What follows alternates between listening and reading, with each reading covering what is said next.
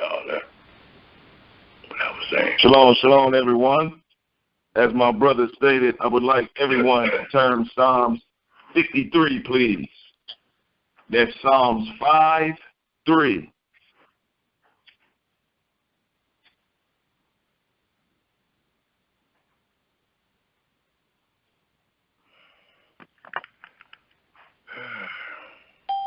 It reads.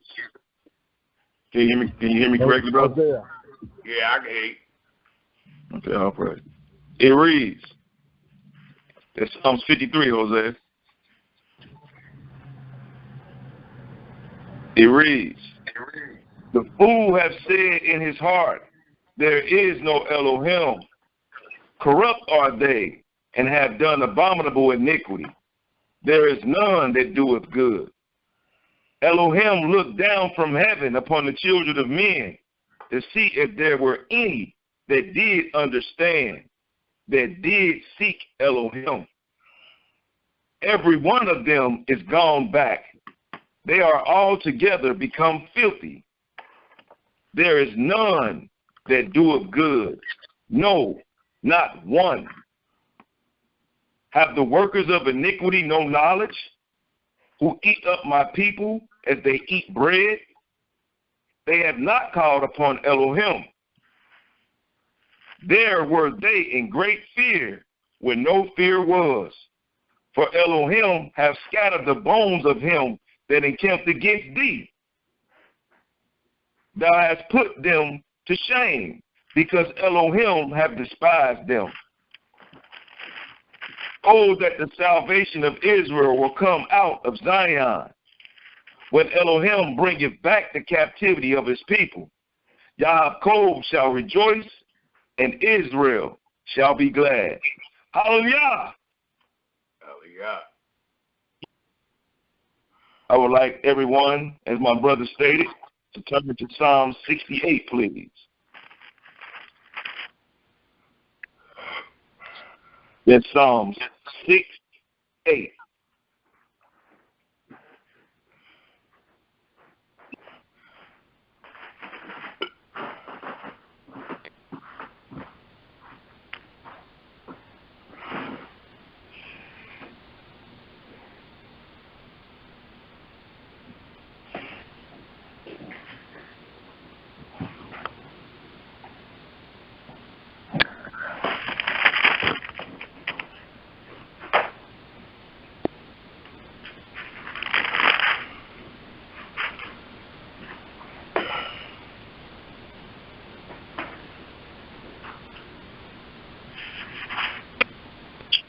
It reads,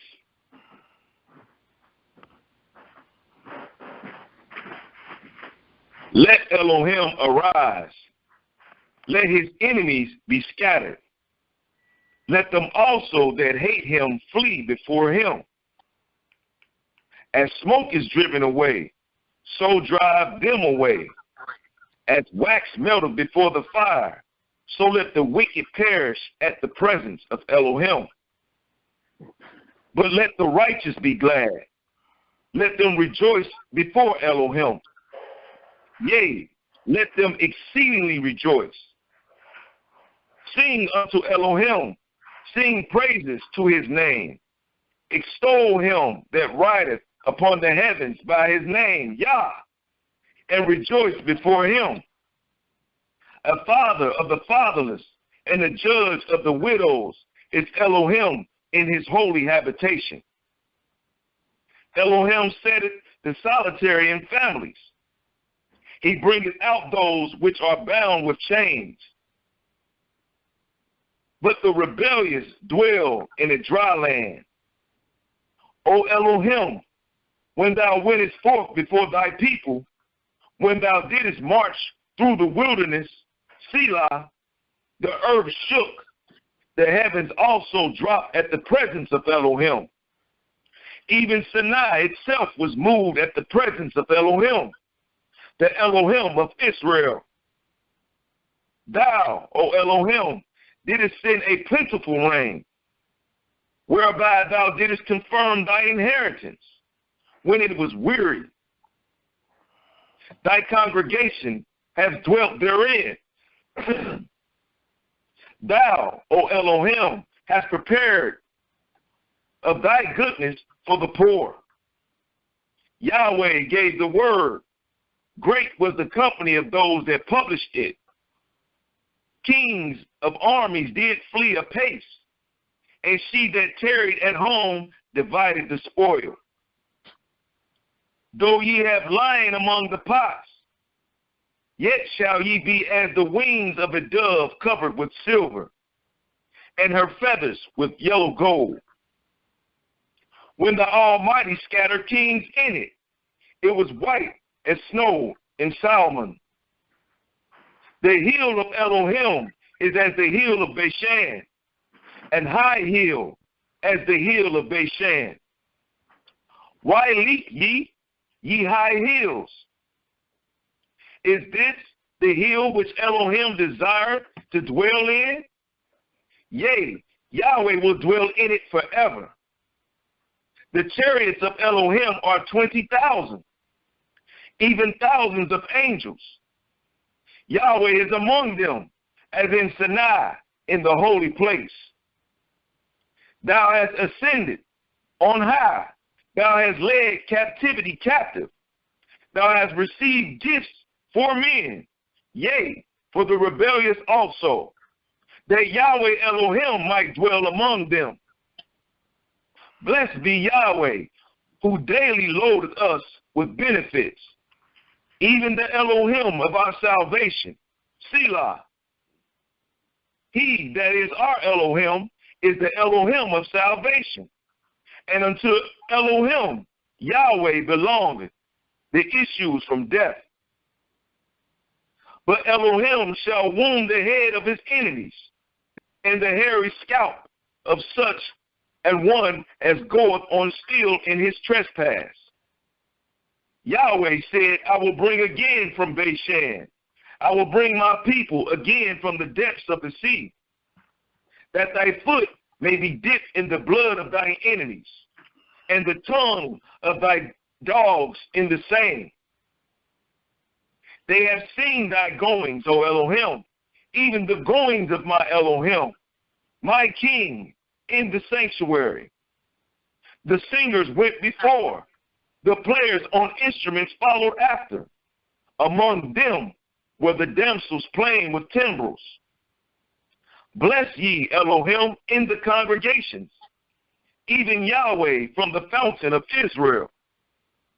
There is little Benjamin with their ruler, the princes of Yehuda and their council, the princes of Zebulun and the princes of Naphtali. Thy Elohim have commanded thy strength. Strengthen, O Elohim, that which thou hast wrought for us. Because of thy temple at Jerusalem shall king bring presents unto thee. Rebuke the company of spearmen, the multitude of the bulls, with the calves of the people, till everyone submit himself with pieces of silver. Scatter thou the people that delight in war. Princes shall come out of Egypt. Ethiopia shall stretch out her hands unto Elohim. Sing unto Elohim, ye kingdoms of the earth. O sing praises unto Yahweh, Selah. To him that rideth upon the heavens of heavens, which were of old. Lo, he doth send out his voice, and that a mighty voice. Ascribe ye strength unto Elohim. His excellency is over Israel, and his strength is in the clouds. O Elohim, thou art terrible out of thy holy places. The Elohim of Israel is he that giveth strength and power unto the people. Blessed be Elohim. Hallelujah! Hallelujah! Hallelujah! Hallelujah.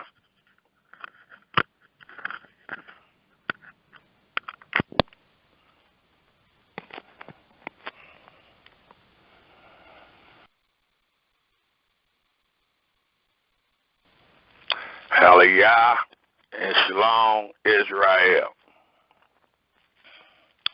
As our brother just read in the Psalms 53 and 68, it is revealed that the creator of the heaven and earth goes by the name of Yah, which is a poetic rendering of Yahweh. So we are showing that through those two Psalms that Yahweh is the creator, the only God in the cosmos, and his son is none other than the children of Israel, which came by way of the covenant and promise of redemption that was given to our great father Abraham, Isaac, and Jacob. Again, today's presentation is called Yahweh is the Only Elohim, and we will prove this day that there has never been another God in the cosmos besides Yahweh. And we're going to do so by showing the world what is written. There are many names. There are many rumors about names and who is God. So I've had to figure out a way to make a distinction, because we have many people young to this way of walk, and even the old heads that's in this way of walk that believe that there is other gods, that there are other gods, but Yahweh is the mighty God, or Yahweh is the most high of those gods. Well, Yahweh is the mighty God, and Yahweh is the most high, but he is the most high above himself, meaning he's not saying he is the most high and then there's little ones under him. That is not what Yahweh is saying. He is the most high. He is from everlasting to everlasting, because it is only he. And this presentation denotes monotheism, and monotheism is the thought of Elohim, and Elohim, or God, is conceived of as the supreme being, the creator of the heaven and earth and everything therein is. And monotheism denotes God, or Elohim, as the principal object of faith. So there is none other that denotes these attributes and qualities. So when I thought about making a distinction, I said, well, let's just show the world what Yahweh did. Let's just use and don't take away or add to these words. Let's just use these words. Let's just show the world what is written in the book. Because when we discover what is written in the book, we're going to find out that the creator of the heaven and earth, the one from everlasting to everlasting, have created everything. And there is no God that there is no fraction of one's imagination that gets the glory of Elohim. So I figured out the best way to show that Yahweh is the only Elohim by showing the world what the only Elohim has done. And that should put all the other thoughts away, because no matter what you think nor imagine, we're going to find by reading that there has only been one Elohim that done these things. Many times you have heard in my teachings when I bring up deities or gods, and I say throughout history, none of those gods have ever claimed to be Yahweh, nor have they claimed to be the creator of the heaven and earth and everything therein is. These little jokers or these little jobs, these little gods just wind up being a god of the water, of the river, the god of vegetation, the god of fertility. These are the attributes that one's imagination have attributed to their God that they have made of themselves. So we're going to prove who God is. We're going to prove who Yahweh Elohim is by proving and showing and witnessing what he has done. And once we all acknowledge what he has done, we should all turn to one another and ask ourselves, who should get this glory? And the answer is none other than Yahweh, the creator of the heaven and earth. And we're going to start this great presentation off.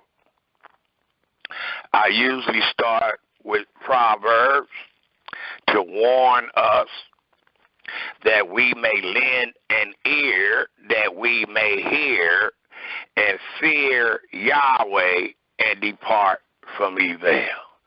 For it is truly evil to give the glory unto another besides Yahweh.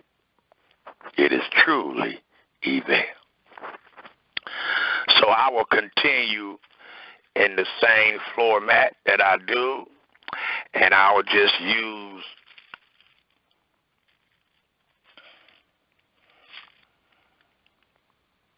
one second because I wasn't going to use any verses out of the book of Proverbs today, but I will. I will stay in the same wise. And the wise that I will bring forth, it tells us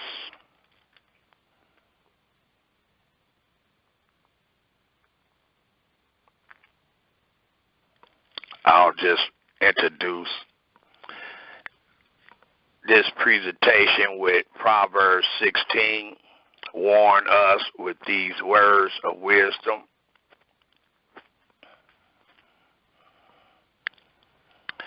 And I would like to read Proverbs 16, verse 1 to verse 7. 1 to verse 7. And it tells us in these words of wisdom to warn us to fear Yahweh and to depart from evil. The preparation of the heart in man and the answer of the tongue is from Yahweh. So the answer we're going to get today is by Yahweh, and it's from Yahweh. And he is allowing us to have the Spirit upon us today to witness for him. And what is it that we are witnessing today? And we are witnessing the greatest knowledge that man could ever perceive. And that is Yahweh is the only Elohim. Thus it continue to tell us in the second verse, all the ways of men are clean in his own eyes. And when your ways are clean in your own eyes, it is easy to imagine evil. It tells us, Israel, all the ways of a man are clean in his own eyes. But Yahweh weighs the spirits. Commit thy works. And this spirit that is upon us today will be weighed. It will be weighed in the balance to make sure we have not added nor taken away, to make sure that we have confirmed and witnessed and declared every word. It tells us, commit thy works unto Yahweh and thy thoughts. So if your thoughts and imagination is committed into Yahweh, you can't conjure up an idol. You can't conjure up a grove. You can't conjure up an image.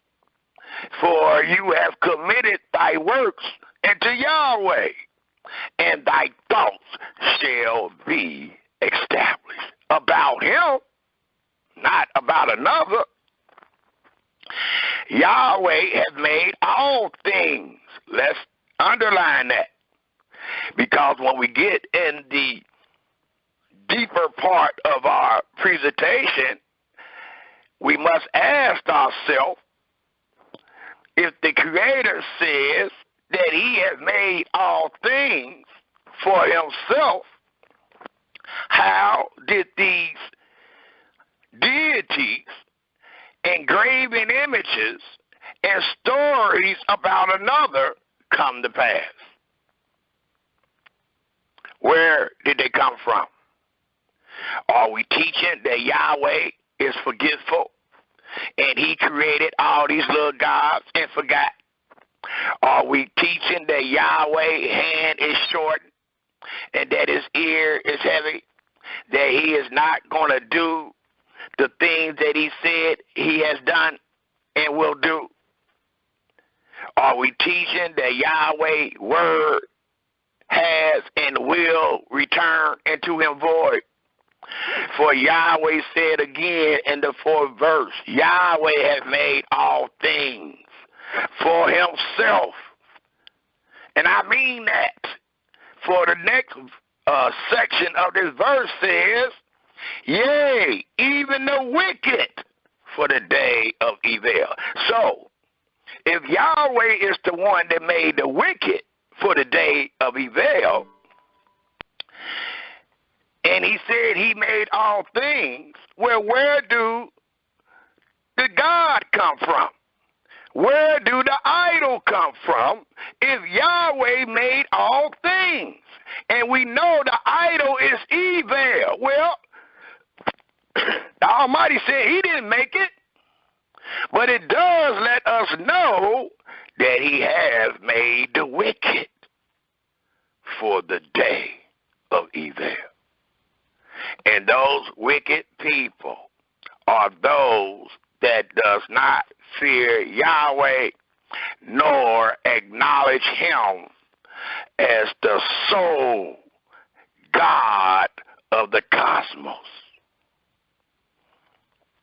It tells us in the 5th verse, everyone that is proud in heart is an abomination. And we're going to find out every idol, every image, every grove was an abomination.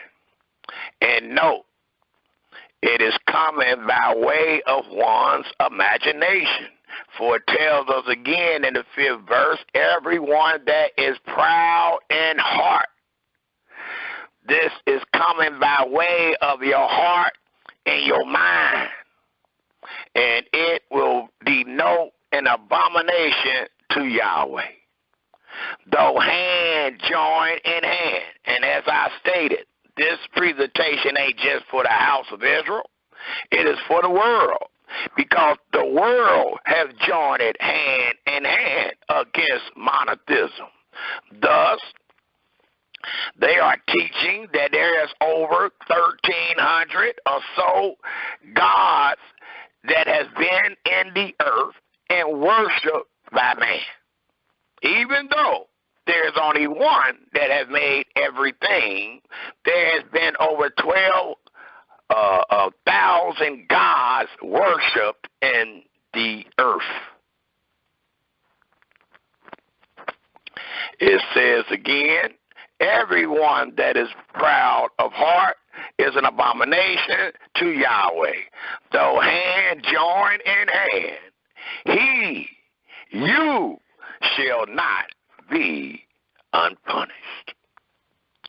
By mercy and truth, which we will reveal this day, iniquity is purged.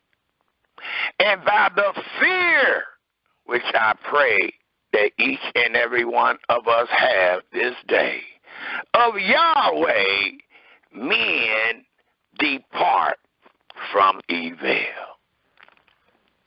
And we're going to use this truth to have you in this mercy, to have you to fear Yahweh and depart from the evil that you have in your own imagination, that there possibly could have been another God, that it is possible that Yahweh, being the creator of the heaven and earth and everything therein is, had totally forgot that he have created something other than himself.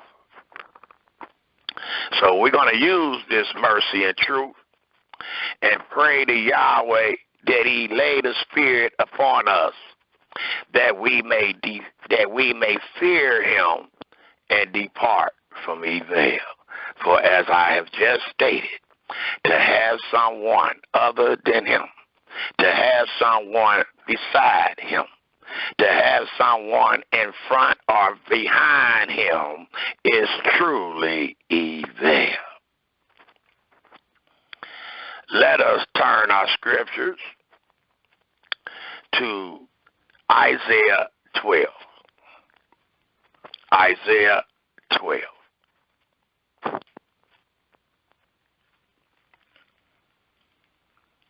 And it tells us in Isaiah 12, if we all turn there, please. I wanted to interject this psalm that is found in Isaiah 12 to take place of my several chapters of wisdom. Plus, we have a whole lot of material, so I didn't want to use a lot of time up on displaying the wisdom, to hope that you all will lend an ear that ye may hear and fear Yahweh and depart from evil. But we did anyway with with Proverbs. Proverbs we just read. Write it down.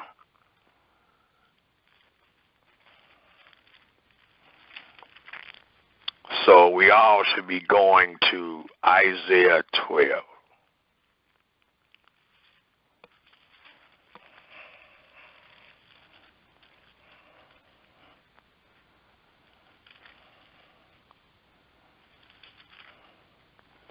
And it tells us, it tells us in Isaiah 12, if we all turn there, please. And it is a song of thanksgiving, and it is rendered in its wise. And note the wording. And I took us here also based on Psalms 68 that our brother read for us today, where it told us that the poetic name of Yah is being used for the God of the world. Yes, 16, Proverbs 16, 1 through 7. It tells us in the first verse of Isaiah 12, and in that day thou shalt say, O Yahweh, I will praise thee.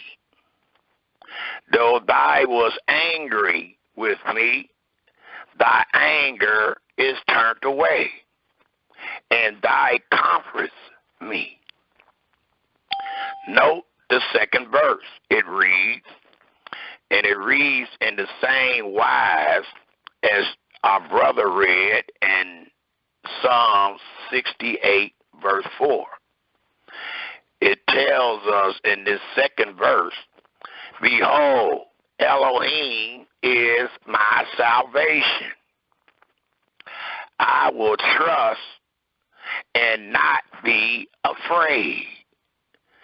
For Yah, it reads in many of your scriptures, L-O-R-D.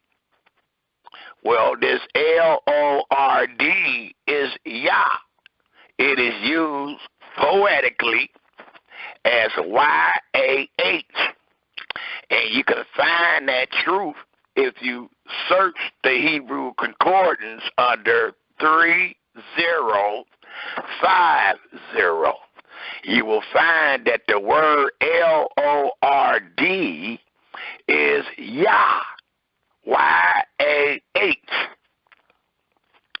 And it continued to read, and not be afraid.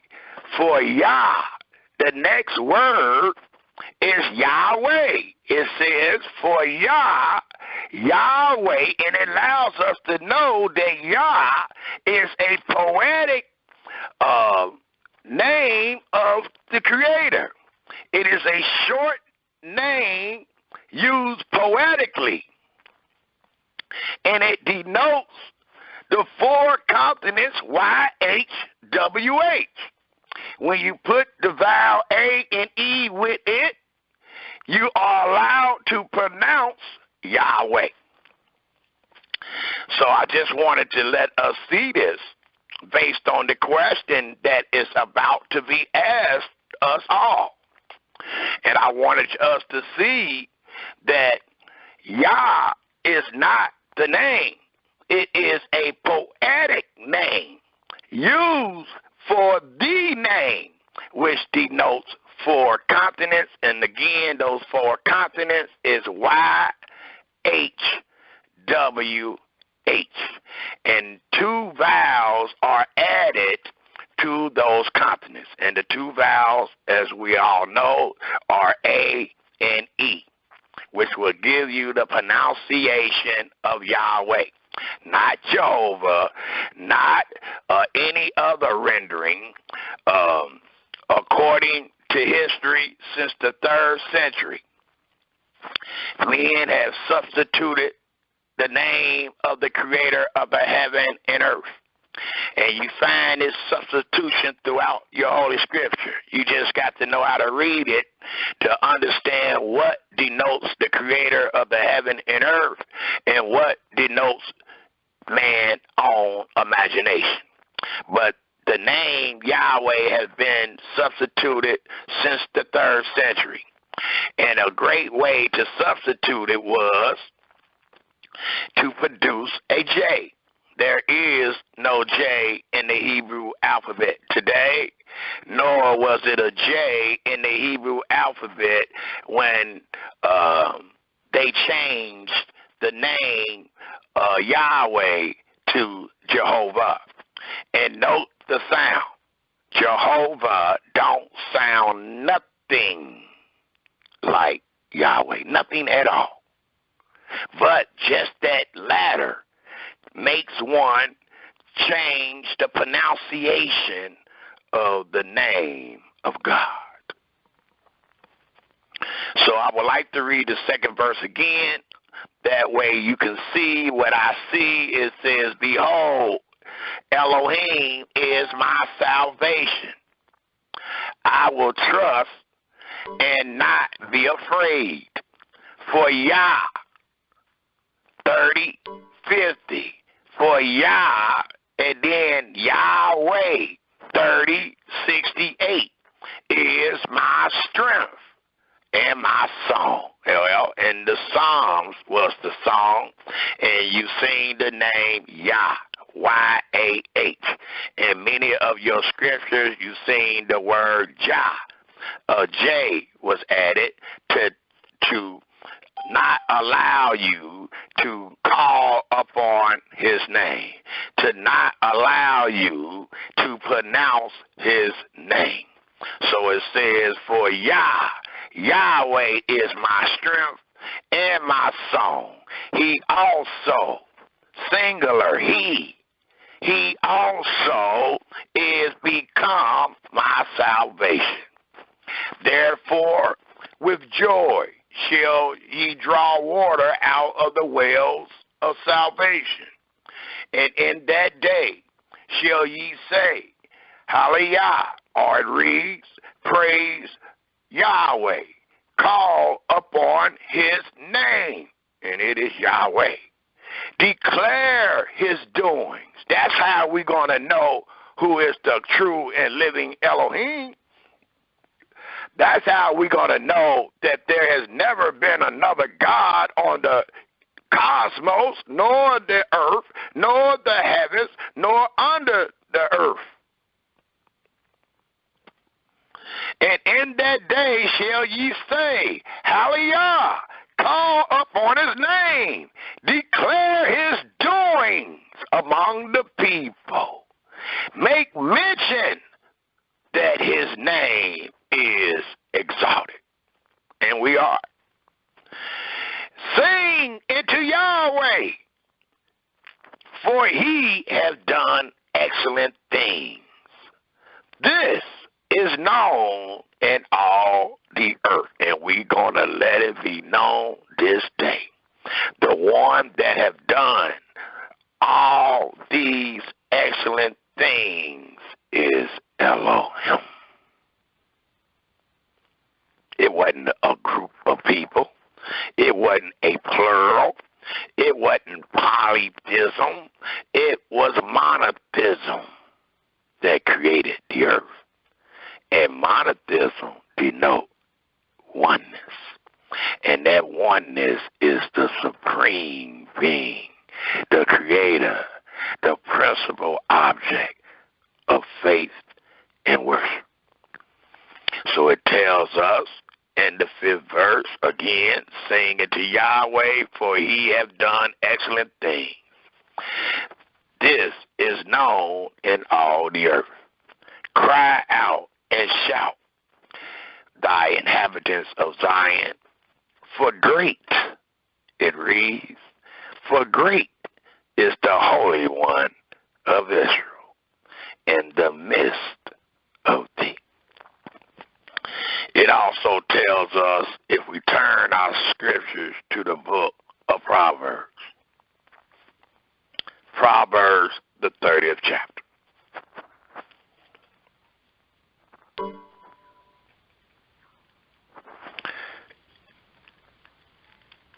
Is anyone being kicked off the presentation? I hope not, but I think a few people is getting kicked off and they have to recall. I hope not. I hope they do not interfere in this great presentation. I don't know if it's the people doing it or what, but I hope everyone is fine, and I hope everyone will be able to receive these words. We all should find ourselves at Proverbs, the 30th chapter. And I would like to read to the 6th verse, Proverbs 1, Proverbs 30, verse 1 to verse 6.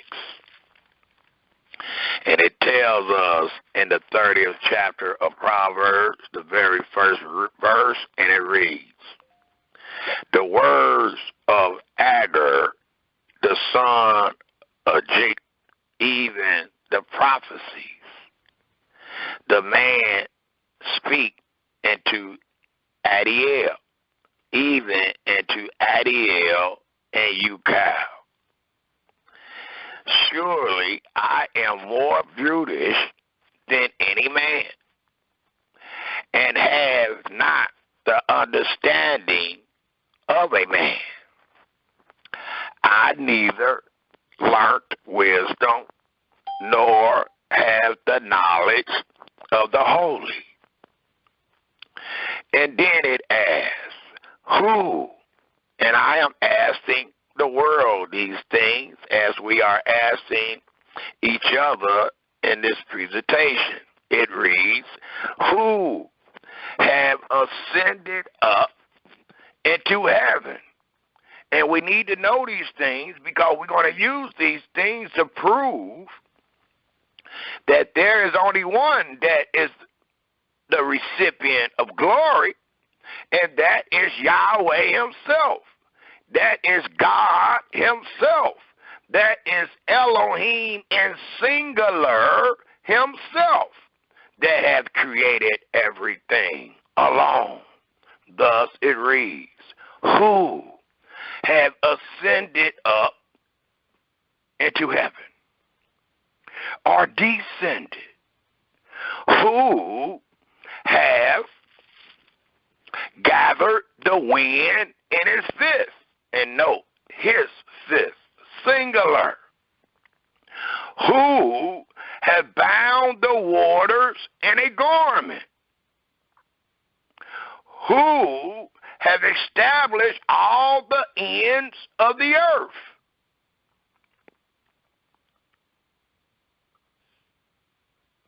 What is his name? And that is singular. Not what is their name. This is monotheism, which is a oneness. So it says, what is his name? If it was polytheism, it would say, what is their name? It's not polytheism, nor is it plural. This is singular. It denotes monotheism, a oneness. And it is asked in these three questions, and what is, or in those three questions, what is his name? And it also asks, and what is his son's name, if I can tell? So we're going to answer these questions with this great presentation. And the presentation, the title of the presentation itself answers the very first part of the questioning. And that answer is Yahweh. Yahweh is his name, and Yah is used for his name poetically. It tells us and asks us, what is his son's name, if I can tell? And note, the sons is plural because they are a family. The family denotes the people that Yahweh chose out of all the nations on the face of the earth. And that son name is none other than Israel. Every word of Elohim is pure. He is a shield unto them that put their trust in him. So if you trust him, that his name is Yahweh, based on what is written and found throughout the scriptures of truth, if you trust him, that his son's name is Israel, it says that Yahweh will be a shield unto them that put their trust in him. Add thy not into his words. If we read that he is from everlasting to everlasting, we are not to add to that word. We are not to put no one with him, before him, or after him. If you do, you have added into his words. But it warns us, Israel, add thy not into his words, lest he, singular, the Creator, reprove thee, and thy be found a liar. Well, we're not going to be found a liar today, because we're going to witness and confirm every word. And the second question was in the 4th verse, what is his son's name, if thou can tell? We're going to answer the first 3 questions throughout this presentation. But we're going to go ahead and answer this last question, which was, what is his son's name, if thou can tell? We're going to go ahead and answer that question right now, because this presentation is not about Israel. It's about Israel's creator. It's about Yahweh is the only Elohim of the cosmos. But we're going to go ahead and get this question out of the way and us confirming all that is written. And we can go to Exodus, the 4th chapter, please. Let us turn to Exodus, the 4th chapter, to answer this latter question that is found in the 4th verse of Proverbs, the 30th chapter. Let us all please turn our scriptures to Exodus, the 4th chapter. And it tells us in Exodus, the 4th chapter, the 22nd and the 23rd verse. And it reads, and thou shalt say unto Pharaoh, thus said Yahweh, Israel is my son. And please don't forget the question. Here is the answer. Because we can tell. It reads, Israel is my son, even my firstborn. And we that have children, we know what that means. We have firstborns, and we know that there was never one before that firstborn. It also tells us in the 23rd verse, and I said unto thee, let my son go, that he may serve me. And if thou refuse to let him go, behold, I will slay thy son, even thy firstborn. And we that remember the story know that Pharaoh's firstborn son was killed to let Pharaoh and Egypt know that Yahweh mean what he say, and he say what he mean. And he told Pharaoh, just like he is telling anyone that entertain himself with the question that is found in Proverbs 30:4, he told us that Israel is his son, even his firstborn.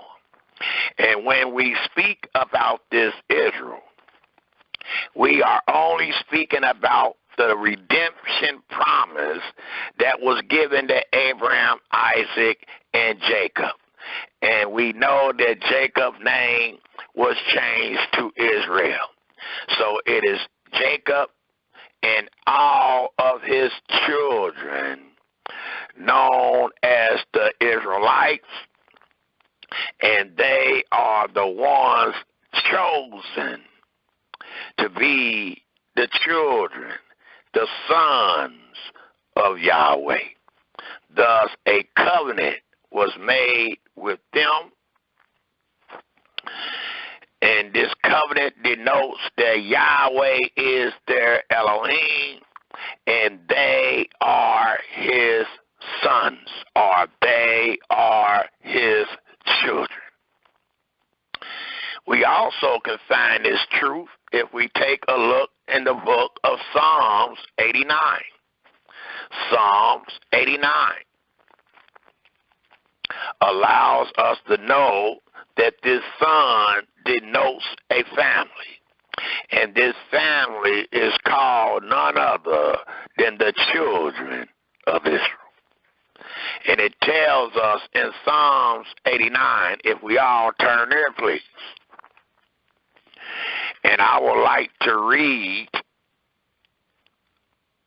starting at the first verse. And in this verse telling us who Yahweh children is and who his son is, it allows us to know that we are still talking about monotheism. We are still talking about this one God, this one Elohim that go by the name of Yahweh, that have created everything upon the face of the earth and in the universe. This is the same one creator. This is not a pantheon of gods. This is not a pluralism. This is a monotheism, and it denotes a oneness. Thus, Psalms 89, verse 1 reads, I will sing of the mercies of Yahweh forever. With my mouth will I make known thy faithfulness to all generations, because Yahweh changes not. For I have said, mercy shall be built up forever. Thy faithfulness shall thou establish in the very heavens. I have made a covenant with my chosen. The question was, who is his son, and what is his son's name, if I can tell? It reads, I have made a covenant with my chosen. I have sworn unto David my servant. Thy seed will I establish forever, and build up thy throne to all generations. Selah. And the heavens shall praise thy wonders, O Yahweh, thy faithfulness also in the congregation of the saints. For who in the heaven can be compared unto Yahweh? That's a question that must be answered and will be answered in this presentation. Who among the sons of the mighty can be likened unto Yahweh? No one. Elohim is greatly to be feared in the assembly of the saints, and to be had in reverence of all them that are about him. Yahweh Elohim of hosts, who is a strong Yahweh like unto thee, or to thy faithfulness round about thee? No one. Thy rulest the raging of the sea. When the waves thereof arise, thy stills them. Thou hast broken Rehab in pieces, as one that is slain. Thou hast scattered thy enemies with thy strong arm. The heavens are thine, the earth also is thine. As for the world, please take note, and the fullness thereof, thy hast founded them. The north and the south, thy hast created them. Tabar and Hermon shall rejoice in thy name. Thou hast a mighty arm, strong is thy hand, and high is thy right hand. Justice and judgment are the habitation of thy throne. Mercy and truth shall go before thy face. Blessed is the people that know the joyful sound. They shall walk, O Yahweh, in the light of thy countenance. In thy name shall they rejoice all the day, and every day. and in thy righteousness shall they be exalted. For thy art the glory of their strength, and in thy favor our horn shall be exalted. For Yahweh is our defense, and the Holy One of Israel is our King. Then thou shalt speak in vision to thy Holy One, and say, I have laid help upon one that is mighty. I have exalted one, chosen, please take note, out of the people. For the people is Israel, which denote his son. I have founded David, my servant.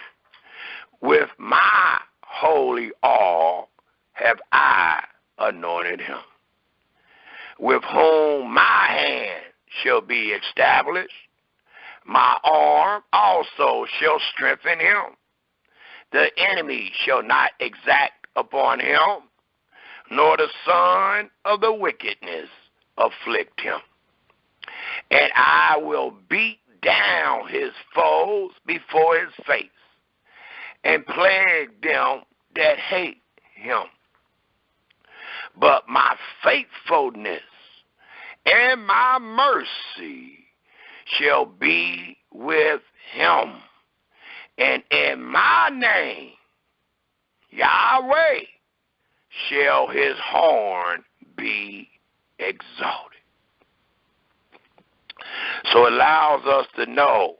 Let me read a couple more verses. It says, I will set his hand also in the sea, and his right hand in the river, which denote worldwide rule.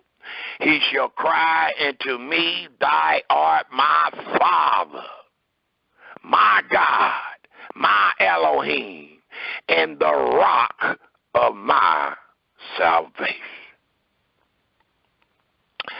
Also, I will make him my firstborn higher than the kings of the earth. My mercy will I keep for him, his chosen, his sons forevermore. And my covenant shall stand fast with him. So, again, who is he that made the heavens and the earth? His name is Yahweh.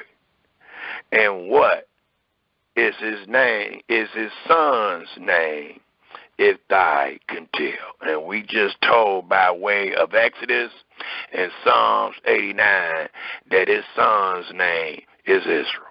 And Israel consists of 12 tribes. And one of those tribes that we just read about is the tribe of Yehuda that denoted King David and his seed.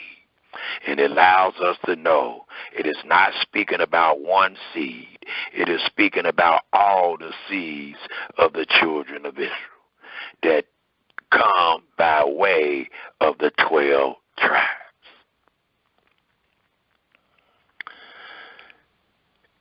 It also tells us, if we turn our scriptures to Genesis, the very first chapter. Genesis, the very first chapter.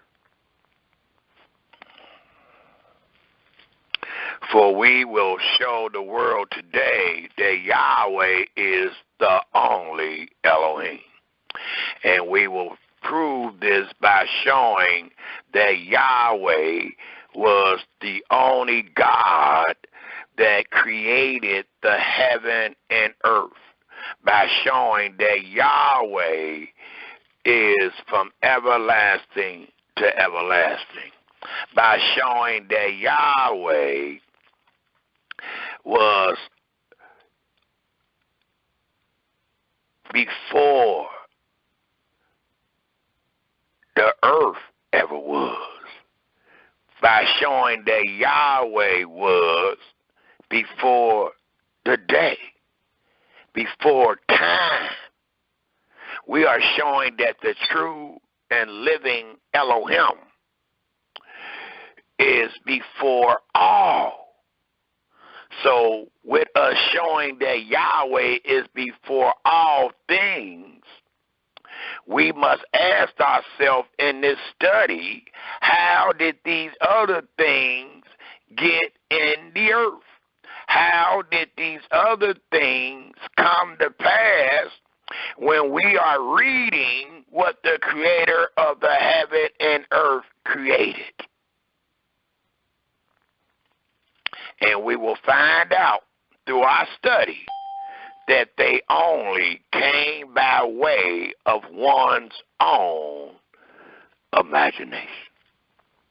For it tells us in Genesis, the very first chapter, and the very first verse, and it tells us, in the beginning, the book of Genesis is a Greek word and Latin word, and it denotes the beginning.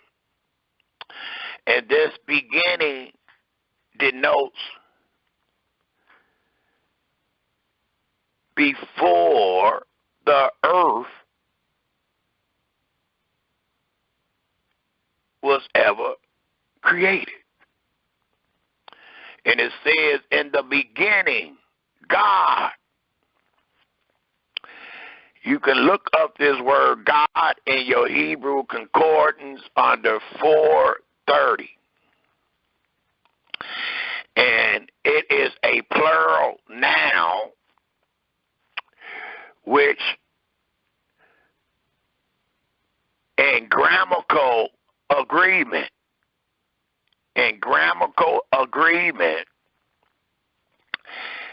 it is with a singular vowel. So what this is saying, Genesis 1:1, in the beginning, God created. Well, in grammatical agreement, God with a singular, God is used as a singular, and this is agreed in grammatical studies. It is agreed that God is used singular, even though we can look in many dictionaries and find the word God as a plural. And there are many plural GODs throughout your scriptures. But when you look at those plural GODs, you will never find the verb bara, B-A-R-A. You can find that word in your Hebrew concordance under 1254. Bara, B-A-R-A. It's under 1254, and it means to create. So in the grammatical agreement with G-O-D being singular, it must be accompanied by bara, B-A-R-A, which means which means create. So every time you see this connection in grammatical writings, it is agreed that this G-O-D is always singular. And the reason why is because there is only one that has created. No matter what you got in the pantheon of gods, you will find that none of them have ever claimed to be the creator of the heaven and earth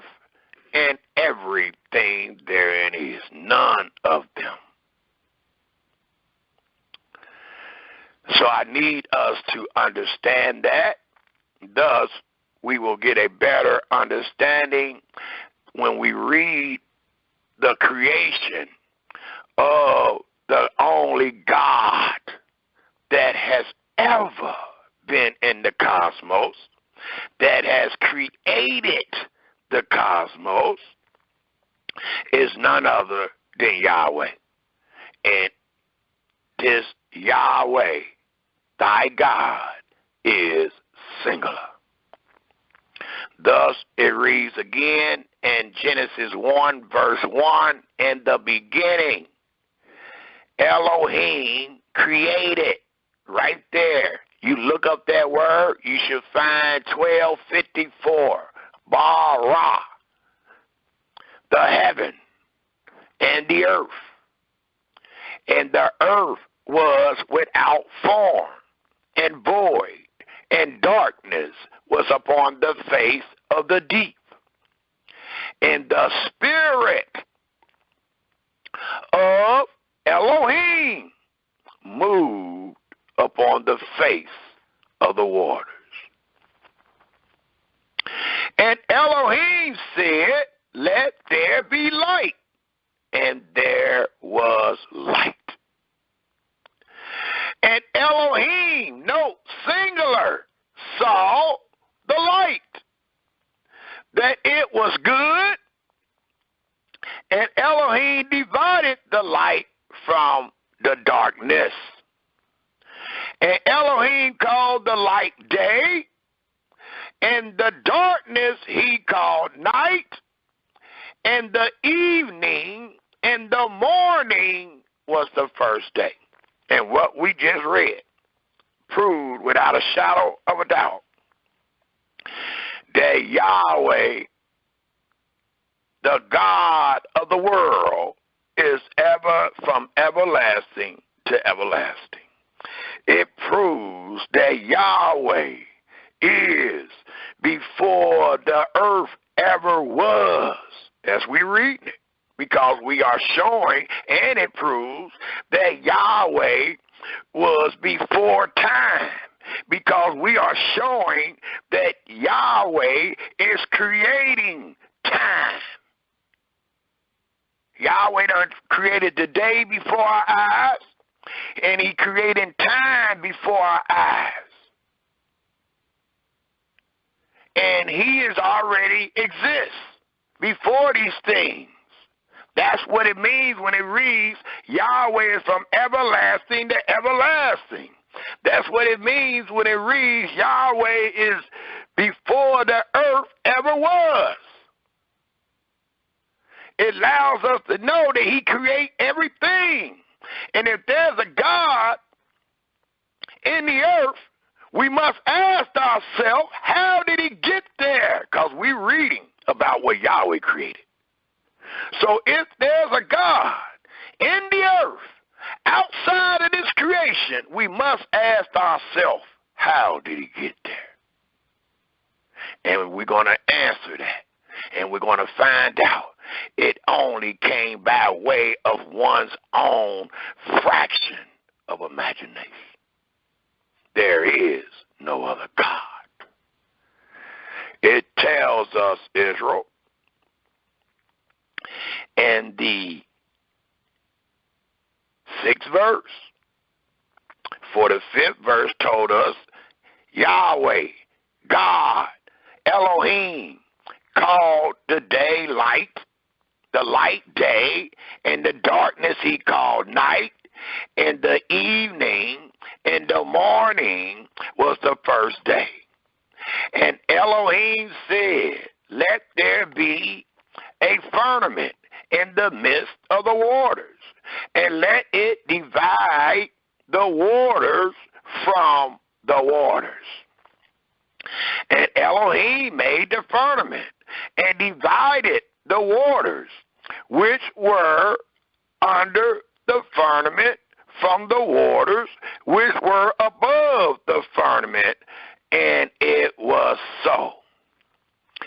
And Elohim called the firmament heaven. Please take note, because you are teaching that your God is in heaven. Well, the Almighty is going to refute all that by showing what he created. And then you got to ask yourself, how did your God, how did the fraction of your imagination wind up in heaven when we are reading that Yahweh created heaven, and then we are reading what he put in heaven, and it was not your God? And Elohim called the firmament heaven, and the evening and the morning was the second day. And Elohim said, let the waters under the heaven be gathered together into one place, and let the dry land appear, and it was so. So it shows us that Yahweh made the waters, and it shows us how earth is made. And note, your God is not mentioned. The thought of your imagination is not in this creation. And if this is the true creation of Yahweh, then how could we have these other things created in the earth when there is only one creator? And the answer is by one's own imagination. Thus, it continued to read in the 10th verse, and Elohim called the dry land earth, and the gathering together of the waters called he seas. And Elohim saw that it was good. And Elohim said, let the earth bring forth grass, the herb yielding seed, and the fruit tree yielding fruit after his kind, whose seed is in itself upon the earth. And it was so. And the earth brought forth grass, and herb yielding seed after his kind, and the tree yielding fruit, whose seed was in itself after his kind. And Elohim saw that it was good. And the evening and the morning was the third day. And Elohim said, let there be lights in the firmament of the heaven to divide the day from the night. And let them be for signs, and for seasons, and for days and years. Again, Elohim, from everlasting to everlasting, he was before even time, Israel.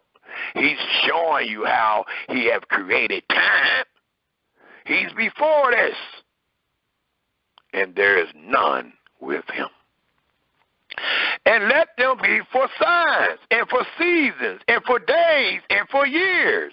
And let them be for lights in the firmament of the heaven, to give light upon the earth.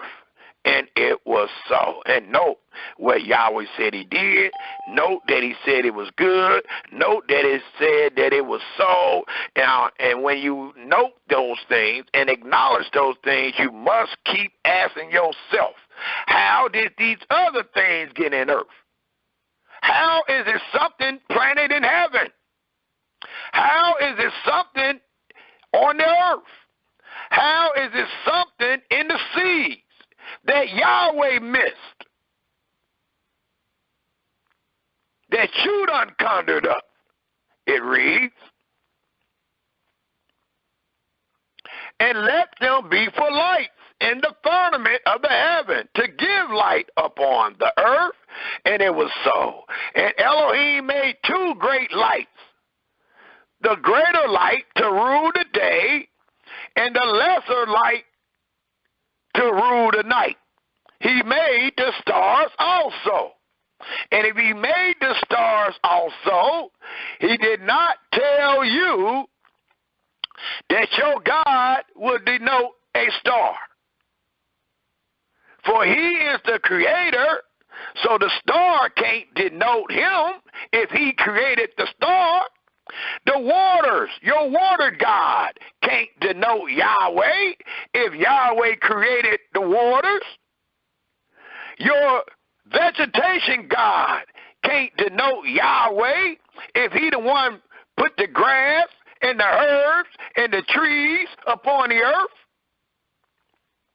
Your fertility God can't denote Yahweh, because we about to find out who made the first man and how he made them.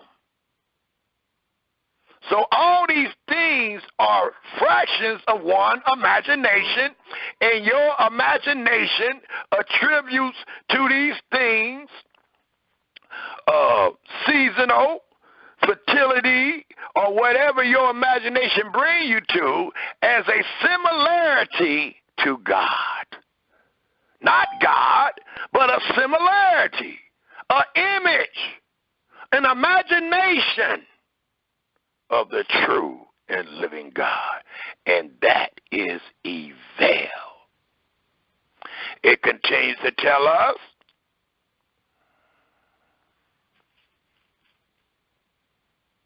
in the 17th verse, and Elohim set them in the firmament of the heaven to give light upon the earth, to rule over the day and over the night, and to divide the light from the darkness.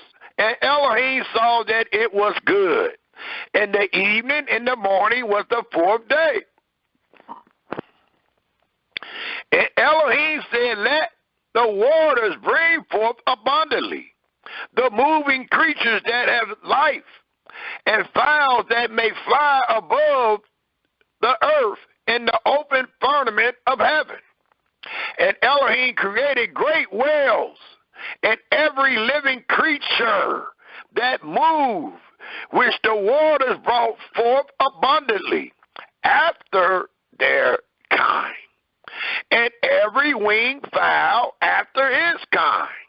And Elohim saw that it was good. So everything that Yahweh is creating is good. That which you have created by your own imagination is the opposite of this good, which is evil. And Elohim blessed them, saying, be fruitful and multiply, and fill the waters in the seas, and let fowls multiply in the earth. And the evening and the morning was the fifth day. And Elohim said, let the earth bring forth the living creatures after his kind, cattle and creeping thing, and beasts of the earth after his kind, and it was so. And Elohim made the beasts of the earth after his kind, and cattle after their kind, and everything that creeps upon the earth after his kind. And Yahweh did it. And Elohim saw that it was good. And Elohim said, let us make man in our image. After, and please take note of this verse. It is way more in this verse than a lot of people know. They have been so tied up on Elohim being plural that when they read certain renderings, they believe that Elohim is plural, that he got another God with him, or he got some gods with him. That's how our fathers today and yesterday came up with the imagination that Yahweh might be two, Yahweh might be three, Yahweh might be this calf, Yahweh might be this pole. And that's where it came from, by leaning upon one's own understanding and not staying on the path of monotheism. But we are, and we're going to show that verse 26 is not meant to be read in plural, but it is meant to be read in singular, just like everything you just read was singular. Every verse you just read denoted monotheism. It denoted what God did in the beginning. Well, he ain't finished. But somewhere in the 26th verse, they done made it seem like it's more than one God. Even though we done seen all that he said, all that he created, he done verified it as it was good. And then the 26th verse, they got or it got let us. So instead of staying on the path of monotheism, this let us throws one on the path of polytheism, which denotes the opposite of all that you have read up to the 26th verse. So let's continue to read. Let's continue to stay on the path of monotheism. And let's see if Yahweh's word will reveal to us if it was one or if it was two. For it tells us again in the 26th verse of Genesis, the first chapter, and Elohim said, let us make man in our image, after our likeness, and let them have dominion over the fish of the sea, and over the fowl of the air, and over the cattle, and over all the earth, and over every creeping thing that creep upon the earth. So note, it does not read in the very next verse, so we will denote a they. It does not read, so they created man. And don't forget the grammatical agreement. When you see G-O-D, capital, and it is associated with 1254, Var, which is create, it is denoting a singular. Thus, it reads in the 27th verse, singularly, if that's a word. So Elohim created man in his. That is singular. It didn't say, so Elohim listened to somebody else and created man in there. It don't read that. Even though it does read in the 26th verse, let us. Well, the 27th verse answers what happened. And it reads, not us, but it reads, so Elohim created man in his, that is singular Israel, own image. In the image of Elohim. And this is singular, because right next to it is created. He, him, male and female, created he, them, Israel. That's point blank. Just like you seen in the 26th verse, it said, let us. You see in the following verses who us denoted. And us was none other than Yahweh alone. And it also continued to read in the 28th verse, and Elohim blessed them, and Elohim said it to them. And who is them? The male and female. Be fruitful and multiply, and replenish the earth, and subdue it, and have dominion over the fish of the sea, and over the fowls of the air, and over every living thing moveth upon the earth. And Elohim said, and note what the true and living God said. The true and living God gave man this power to replenish the earth, to subdue it, and to have dominion over the fish of the sea, and over the fowl of the air, and over every living thing that moves upon the earth. So man had the power, besides what the creator of the heaven and earth have given you, there is not another thing on earth that's supposed to be stronger than you, that you're supposed to submit to, other than the creator himself. Well, today we are submitting to a bunch of our imaginations. And we don't even fear Yahweh. We ain't even submitting to him because we believe that there's other gods, that he's using other gods to do his work. It continued to tell us, Israel, in the 29th verse, and Elohim said, Behold, I have given you every herb-bearing seed, which is upon the face of all the earth, and every tree, in which is the fruit of a tree yielding seed. To you it shall be for meat, and to every beast of the earth, and to every fowl of the air, and to everything that creep upon the earth, wherein there is life, I have given every green herb for meat. And it was so. And Elohim saw everything that he had made, and behold, it was very good. So out of this creation, we find that everything he made, and he allows us to know, we to have eyes and can see that everything he made was good. Well, so far, all that consists of good had nothing to do with your idol. All that consists of very good had nothing to do with one's own imagination.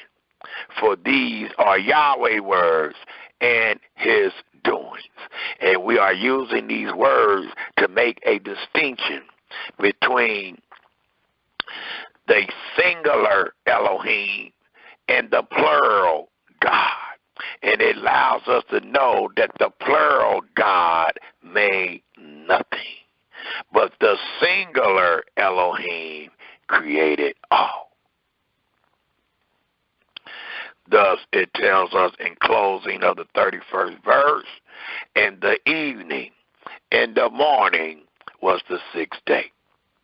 The second chapter, the first verse reads, Thus the heaven and the earth was finished. It is done.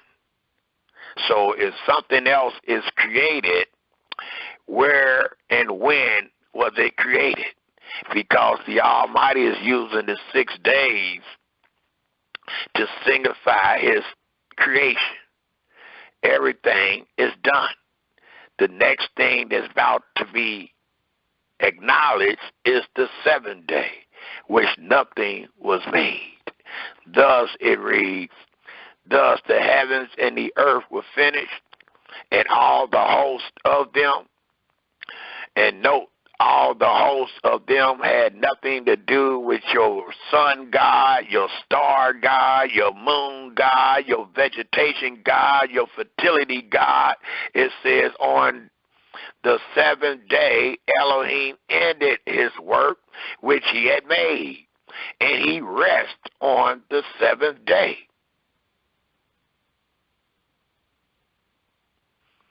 From all his work, so nothing else was created.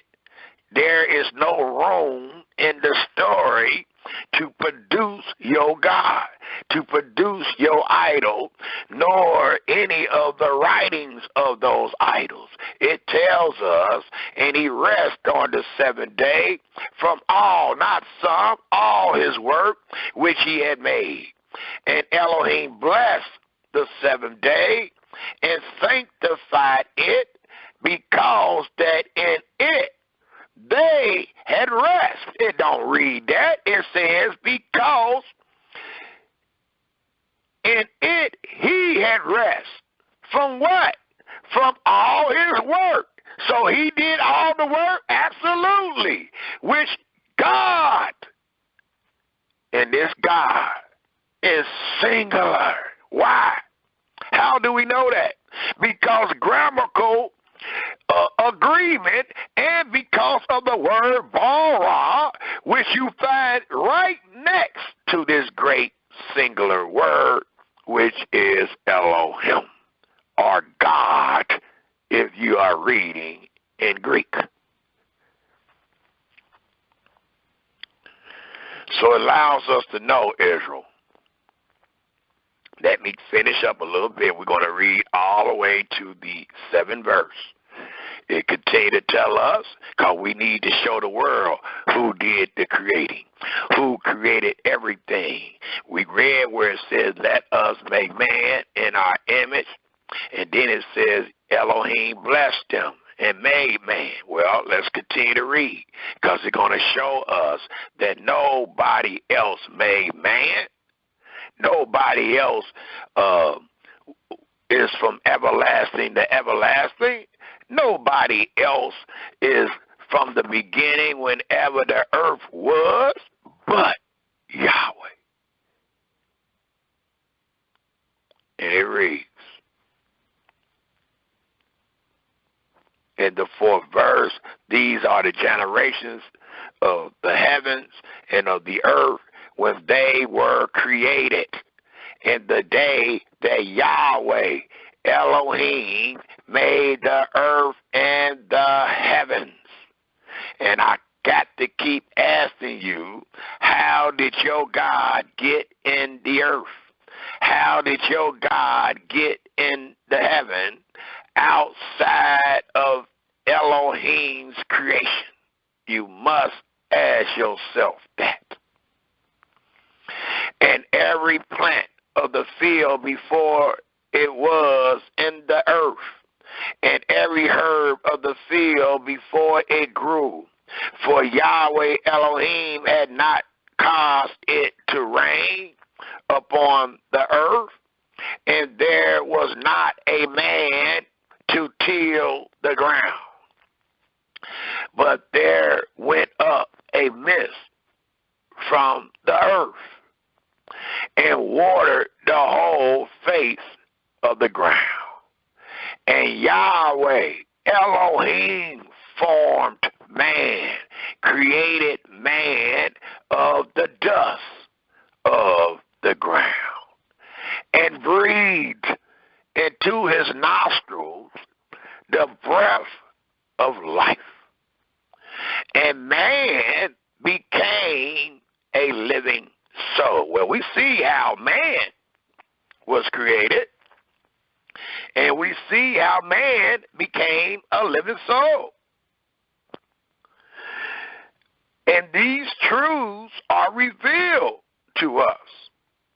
But what is not revealed is, where do these gods come from?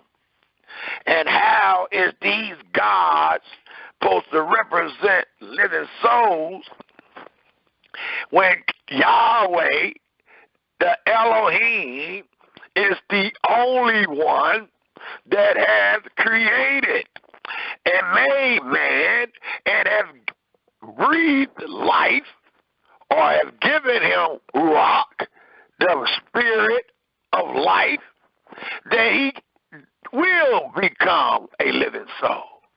So we see how man get it, but we don't see how man gods get it.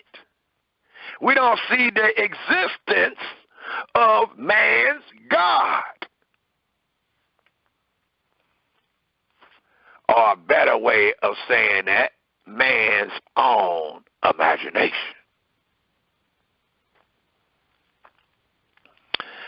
It also tells us, if we turn our scriptures to Nehemiah, the 9th chapter. Nehemiah, the 9th chapter. For again, the same is made known unto Israel, and it is made known to man if he read this book. This book is transliterated to every language in the world, and there is a reason for that. Because as we just read, Yahweh created the earth. Yahweh created the world. And Yahweh created the man that he put upon this earth. So Yahweh is the God. Yahweh is the Elohim, not just of Israel. Israel is the chosen people.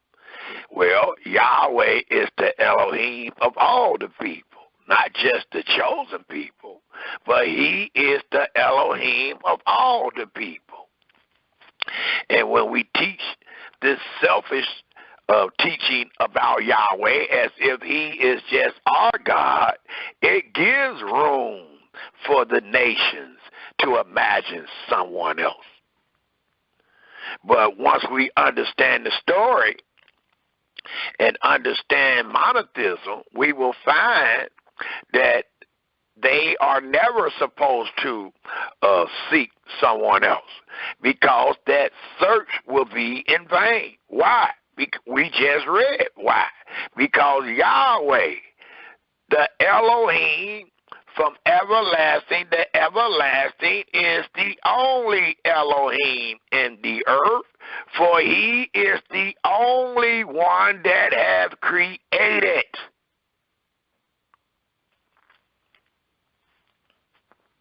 And it's tell us and continue to confirm those things if we take a look in the book of Nehemiah, the 9th chapter.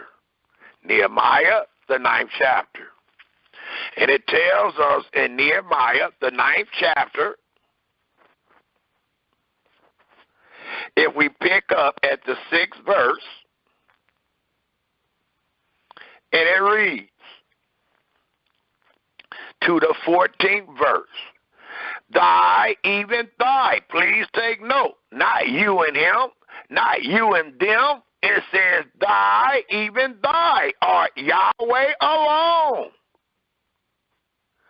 Thy has made heaven, the heavens of heavens, with all their hosts, the earth, and all things that are therein, the seas, and all that is therein, and thy preservest them all. Please take note, everything is still preserved. We still have everything from the beginning. There's still seas. There's still the earth. There's still the heaven. We still got the consonants in the heavens. So everything is the same from the beginning of his creation, except all these little gods, except all this being right in your own eyes, except all every man imagination only being evil. So we see all that Yahweh created, and he preserves it. But we don't see these fractions of y'all imagination being preserved nor created.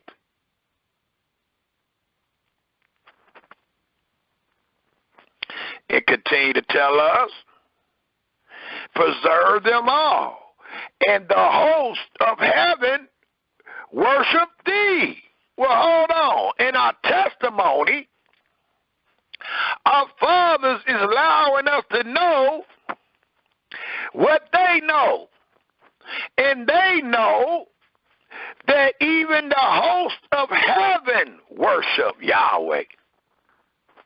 And if that is so, how can your God be of the host of heaven? How can your God be a star God?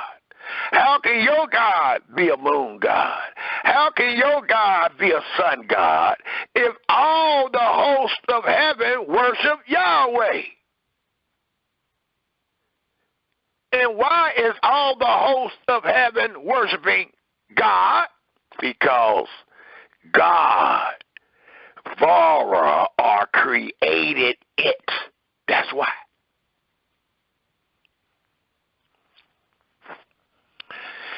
Thy art Yahweh, the God who did choose Abram, and broughtest him forth out of Ur of the Chaldees, and gavest him the name of Abraham, and founded his heart faithful.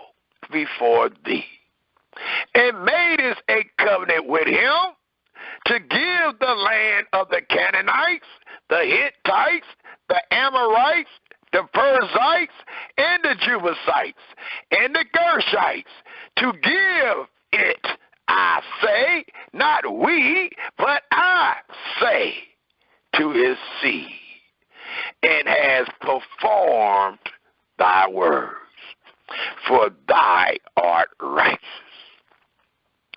and did see the affliction of our fathers in Egypt, and heardest their cry by the Red Sea, and showed signs and wonders upon Pharaoh and upon all his servants and on all the people of his land.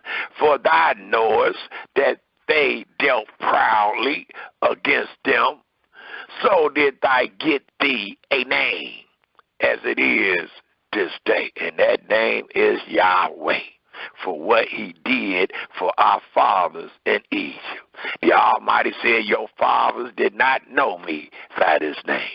And then when you look up the word know me, it allows us to know it denotes experience.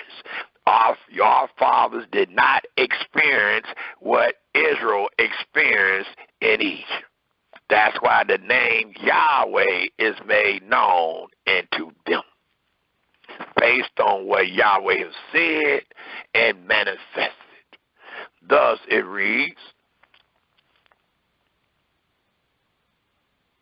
in the 11th verse, and I did divide the sea before them, so that they went through the midst of the sea on the dry land, and their prosecutors thou threwest into the deeps as a stone into the mighty waters. Moreover, thou leddest them in the day by a cloudy pillar, and in the night by a pillar of fire, to give them light in the way wherein they should go.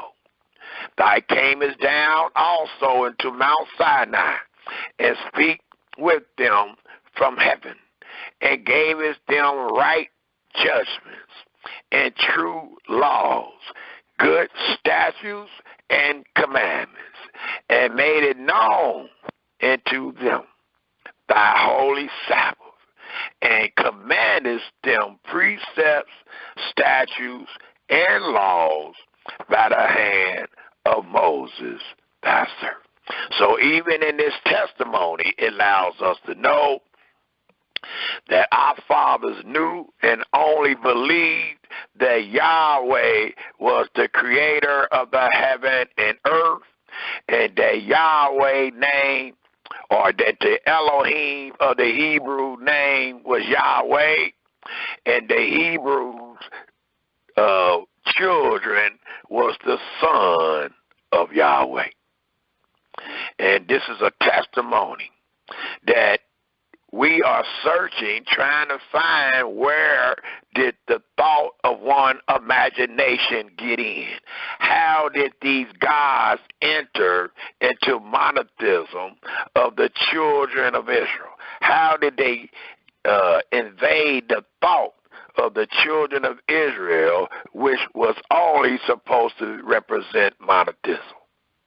And we're going to find out that it came by way of leaning upon their own understanding. It came by way of not fearing the true and living Elohim, nor hearing to his voice. It only comes by way of one's own imagination. And if that is true, that allows us to know that it is fake. It is not one real thing about it besides what you have conjured up. It tells us, Israel, if we turn our scriptures to Exodus, the 20th chapter. Exodus, the 20th chapter. And before we go to Exodus 20th chapter, let's go to Exodus, the 23rd chapter. Because I need to go ahead and do this, and I guess this is the best time to go ahead and do it. It tells us in Exodus, the 23rd chapter, if we all turn there, please. It allows us to know in Exodus, the 23rd chapter, that when our fathers found themselves under the covenant of the law, they found in the covenant of the law these words. And it tells us in Exodus, the 23rd chapter, if we take a look at the 13th verse,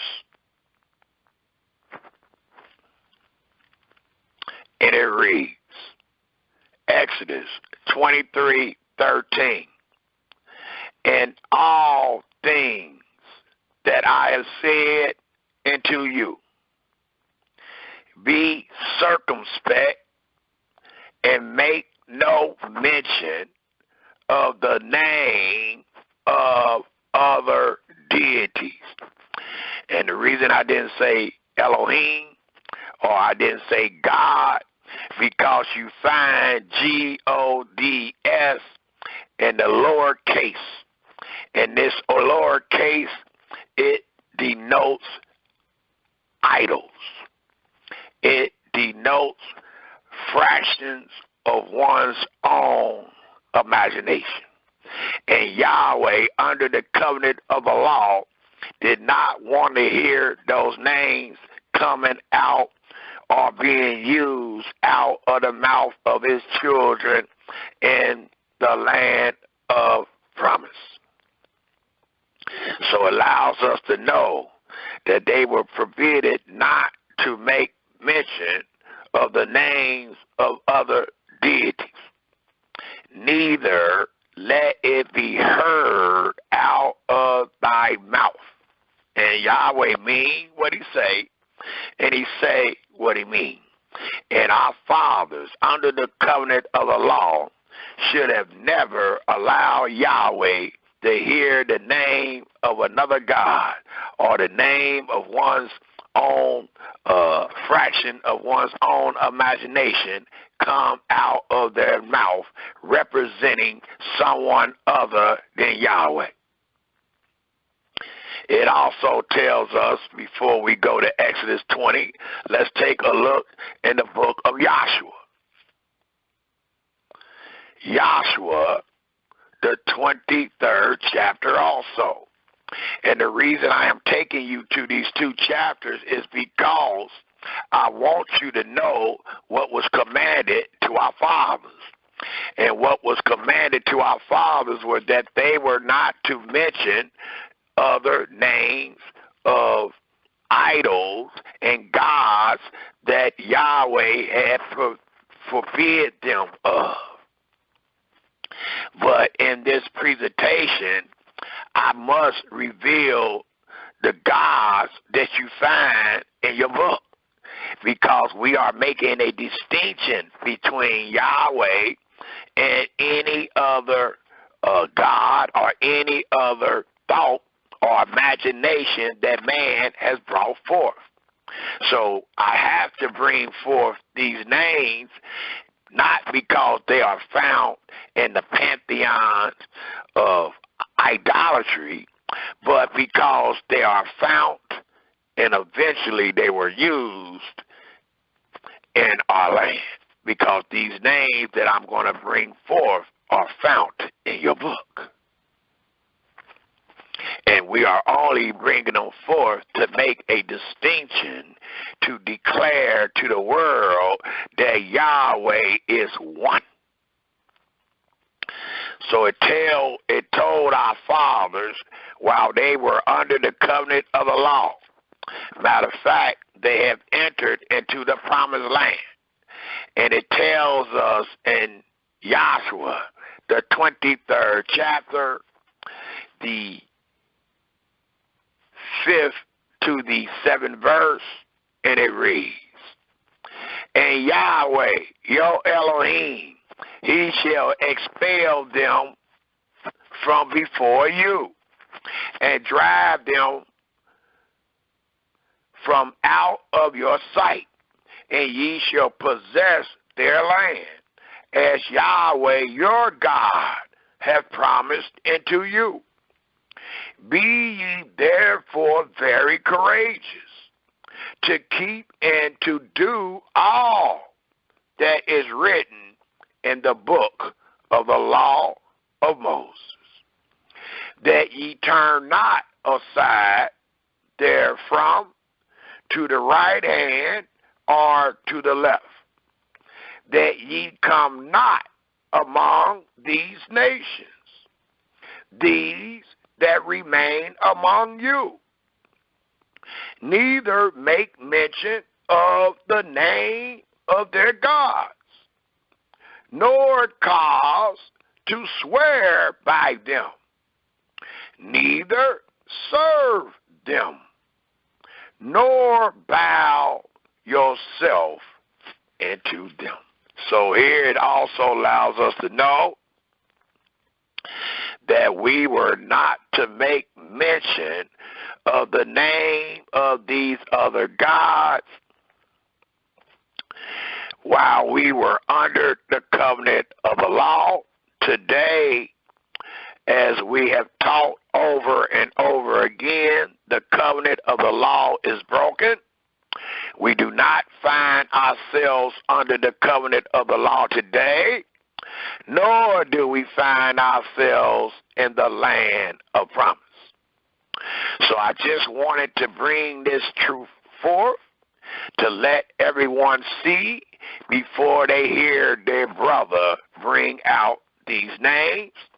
And I'm letting you know I am not bringing out these names in error, because we find ourselves being servants and afflicted, slaves in hell. And these words that was told to our people were not told to a bunch of people that were slaves in hell, but instead it was told to the sons of Yahweh when they found themselves free among their Creator. So let me go ahead and get these names out the way and get back into the chapters and verses. We find in our scriptures, I might not say them right, but who cares? Because as we just read, if we were under the covenant of the law, we wouldn't even pronounce them. But the first one we have is Tazmaz. I will spell it Tam. That way, if you want to look it up, they are in your scriptures. You don't have to go to the New Testament. You don't have to go to the book of the Greeks or the gods of the Greeks or nothing like that. These names are in your Bible. That's the only reason I'm mentioning them, because they are in your Bible, and our fathers used these names to make Yahweh jealous. So one of the names were Tazmaz, is spelled Tamuz.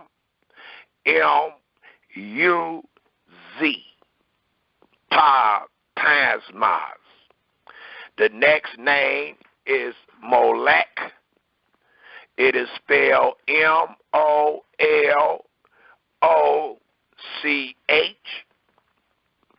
The next is Dagon, Dagon. The next is Shemos, Chemosh.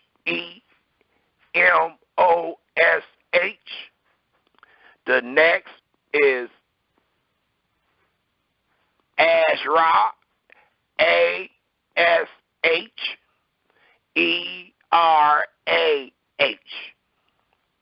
The next is Baal, Baal.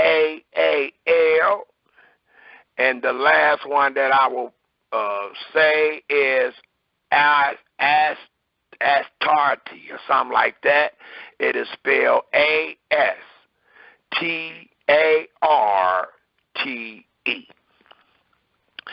And according to the study of theology and the pantheons of gods and all that mess, the rumor is that there has been over 12,000 gods that has been worshipped.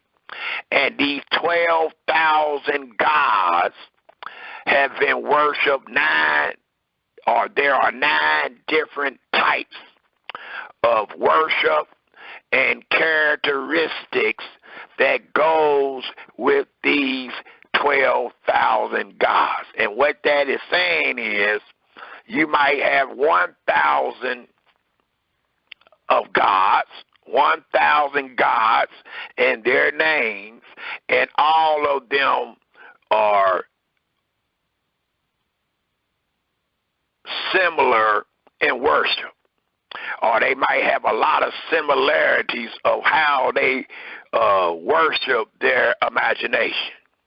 And then you might have another 1,000 that is worshiped a total different way. Then you might have another 1,000 that is worshiped and thought about totally different than the first 2,000. So that's what it means when it reads and says 9 different types and characteristics.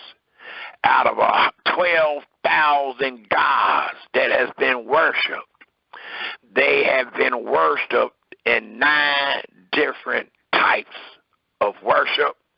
And these 9 different types of worship denote the characteristics of their idols. And that's a lot. I mean, 1 is more than enough. But just to know that in history, there has been over 12,000 gods that have been worshipped other than Yahweh. 12,000.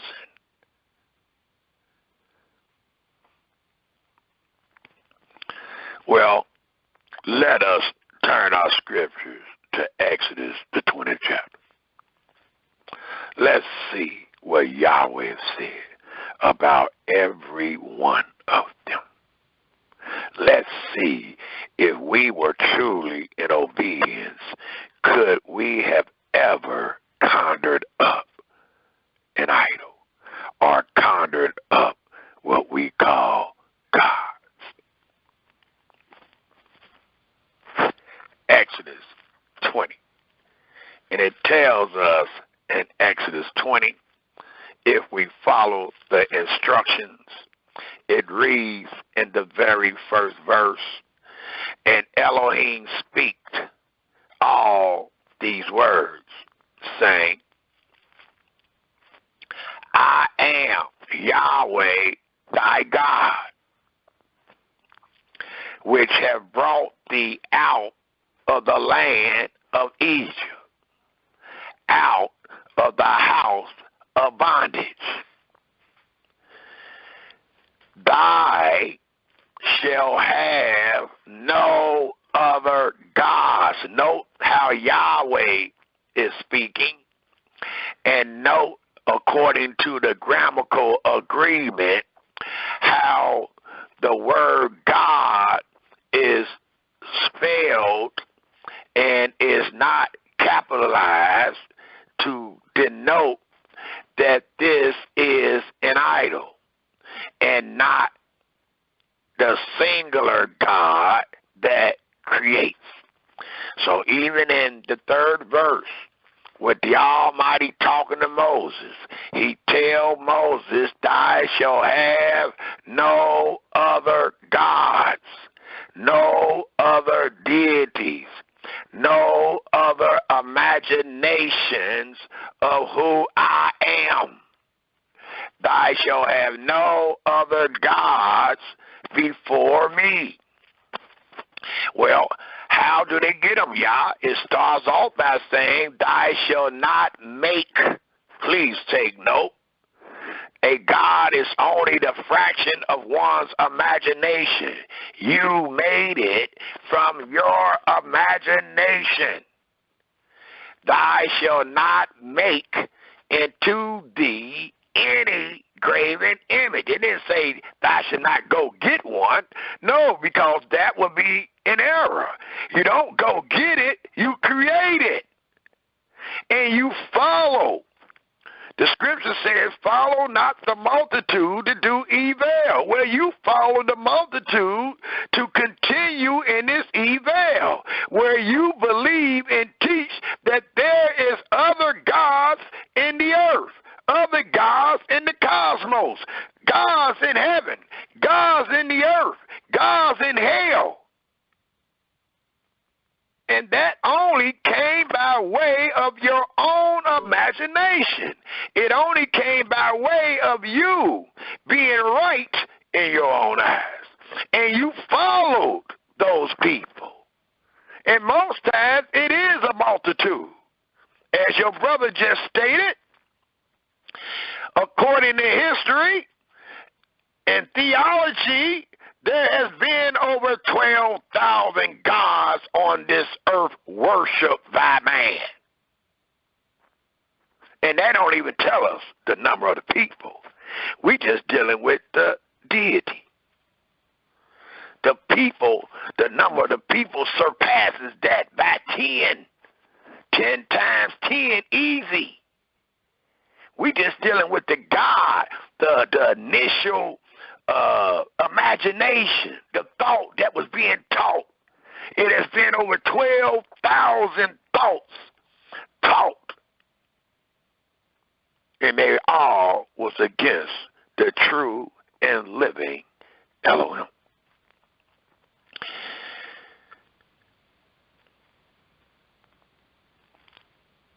Again, in the 5th verse, thou shalt not bow down thyself to them, nor serve them, for I, Yahweh, thy Elohim, am a jealous Elohim, visiting the iniquity of the fathers upon the children, and to the 3rd and 4th generation of them that hate me.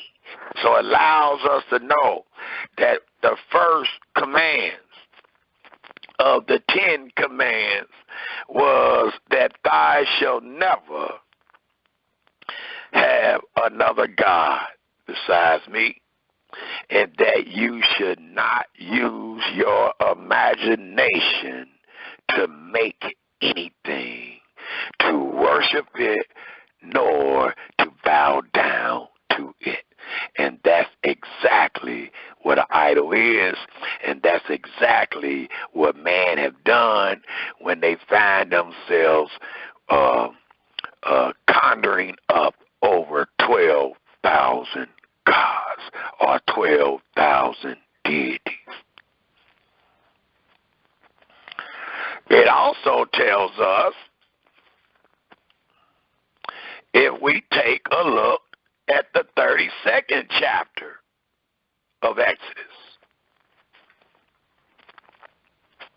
Yahweh just told our fathers, even though they heard the names in Egypt, there was over 40 different gods worshipped in Egypt, even during our fathers' times in Egypt, or our fathers sojourning in Egypt. It is recorded that Egypt had over 40 gods.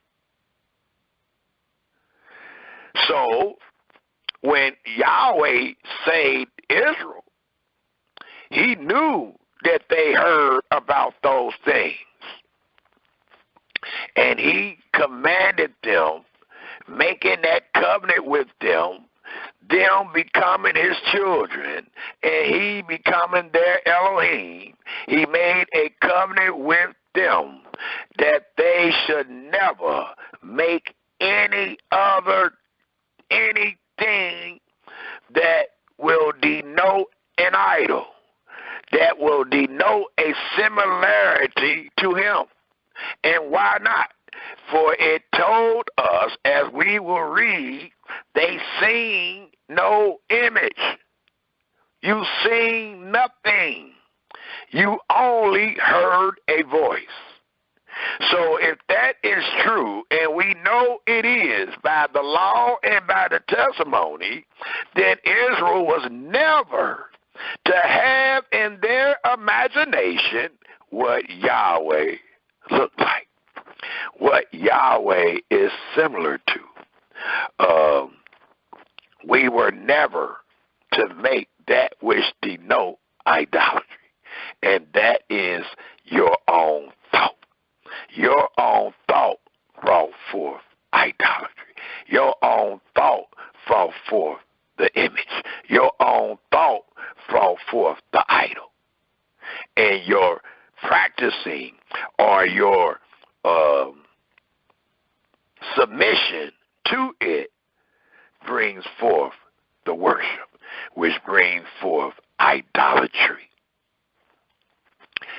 It tells us, Israel, I think we should be at the 32nd verse, 32nd chapter of Exodus, right after our Father, the creator of the heaven and earth, made a contract with his children.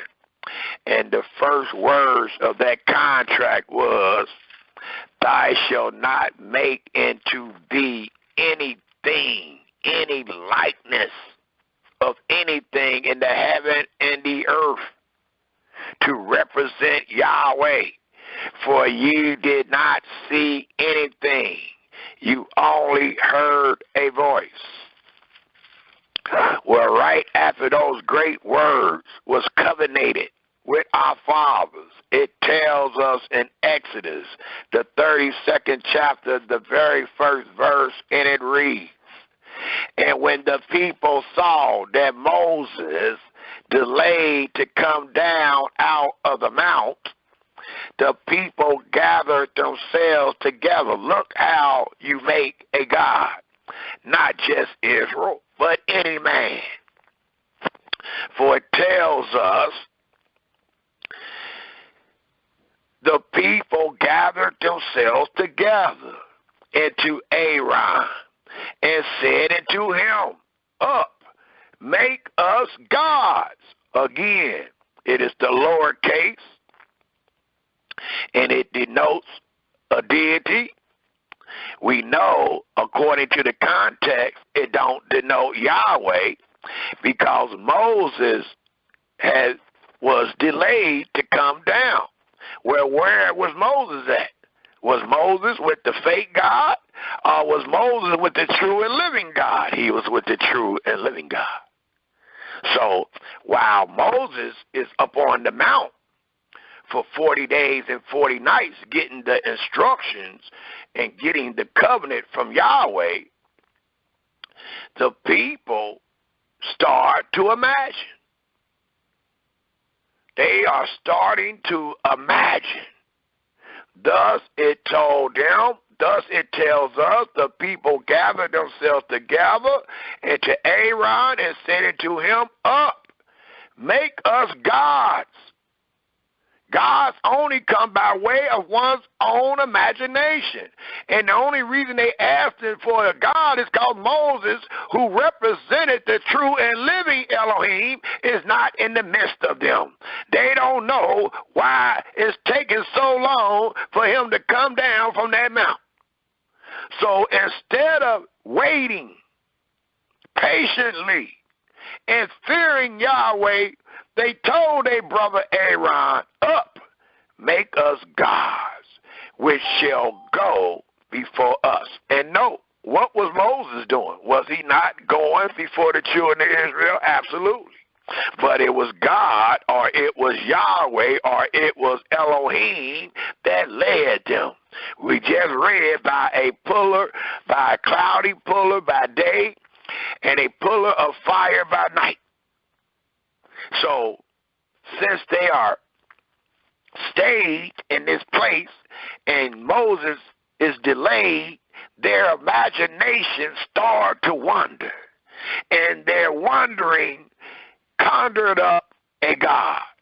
Thus it reads, let me finish reading that. I don't know if I read the last part of the first verse.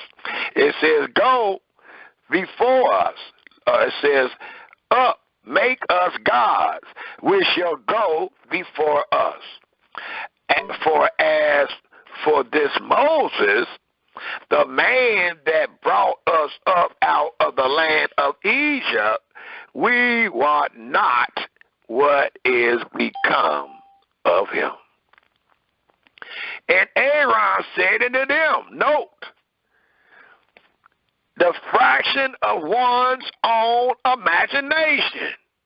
When they said, up, Aaron, make us gods, what did he imagine?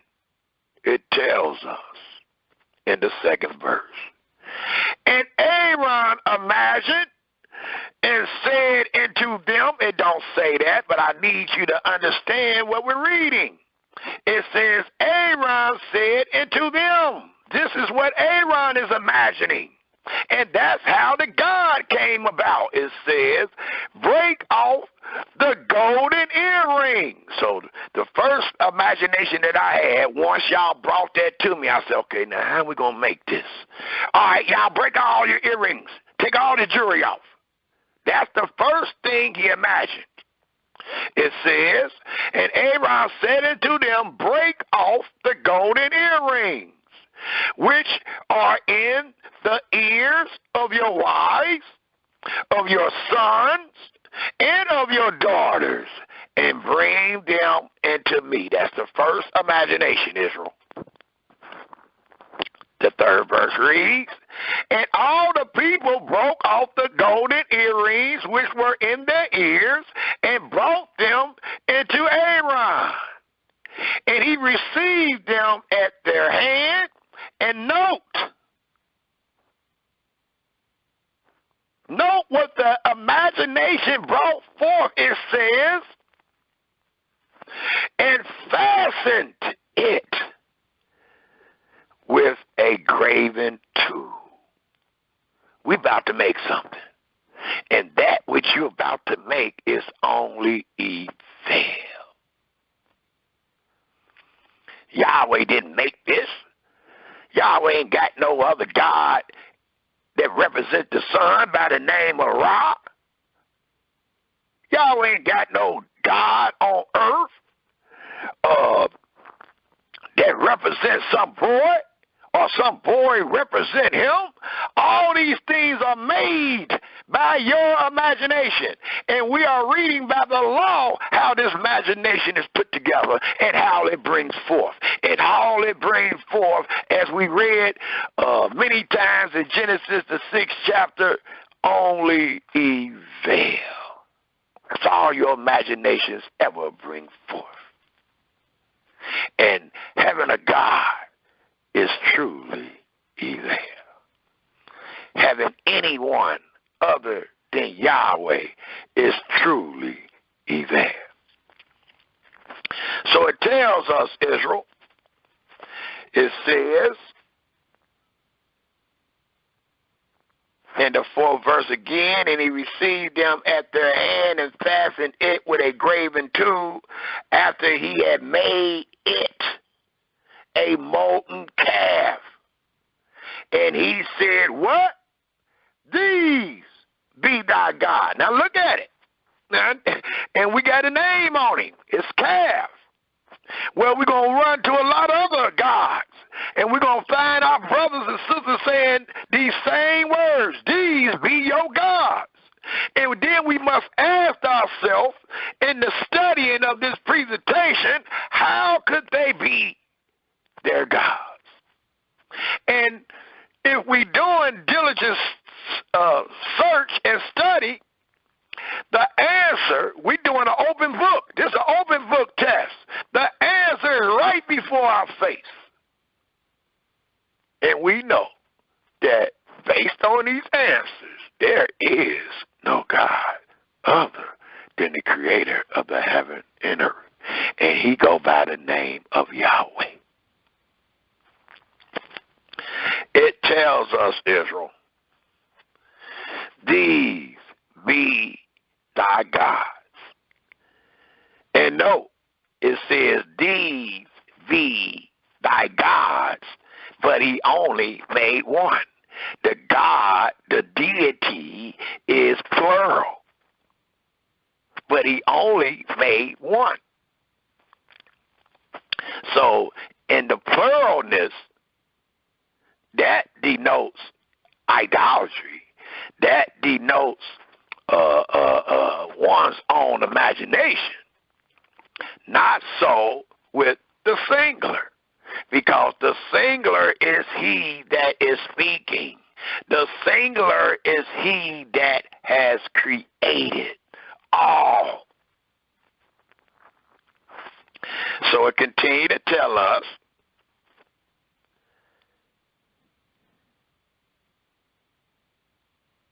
that these be the latter part of the fourth verse. These be thy gods, O Israel, which brought thee up out of the land of Egypt. And there's only one. And note, the God that supposed to get the glory is the one that did everything. That's why we started off with the creation, to show that there's only one that did everything. Well, the fake gods, or their imagination to make another God, supposed to similar or be similar to that singular Elohim that brought them out of the land of Egypt. So they are looking, they are making something to replace the true and living Elohim that had delivered them.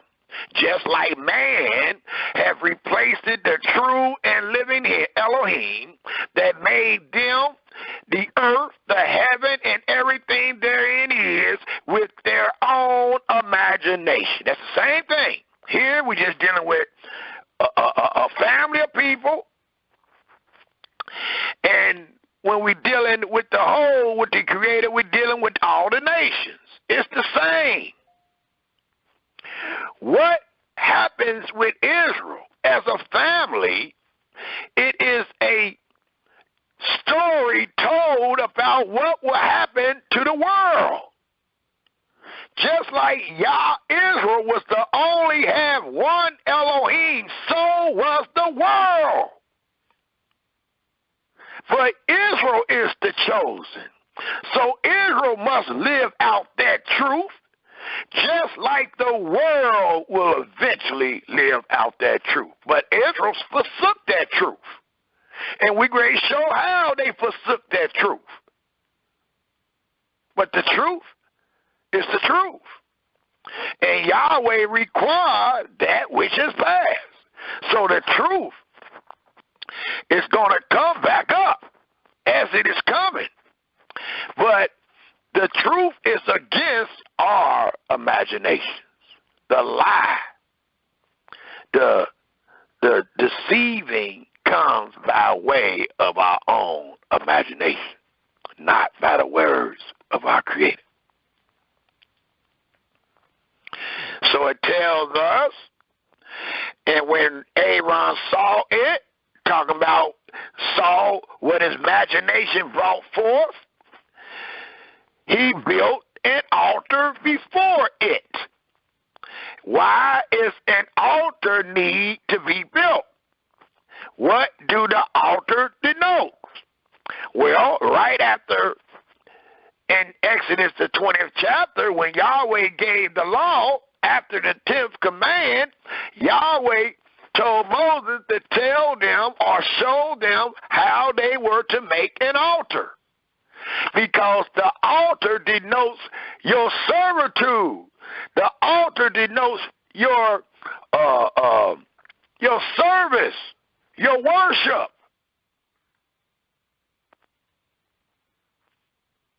So not only did they make a deity, they also made an altar to worship their deity, or to give sacrifices to their deity. Thus it reads, and when Aaron saw it, he built an altar before it, and Aaron made proclamation and said, tomorrow is a feast to Yahweh. Note how the deity is made similar to Yahweh. They are saying tomorrow is a feast to Yahweh. And that is not, you didn't just make no Yahweh, nor did you make an altar for Yahweh. You made an altar for the imagination of your own heart. Y'all found out, y'all dug in your imagination, and Aaron even acknowledged it. He said he saw it. He said he wanted to see what came out of it, what it made. And I guess the resemblance was a calf.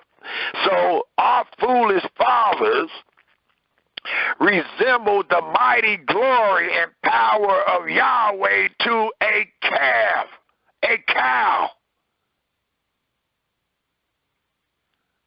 And that is only evil and dumb and blind and corrupt. Thus it reads in the 6th verse, and they rose up early on the morrow and offered burnt offerings and brought peace offerings, and the people sat down to eat and to drink and rose up to play the same thing we do today in these churches, in these congregations, and any other form of religion that has nothing to do with Yahweh Elohim. It says, and Yahweh said unto Moses, go get thee down, for thy people, which thy broughtest out of the land of Egypt, have corrupted themselves. And it is truly a corruption of yourself. You can't do nothing to Yahweh. You're only corrupting yourself with the imagination of your evil heart. They have turned aside quickly out of the way. I just saved them, and I just gave them a covenant. And in that covenant, I told them don't make anything, because you ain't seen nothing. You just heard a voice. Thus, it tells us in the 8th verse, they have turned aside quickly out of the way which I commanded them. They have made them a molten. Molten engraving is something that you make. Most times it is made out of wood or stone.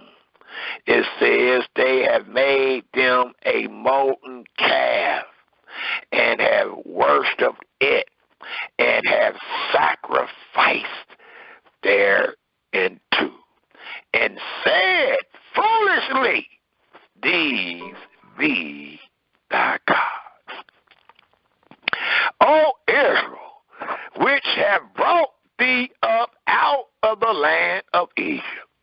You're going to give the glory of Yahweh to another. And Yahweh said unto Moses, I have seen this people, and behold, it is a stiff-necked people. So again, the stiff-neckedness came by way of one not fearing Yahweh, and it came by way of one leaning upon his own imagination. For by way of one's own frictions of one's own imagination is a God produced, is a image produced, is a idol produced.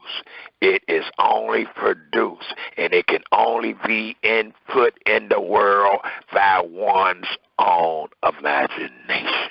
There is no other way. Because we just seen that Yahweh created all. We just seen that the things that Yahweh created, man used and tried to simulate, tried to make something similar to the true and living Elohim. So all the gods, even the 12,000 gods that your brother had mentioned earlier, they all, every one of them, came by way of a man or a woman imagination. I don't have all the knowledge of who was the beginning and who started it first and all that. But I do know that it all came by way of someone's imagination. And just like it says in the book of Daniel, the 7th chapter, dealing with the nations, they all are diverse from the first. And that's the same meaning and saying that can be applied to idolatry.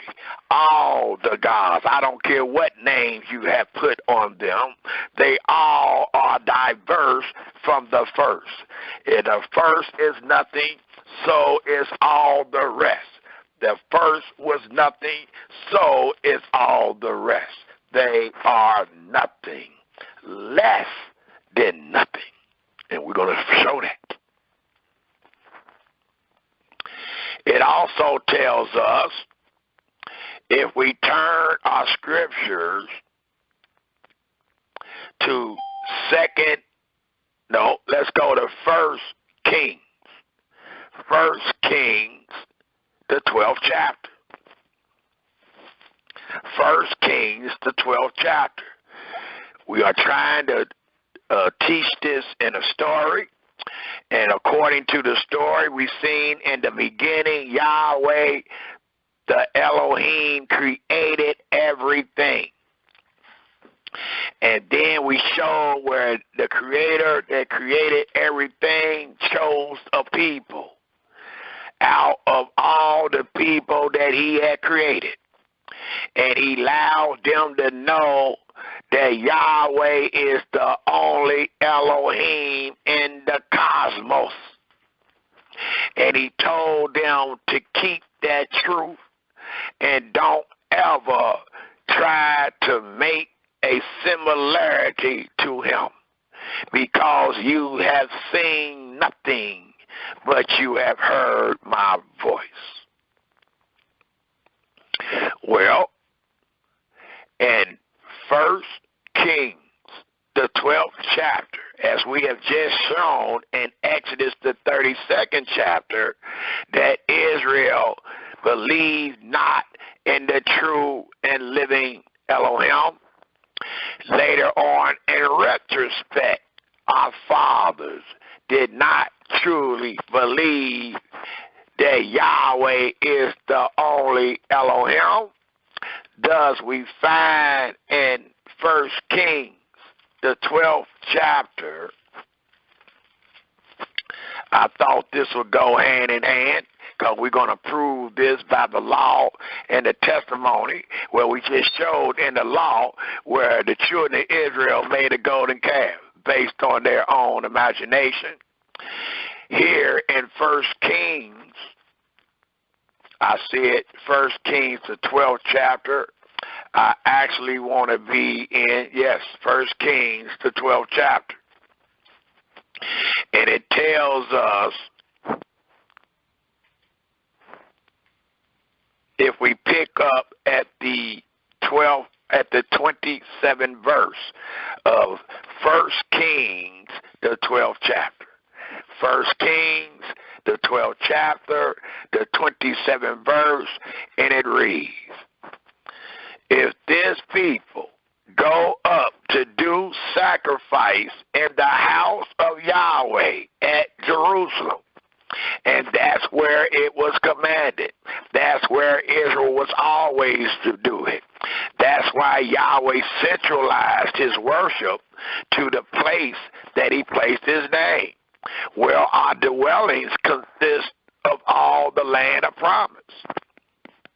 And according to the testimonies, we were serving gods in our dwellings. We were serving gods in all of our dwellings and not coming to the central place of worship to worship the true God.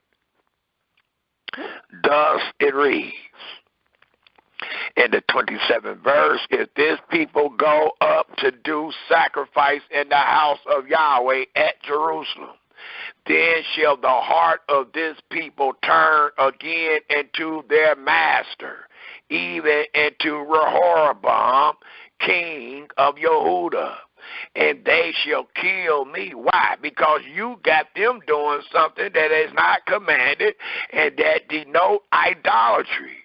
And go again to Rehoboam, king of Yehuda, whereupon the king took counsel.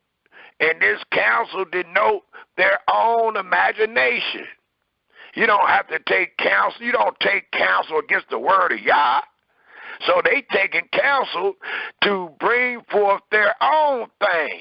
And it reads, whereupon the king took counsel and made 2 calves of gold. Yahweh never took counsel with Yahweh, because Yahweh would have never told him to make two golden calves. So the counsel he is taking is within himself, within his own imagination, or the followers of his imagination. Thus it reads, whereupon the king took counsel and made 2 calves of gold and said unto them, it is too much for you to go up to Jerusalem. Not if Yahweh said it. Behold, thy gods, O Israel, which brought thee up out of the land of Egypt. Note, every time they make a god, they are trying to symbolize it to Yahweh. Every god that your imagination produce, you are doing so as a similarity. And earlier I spoke, I don't know if I said it, if it's on the tape or not, according to Genesis 6 and 5, the earth was destroyed because the imagination of man was only evil. And I stated earlier, if you look up the word imagination and the word idol, you will find that they are synonymous with one another. And this image or this imagination brings forth an image. It does not just bring forth an image, it brings forth a figure, an ornament. It can even bring forth fantasy.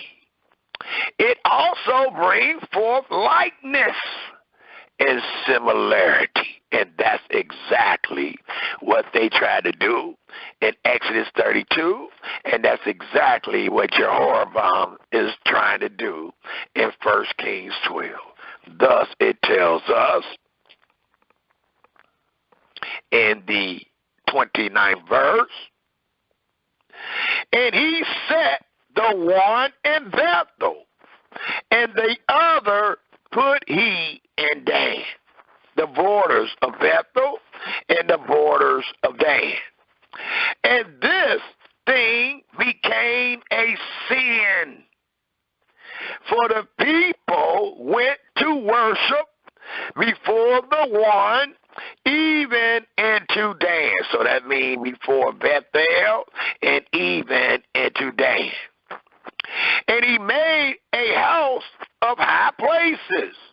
And that's where our fathers wind up serving and worshiping all the time, because they were not worshiping in obedience. Yahweh did not have sanctuary set up throughout our land. Our sanctuary of worship was only in the place of one of our brothers who Yahweh had chosen to place his name there. And that brother name was Yehuda. Thus, the central worshiping place was none other than the great city, Jerusalem, which is found in among the tribe of Yehuda. So they are trying to do something else because they are not in obedience. And this something else only came by way of one's own imagination. The 30th verse says, and this thing became a sin, for the people went to worship before one, even into Dan. And he made a house of high places and made priests of the lowest people. A real priest would have never heed to what this man imagination had him to do and had Israel to do. So he had to use, you don't have a God, so if the God ain't real, the worshiper ain't real. So what do they get? The lowest sort of the people to be their priests or to be their worshipers, and the multitude followed that. Thus it reads, and he made a house of high places and made priests of the lowest of the people, which were not of the sons of Levi. Again, Israel, if they were not of the sons of Levi, they were not the priests. Just like we just showed, if they were not the creator or the creator of the heaven and earth, they were not God. It tells us, Israel, and Jehoram ordained. He is ordaining based on his counsel, based on his heart, and based on him being right in his own eyes. And Jehoram ordained a feast in the 8th month, on the 15th day of the month. And that is not the words of Yah. Like, it said like, don't forget. Idolatry is similarity, like into the feast that is in Yehuda. And he offered upon the altar. So did he in Bethel, sacrificing into the calves that he had made. And he placed in Bethel the priests of the high places, which he, not Yahweh, have ordained, but what he have made. So he offered upon the altar which he had made in Bethel the 15th day of the 8th month, even in the month which he had devised. Please take note. To devise, that is your imagination, which he had devised of his own heart. Of your own heart is your imagination, and ordained a feast into the children of Israel. And when the scripture says, when a ruler hearkened to a lie, all his servants are evil. So even though he's the ruler, and he have hearkened to his own lie, and have taught man so, man have followed him. So even though the king hearkened to a lie, all his servants are wicked. Why? Because they are following a lie. And the lie is that these idols is Yahweh. The lie is that these idols is the one that brought you out of Egypt. The lie is these idols is he or they that created the heaven and the earth. And that is truly a lie. So it says in closing in the 33rd verse, so he offered upon the altar which he had made in Bethel the 15th day of the 8th month, even in the month which he had devised of his own heart, not of Yahweh. This does not represent righteousness nor truth. It represents deceit and evil. And ordained a feast unto the children of Israel.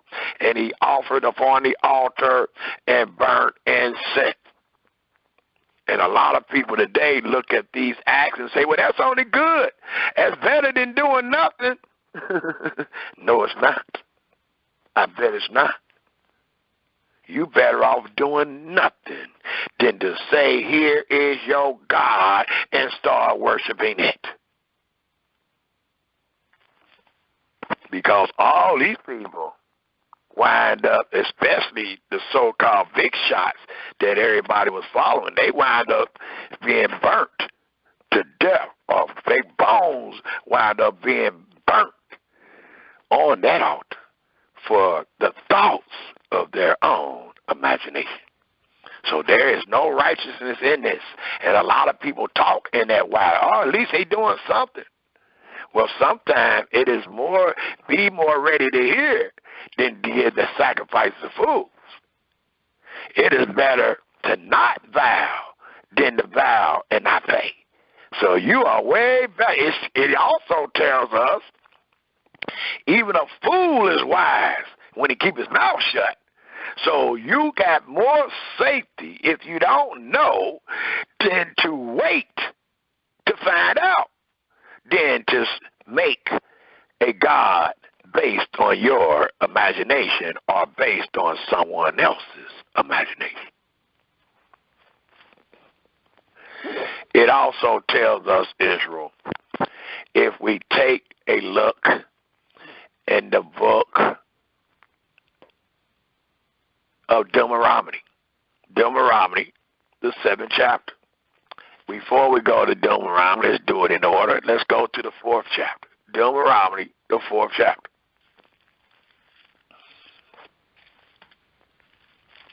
And it tells us in the 4th chapter, going in a chronological order, it tells us in the 4th chapter of Deuteronomy, if we take a look at the 9th verse, we are still showing with these great words of truth that Yahweh is the only Elohim. And we are proving this by showing what Yahweh has said and what he has done. And we can question the world and have them bring forth their reasonings and their proof that there has been someone else other than Yahweh that is the only Elohim. So please bring your proof. If you know brothers and sisters that speak against monotheism, that teach based on all the little gods they see in the Bible, there must be more than one God, please call them up, tell them to join the presentation, and hang on for the comments and questions. Because this is not just for those that fear Yahweh, but this presentation is for the world. Yahweh is the only God, period. And if you don't believe it, as we will find in the book of Isaiah, the Almighty already told you, bring forth your witnesses then. Prove my servant wrong. Prove my son wrong that he only have one father. Prove it. Because he's going to prove that he loved his creator, that he loved his father, and he only calling him one. So if you think you can prove his son wrong, please call in and please hang on till the comments and questions.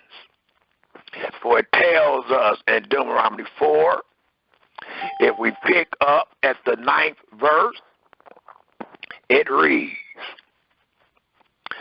only take heed to thyself, and keep thy soul diligently, lest thou forget the things which thy eyes have seen, and lest they depart from thy heart all the days of thy life.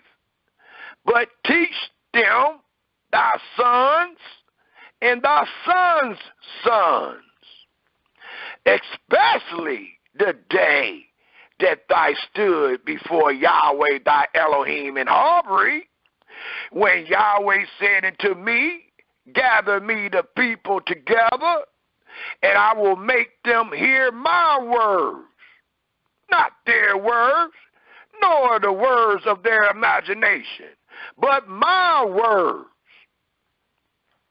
that they may learn. See, long as you take heed of the words of your imagination, you're not learning to fear Yahweh. You are learning to fear, as our brothers have said, here is your God. That is what you're learning to fear. You are doing oblation toward that mess, toward that abomination, because you have no fear of the true and living Elohim, nor knowledge. Most of us, thus it tells us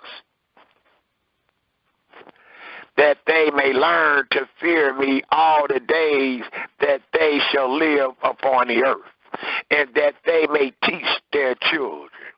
And ye came near and stood under the mountain, and the mountain burned with fire into the midst of heaven, with darkness, clouds, and thick darkness. And note the 12th verse. And Yahweh speak into you out of the midst of the fire.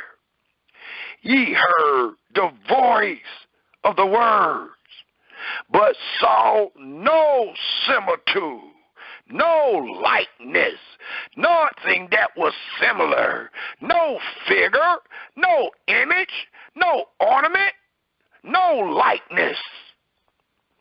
It reads, and Yahweh speak into you out of the midst of the fire. Ye heard the voice of the words, but saw no similitude, only ye heard a voice. And he declared, no, singular, not we, he declared unto you his covenant, which he commanded you to perform, even 10 commandments. If that's true, we heard what the first 3 commandments was.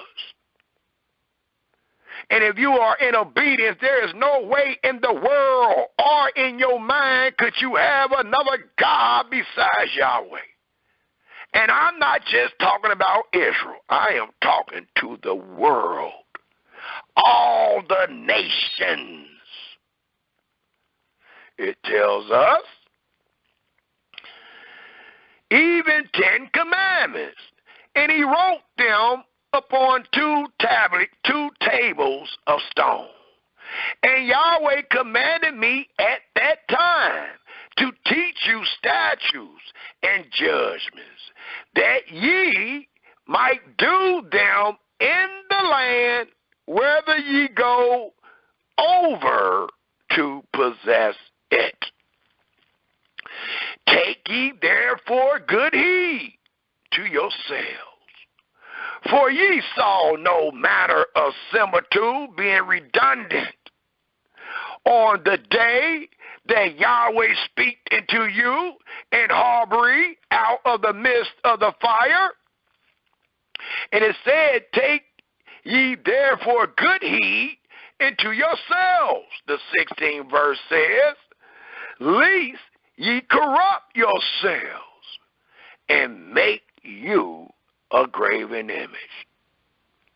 The similitude and the similitude of any figure, please take note, any figure, the likeness of male and female.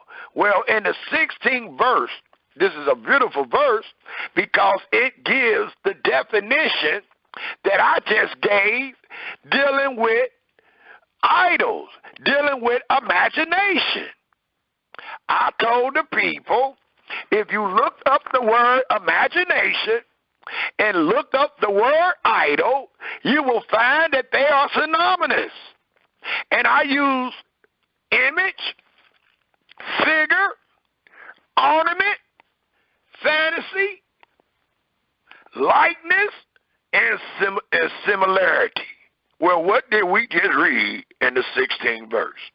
We find image, we find similitude, which is same as saying similarity. We find the word figure, and we even find the word likeness in the 16th verse.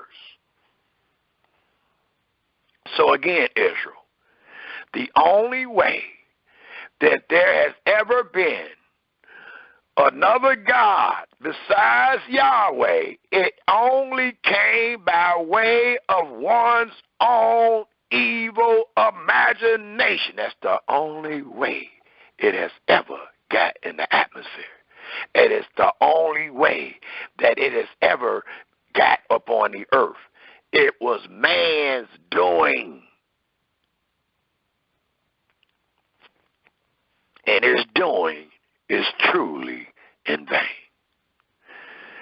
The 17th verse says, the likeness of any beast well, the 16th verse, make sure I said that last sentence, the likeness of male or female. So you can't make a male God. Yahweh will not be in similitude of your male God. I don't care if you make him a male son, a male daddy, a male brother. He will not be in the similitude of a male that you have conjured up in your own imagination. It tells us, the 17th verse, the likeness of any beast. I'm not going to be compared to no cow, no goat, no elephant, no lion that is on the earth. The likeness of any winged fowl. I'm not going to be denoted as no eagle, no hawk, no buzzard, nor a dove.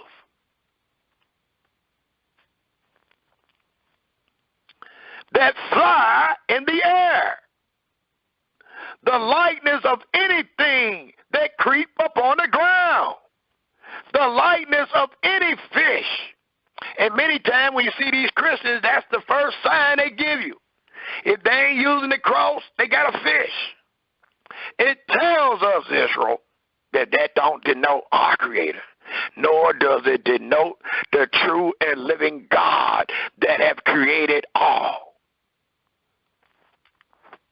The 19th verse reads, and least thy lift up thy eyes into heaven, and when thou seest the sun and the moon and the stars, even all the host of heaven, shouldst serve them, should be driven to worship them and serve them, which Yahweh thy Elohim have divided. And we know that to be true. We went through the story. We read the creation. We know that Yahweh made these things. So why would we be worshiping the things that Yahweh made and not worship the Creator himself? And that's what we do today. Many people don't know and understand that Yahweh is the only God. So what do? They forsake the Creator and worship his creation. They start worshiping a man. They start worshiping a tree. They start worshiping gold. They start worshiping silver. They start worshiping wood. They start worshiping stone. All the things that Yahweh have created, you are worshiping the creation and not the Creator.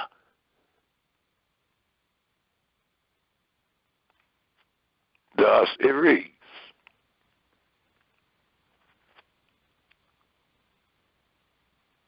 again, in the 19th verse, and least I lift up thy eyes into heaven, and when thou see the sun and the moon and the stars, even all the hosts of heaven, should be driven to worship them and serve them, which Yahweh thy Elohim have divided into all nations under the whole heaven.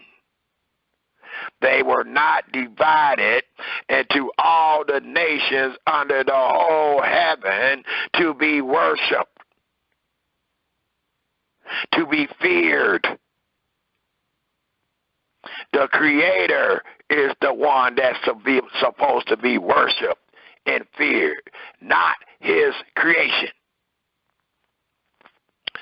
But Yahweh have taken you and brought you forth out of the iron furnace, not the stars, not the heaven, not the animals, not the fish, not the waters, but Yahweh have taken you and brought you forth out of the iron furnace, even out of Egypt, to be unto him a people of inheritance, as ye are this day. It also tells us, if we take a look one place, If we take a look at the 7th chapter, let's take a look at the 7th chapter. And it tells us in the 7th chapter of Deuteronomy, if we read the first 16 verses, it tells us, when Yahweh thy Elohim, thy God, shall bring thee into the land, whither thou goest to possess it, and have cast out many nations before thee, the Hittites, the Gershites, the Amorites, and the Canaanites, and the Perizzites, and the Hivites, and the Jebusites, 7 nations, greater and mightier than thy. And when Yahweh thy God shall deliver them before thee, thou shalt smite them and utterly destroy them.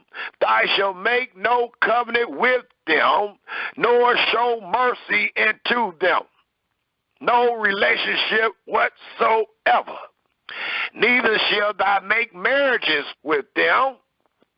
Thy daughter thou shalt not give into his son, nor his daughter shalt thou take into thy son. For they will turn away thy son from following me, that they may serve other deities. So will the anger of Yahweh be kindled against you, for he is truly angry when anyone serve anything other than him, and destroy thee subtly. But thus shall ye deal with them. Ye shall destroy their altars, and break down their images. And this image, as your brother is trying to teach you, is also denoted as their imagination.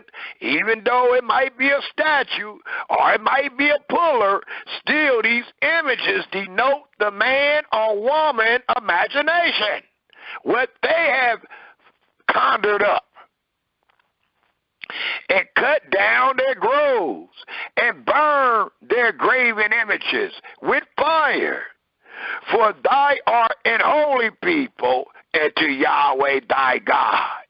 Yahweh thy Elohim have chosen thee to be a special people unto himself, above all people that are upon the face of the earth.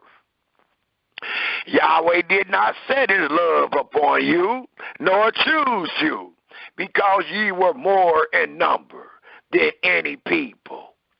For ye were the fewest of all people.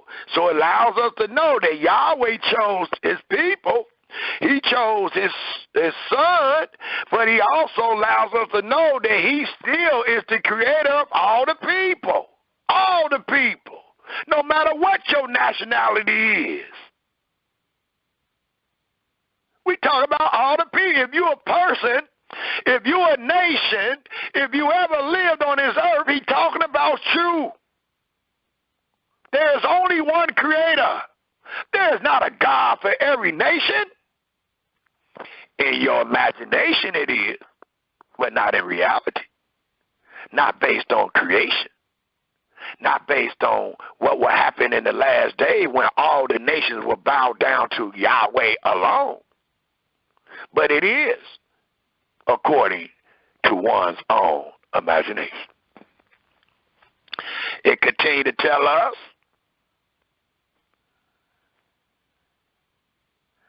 in the 8th verse, but because Yahweh loved you, and because he would keep the oath, which is found in Genesis, the 12th chapter, which he has sworn unto your fathers, have Yahweh brought you out with a mighty hand, which is found in Genesis, the 15th chapter, out with a mighty hand, and redeemed you out of the house of bondage, as your brother have stated all day. Genesis and the other 4 books of the law denote redemption. It is a story of redemption. and of a choosing of a holy people. It tells us, and redeemed you out of the house of bondmen, from the hand of Pharaoh, king of Egypt. Know therefore that Yahweh thy Elohim, he is God, the faithful Elohim, which keep covenant and mercy with them that love him and keep his commandments to 1,000 generations. And repay them, whoever you are, that hate him to their face. To destroy them, he will not be slack. To him that hate him, he will repay you to your face. Thou shalt therefore keep the commandments and the statutes and the judgments which I command thee this day, to do them. Wherefore it shall come to pass, if ye hearken to these judgments, and keep and do them, that Yahweh thy God shall keep unto thee the covenant and the mercy which he sware unto thy father. And he will love thee, Israel, and not just Israel, the world. And he will love thee and bless thee and multiply thee. He will also bless the fruit of thy womb and the fruit of thy land, thy corn and thy wine and thy oil, the increase of thy kind and the flock of thy sheep, and the land which he sware unto thy fathers to give thee. So there's no need for the animal god. There's no need for the water god. There's no need for the rain god. There's no need for the sun god, because Yahweh, who is the true and living God, provides all these things.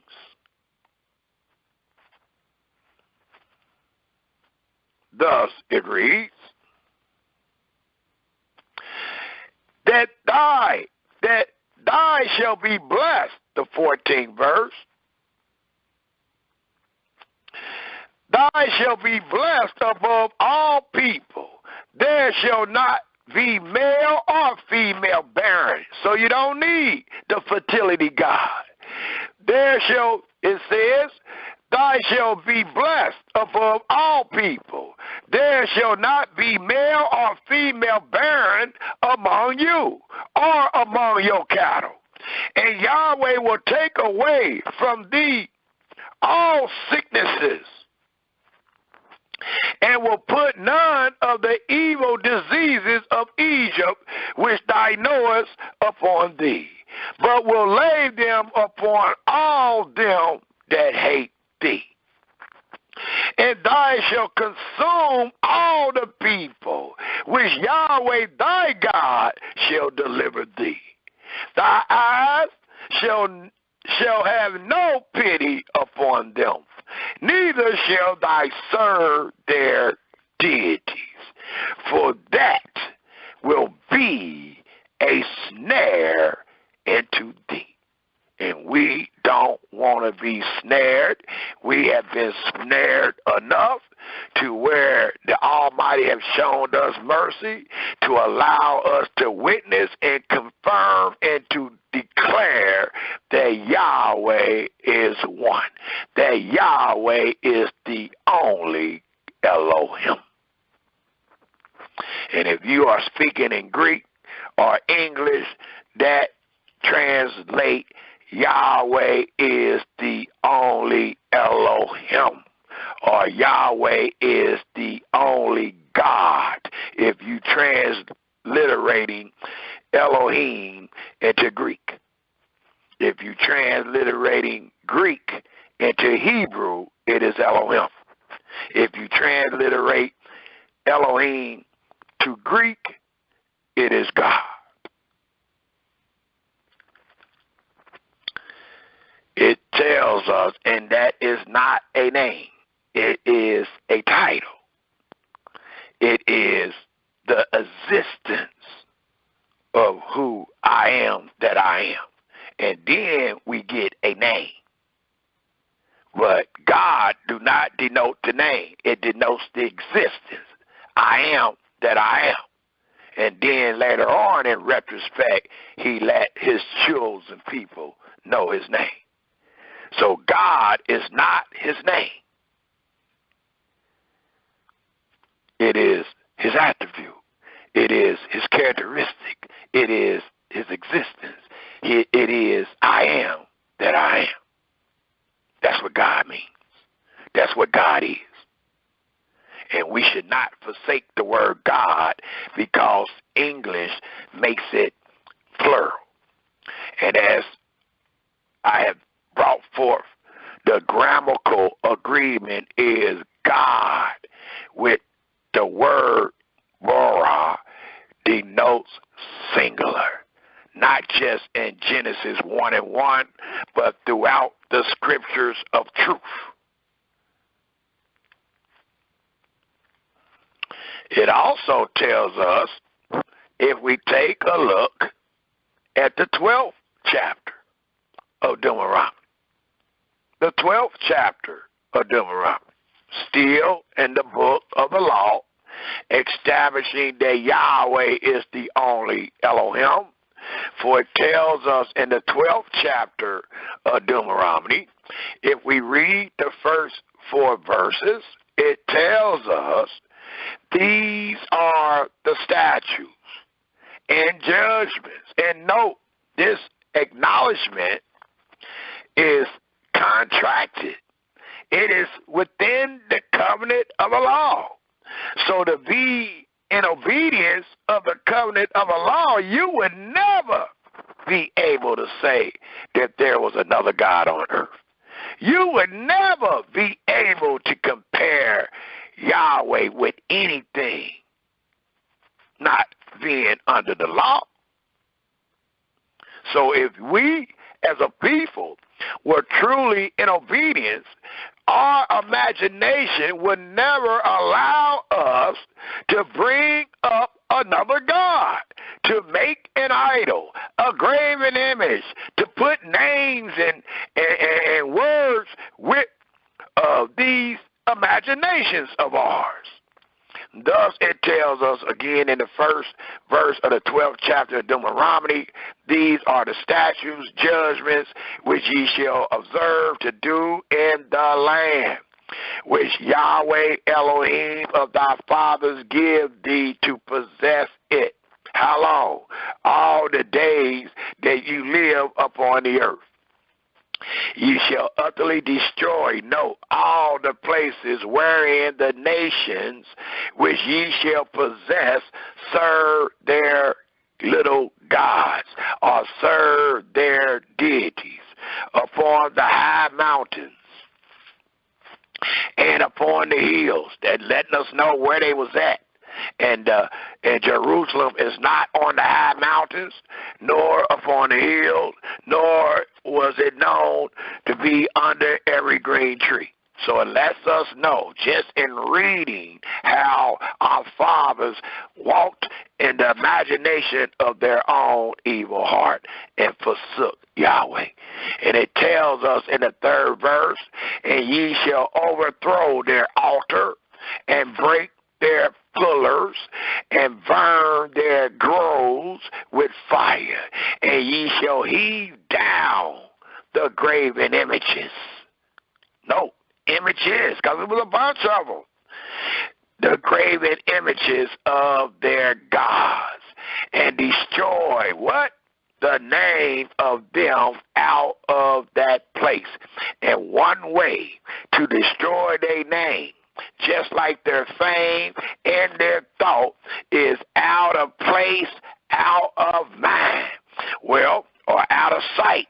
Out of mind is what I meant to say. And one way that Yahweh made it to be out of sight is because he told you to go in there and destroy everything. If you destroyed everything, it is out of your sight. Once it leave your sight, it will leave your mind. The same thing that Yahweh told us, which we're about to get to, so I ain't going to jump the gun. Let me finish reading the last verse. The last verse is the 4th verse. And it says, ye shall not do so unto Yahweh your Elohim. Now let's jump straight to the 29th verse of the same chapter, Deuteronomy 12. So you should have Deuteronomy 12, 1-4, with a comma, and then pick back up at the 29th verse to the 32nd verse. Because as I was about to say, just like inquiring, the Almighty wanted us to destroy it, and if we destroyed it, it would be out of sight, out of mind. Well, I carry on that even to the writings of their gods. The writings of their gods is coming by way of one's imagination. I'm going to prove it. We got some more to go. But I'm going to prove not just the building, not just the making, but also the worship is done by way of man's imagination. Thus, it tells us in the 29th verse of the 12th chapter, when Yahweh thy Elohim shall cut off the nation from before thee, whether thou goes to possess them, and thy succeed them, and dwells in their land, your dwellings. Take heed to thyself. Make sure you're not right in your own eyes. Make sure you don't lean upon your own understanding. It says, take heed to thyself, that thy be not snared. We read in Deuteronomy, the 7th chapter, if you inquire, if you make a relationship, if you marry them, they will be a snare into thee. Well, here it says, take heed to thyself, that thy be not snared, not by marrying them, by inquiring, by following them, after that they be destroyed from before thee, and that thy inquire not after their gods, saying, being curious, being the cat, saying, how did these nations serve their gods? Even so will I do likewise. And the saying is, curiosity kills the cat. Well, here it allows us to know he that inquires gonna get killed. It says, thou shalt not do so unto Yahweh thy Elohim. He is the true and living Elohim, but he's saying you can do so, and I command you to do so about any other one, any other imagination of yours. I'm the true and living Elohim. I tell you don't do that toward me. And me is singular. So Israel was to do so to every other god. We was to destroy, especially if it was in our land. We was supposed to destroy everything that pertained to them, and we were not to inquire. And how do one inquire today? By going in the testaments of these so-called gods of your own imagination. And the Almighty allowed our fathers to know, as your brother is showing you today, that it would only be a snare. Just by debating and questioning and reasoning, how did these nations serve their God? Don't nobody care what is written in the New Testament, in the Quran, or any other book, if you truly know that Yahweh is the only God. The only reason you will find yourself in the testaments of one's own imagination is because you don't know nor believe that Yahweh is the only God. That's the only reason. And the Almighty said, when you lean on that reasoning, it will become a snare into thee. Thou shalt not do so unto Yahweh thy Elohim for every abomination, every practice. I don't care how lovely or how merciful you think it is, the Almighty said it is an abomination. Every abomination to Yahweh which he hate had they done unto their gods. So all these practices, the drinking of the blood, the eating of the cracker that represent idolatry or represent cannibalism,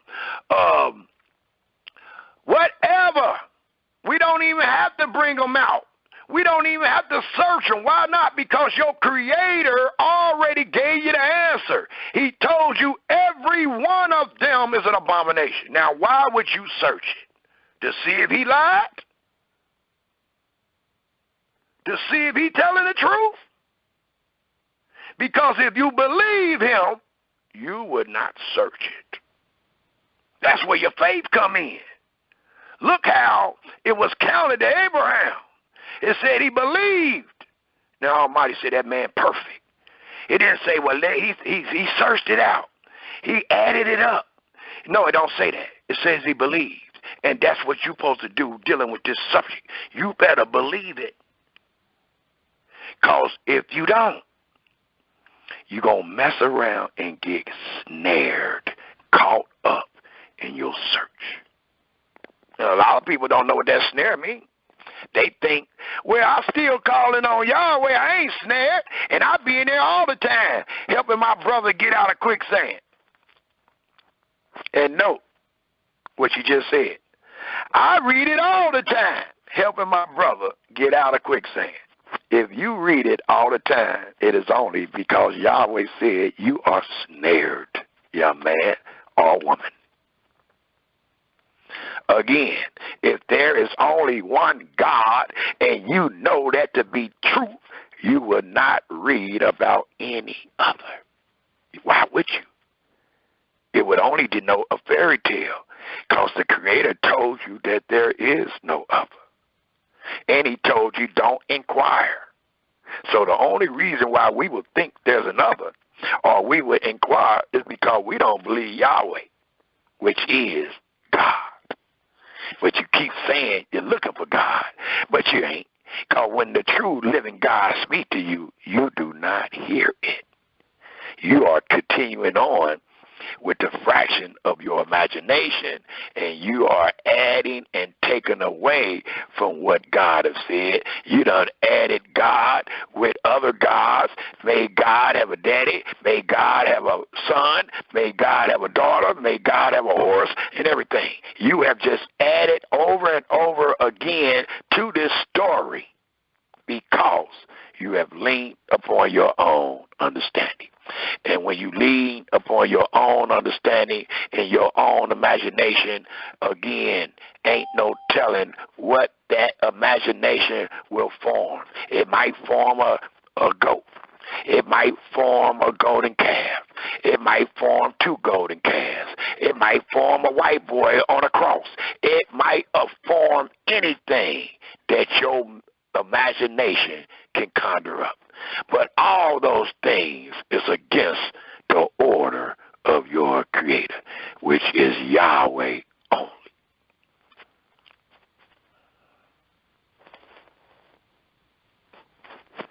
And then it tells us, again in the 31st verse, thou shalt not do so unto Yahweh thy Elohim for every abomination to Yahweh which he hates have they done into their gods. So there's no need to find out and search how they served him or what the character of the New Testament mama said or what the character in the Quran said about Israel or what the characters of Hinduism or any other ism have said. Because Yahweh, which is your teacher, which is your Creator, which gives you the light, says, For every abomination to Yahweh which he hate have they done unto their deities. For even their sons and their daughters they have burnt in the fire to their gods. And then the Almighty end this chapter by saying, what things soever I command you. And what is commanded? Don't make any likeness of anything and don't inquire. It says, what things soever I command you, observe to do it. Thou shalt not add thereto, nor diminish from it. And any man that fear Yahweh and believe in Yahweh, they will not inquire, nor will they take away from what we just read. So that means today there is a lot of brothers and sisters don't fear Yahweh, don't believe Yahweh, and don't know what Yahweh said. Because if they did, according to this 32nd verse, it says again, Israel and the world, but this particular piece is talking to Israel. What thing soever I command you, observe to do it.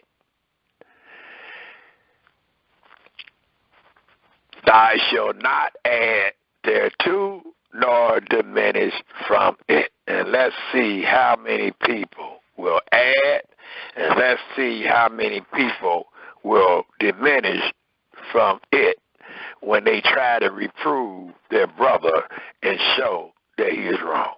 Because if you do, you will not succeed, and it will only be a proof that you have not observed to do all that Yahweh have commanded our fathers. Not in your physical sense, not in your spiritual sense. Because in your mind, you still believe that it is someone else. And the words of wisdom say, even, it says, the thought, and that comes by way of your mind, your imagination. The thought of foolishness is sin. The thought. A lot of people think, well, I got to make it first, and then I'll sin, brother. I'm just telling you what I'm going to do. No, when you told me what you was going to do, you have sinned.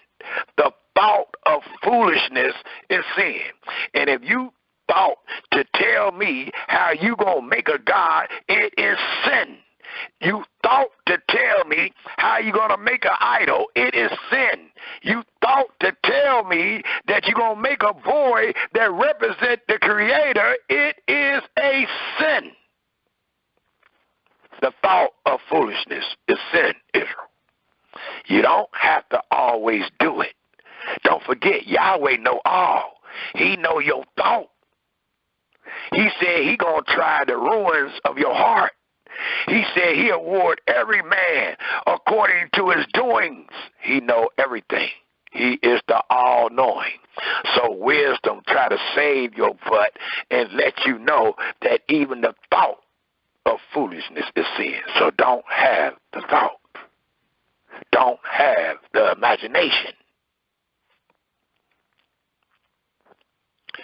It also tells us, Israel, if we pick up in the 18th chapter of Deuteronomy, the 18th chapter of Deuteronomy, and it tells us in the 18th chapter of Deuteronomy, the practices of our fathers in other nations that produced the imagination of their own heart. And it allows us to know, based on the darkness of their doings, it allows us to know the practices that they used. And the practices that they were using is what they used to conjure up or to think that they were calling on their God, not Yahweh as the only Elohim, but the God of their imaginations. And these are the practices or the things and entities that they use to think that they were calling upon a God. And it tells us in the 9th verse of the 18th chapter of Deuteronomy. And I would like to read to the 14th verse, and it reads, when thou art come into the land which Yahweh thy Elohim give thee, thou shalt not learn to do after the abominations of those nations. And the only way that you can learn, you must inquire. And the 12th chapter of Deuteronomy already warned our fathers and told them not to inquire. The 10th verse of the 18th chapter of Deuteronomy reads, there shall not be found among you any one that make his son or his daughter to pass through the fire, or that use divinations, or an observer of times, or an enchanter, or a witch, or a charmer, or a consulter with familiar spirits, or a wizard, or a necrostomator. For all that do these things are an abomination to Yahweh. So, we were never to use any of these practices because these practices only came by way of man's own understanding, of man's own imagination. They are the witch. And we got people that dare hurry up and tell you they're a witch. And a bunch of other things. And none of them believe, nor do they know that Yahweh is God. It tells us, again in the 11th verse, for all that do these things are an abomination unto Yahweh. And because of these abominations, Yahweh thy Elohim does drive them out from before thee. But thy Israel shall be perfect. And how can Israel be perfect? By believing that Yahweh is the only God. Thus it reads, thou shalt be perfect with Yahweh thy God. For these nations which thou shalt possess hearken into observers of time and into diviners. But as for thee, Israel, Yahweh thy Elohim have not suffered thee to do so. So again, it is a proof of monotheism that he wanted his chosen only to worship him, and he wanted his chosen to only seek him by way of the medium that Yahweh have given us. And that medium was none other than man. That medium was none other than one of your brothers. For he told Moses that he will raise up a man, a prophet, from among us. And that has continued from the time that Israel was in the wilderness until the time they got kicked out of the land. There has always been a prophet raised up. And that prophet was the medium between Yahweh, the true and living God, and his chosen children, which was none other than the children of Israel. We did not use a necrostomator. We did not use a witch. We did not use a devil. We used a man. The same man that Yahweh created. And again, it is Yahweh that is to be worshipped, not his creation. It also tells us, if we take a look at the 29th chapter of Deuteronomy, the 29th, well, before we go to the 29th, I need one more place to go, and that is found in the 20th. Let's go to the 20th chapter of Deuteronomy,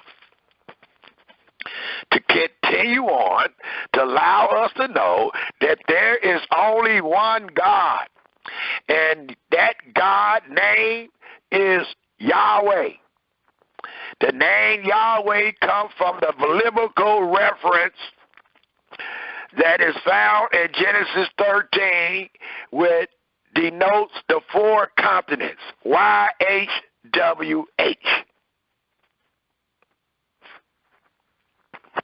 Well, in the 20th chapter of Deuteronomy, it tells us again, if we pick up at the 16th verse, and let's read to the 18th verse, and it tells us again, but of the cities of these people, which Yahweh thy Elohim does give thee for an inheritance, thou shalt save alive nothing that breathe. And I don't know how somebody gonna tell you how they serve their gods if you killed everything that could talk. And the Almighty, that is not the order. I'm just saying that. The order is to kill everything that can breathe.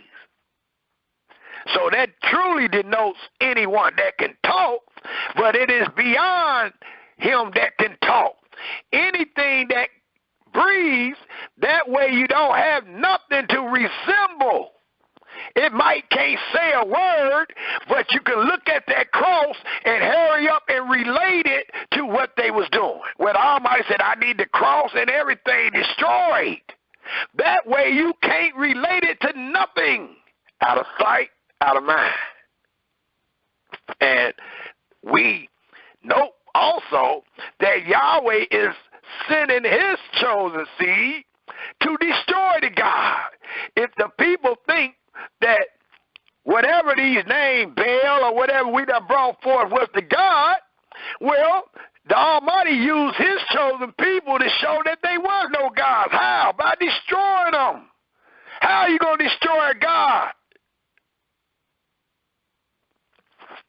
There have been many assaults against Yahweh, and Yahweh still ruled the earth. You can't destroy the true and living God.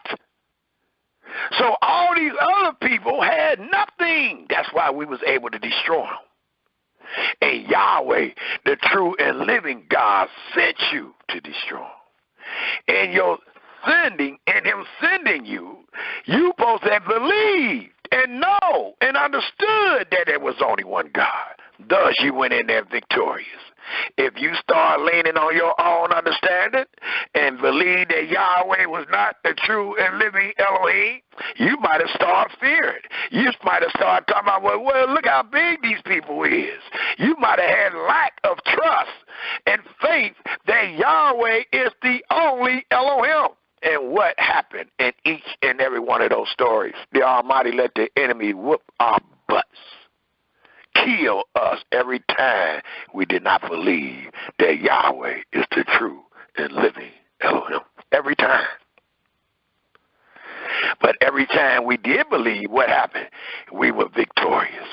We killed the king, the Pharaoh, and the God. It tells us in Deuteronomy 20th chapter, if we pick up real quick at the 16th verse, it reads, but into the cities of these people, which Yahweh thy Elohim does give thee for an inheritance, thou shalt save alive nothing that breathe.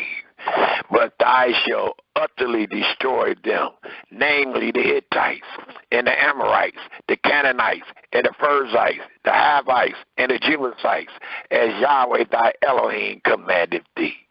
Why? Why is it so drastic? Why is you having your children to do such drastic means? It says that they teach you not to do after all their abomination. And what do that denote? Which they have done unto their gods. So shall ye sin against Yahweh, your Elohim. So it is truly a sin against Yahweh to even know how they serve their gods. And don't forget, you the one thought it up. That's why. You are the one thought it up. Yahweh is not telling you, don't listen to some words that a God gave you. That is never written. Why not? Because Yahweh knows that he is the only God. That's why he said, don't do what I told you to do to them, to me. And don't do what they have done to their God based on their imagination to me. Why? Because I am the true God. That's why.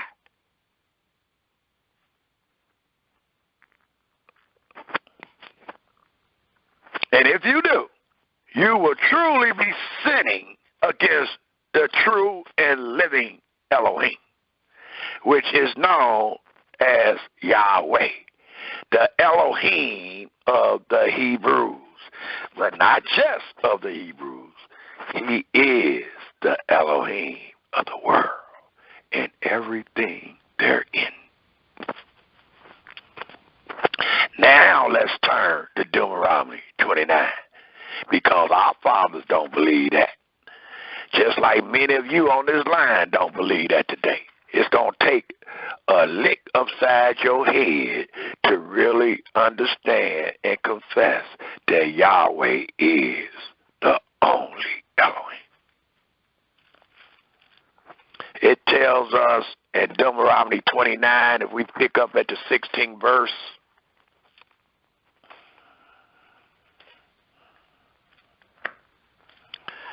and it tells us, starting at the 16th verse of the 29th division of Deuteronomy, and it reads in its wise, continuing to denote that there is no other creator, there is no gods, there should never be any thought of another God in your thought or in your presence. Thus it reads in Deuteronomy 29 at the 16th verse, for ye know how we have dwelt in the land of Egypt, and how we came through the nations which ye passed by, and ye have seen their abominations, their works, their practices, their ordinances, their statutes, their laws, and their idols, which denote wood and stone, silver and gold, which were among them. Least there should be among you man or woman, or family, or tribe, whose heart turn away. Please take note.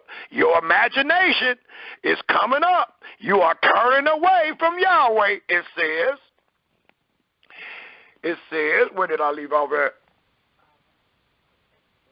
It says, least there should be among you man or woman, or family, or tribe, whose heart turn away this day from Yahweh your God. And do what? How do you turn away from Yahweh your God? To go and serve the gods of these nations. Least there should be among you a root that bear gall and wormwood, and that's poisonous. It's a poisonous herb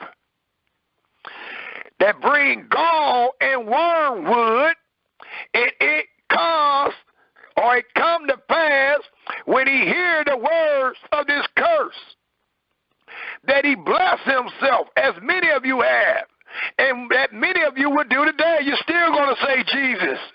You're still going to say somebody else. It says, when he hear the words of this curse, that the man or woman bless himself in his heart, saying, I shall have peace. Though I walk, please take note, Israel.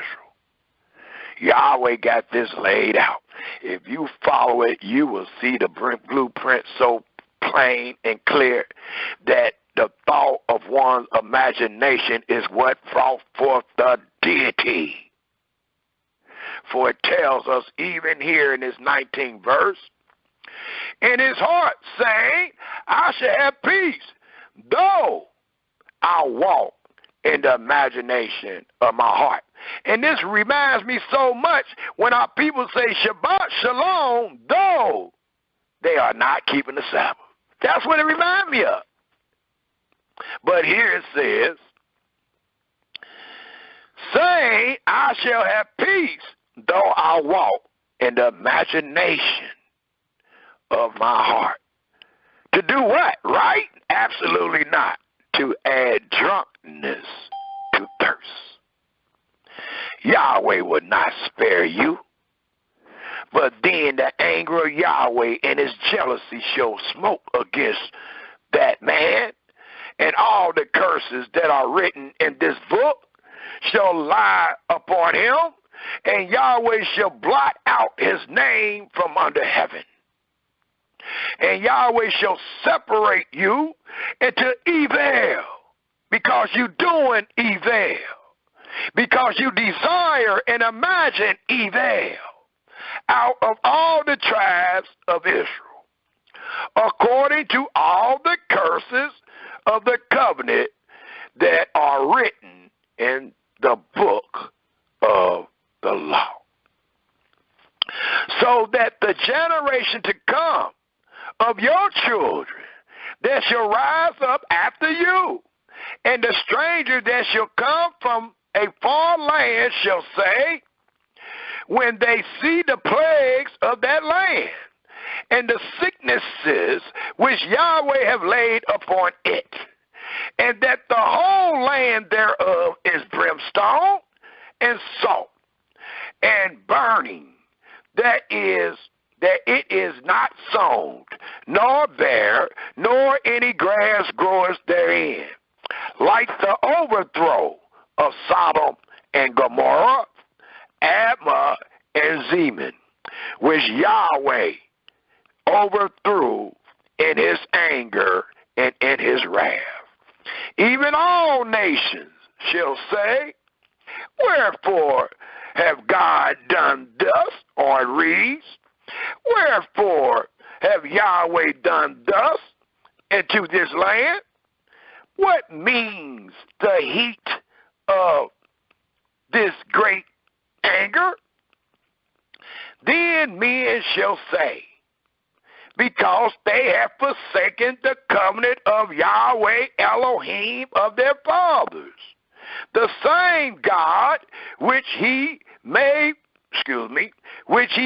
with them when he brought them forth out of the land of Egypt.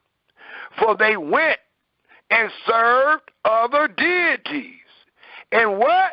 And worshiped them, gods whom they knew not, and whom he have not given into them. So how did they get them?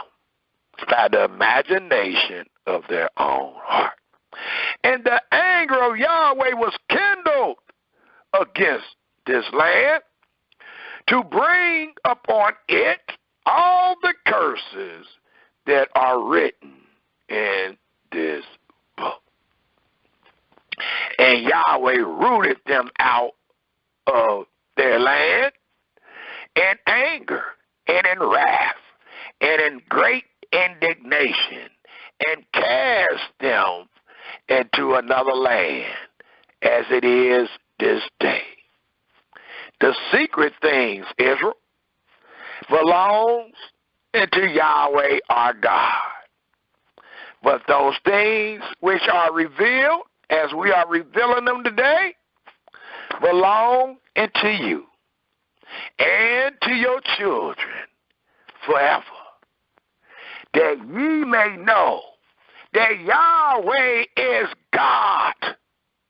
It says that ye or that you may do all the words of this law.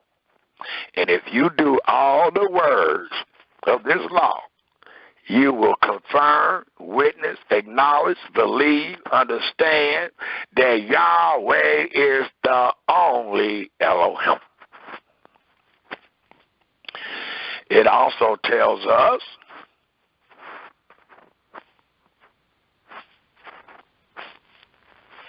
if we pick up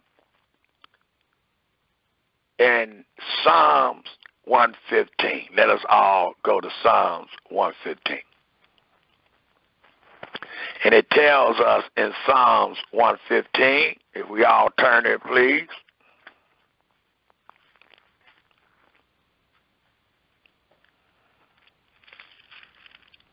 And it allows us to know in Psalms 115 that Yahweh is the only Elohim. Yahweh is the only God that has created the heaven, the earth, and everything therein is. That denotes not just his chosen people, but it also denotes who the chosen people was chosen from. And that is from all the nations of the earth. So all the nations of the earth is under the rule of Yahweh and Yahweh only. Thus, Psalms 115 reads, not into us, Yahweh, not into us, but into thy name. Give glory for thy mercy and for thy truth's sake. Wherefore should the heathen say, where is now their Elohim? And note, they are asking, where is now their Elohim? Well, our Elohim is your Elohim. You just don't know it. It reads,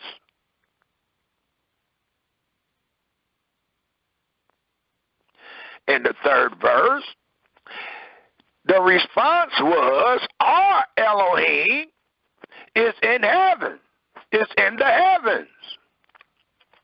He have done whatsoever he pleased, even making you the wicked for the day of evil. Their idols are silver and gold. Look how it's being described. This is nothing new. The Almighty already told our people. We were just hard-headed. The Almighty already showed to the world. They were just hard-headed. Thus it reads, their idols are silver and gold, the work of man's hands. You cannot have an idol. You cannot not have a God. You cannot have a image. You cannot have a grove. You cannot have any of those things without your hands making it. Because Yahweh already told us what he made. And it was not your little God. The idols are silver and gold, the work of man's hands. They have mouths because you made a mouth in your imagination. You said, well, let's put a little slit right there, and you made a mouth. But they speak not because it ain't real. It's only something you have created based on your own imagination. So it tells us they have mouths, but they speak not. Even eyes, have they? You know how you write your little stick, man? I love thinking about that because I draw these pictures for my grandson. I can't draw a lick, but I know how to make a couple eyes, and that's how they do this. They put the eyes on the object, but it can't see. But they see not. They have ears, but they can't hear nothing. Nose have they, but they smell not. Even though you took all these sacrifices to the fraction of your own imagination, they smell nothing. And no, you took that from the one that can smell. You took that from the one that can see. You took that from the one that can hear, the true and living God, to give it to the fraction of your imagination, which is no God, and it definitely ain't Yahweh. It continued to tell us in the 7th verse, they have hands, but they won't be able to help you. I guarantee it. It reads, they have hands, but they handle not. Feet have they, but they walk not. You got to carry that mess. Neither speak they through their throat, because it is not real. You got to speak for them. That's why you got the New Testament and other books of literature. Those are testimonies and speaking for your God that you have made up in your own heart. Now you have given him words to speak, because he can't do nothing, because it is not real. There is only one God that has ever been on the earth in the cosmosphere, and that is Yahweh, period. And I am willing to challenge any man to show me another God before the earth ever was. Show me. I bet you can't.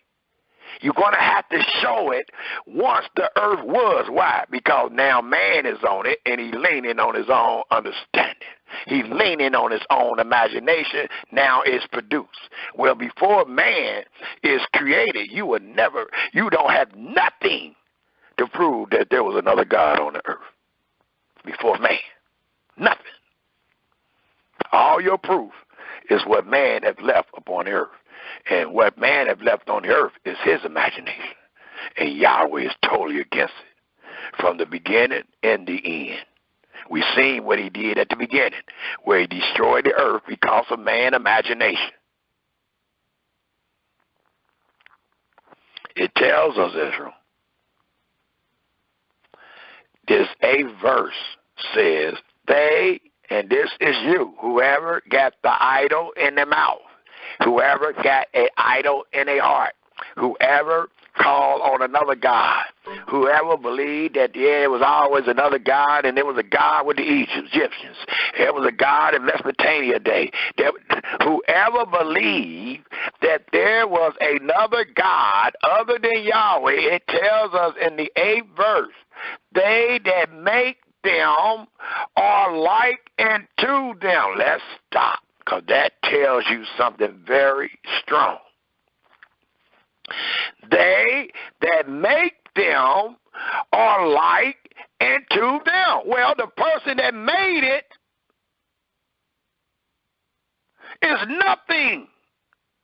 You ain't nothing but a man, being right in your own eyes, laying up on your own imagination. And the Almighty said, that's great that you understand that, son, because so is everyone that trusts in them. So the God ain't nothing, the person that made it ain't nothing, and so is everyone that trusts in them, that follow them. Though hand join in hand, you ain't going out without being punished. The scripture says, follow not a multitude to do evil. And many times, that's where the followers come from. Following somebody else according to the imagination of their heart. And they acknowledge to them that they know of someone else, or they thinking about looking into someone else. And it is sin. It tells us, again in the 8th verse, you are just like them, nothing. They that make them are light into them, which is nothing. So is everyone that trusts in them is nothing.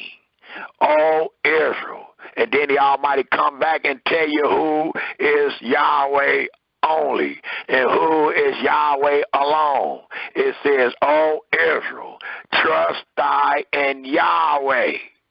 He, singular, is their help and their shield. O house of Aaron, trust in Yahweh. He is their help and their shield. Ye that fear Yahweh, trust in Yahweh as we do this day.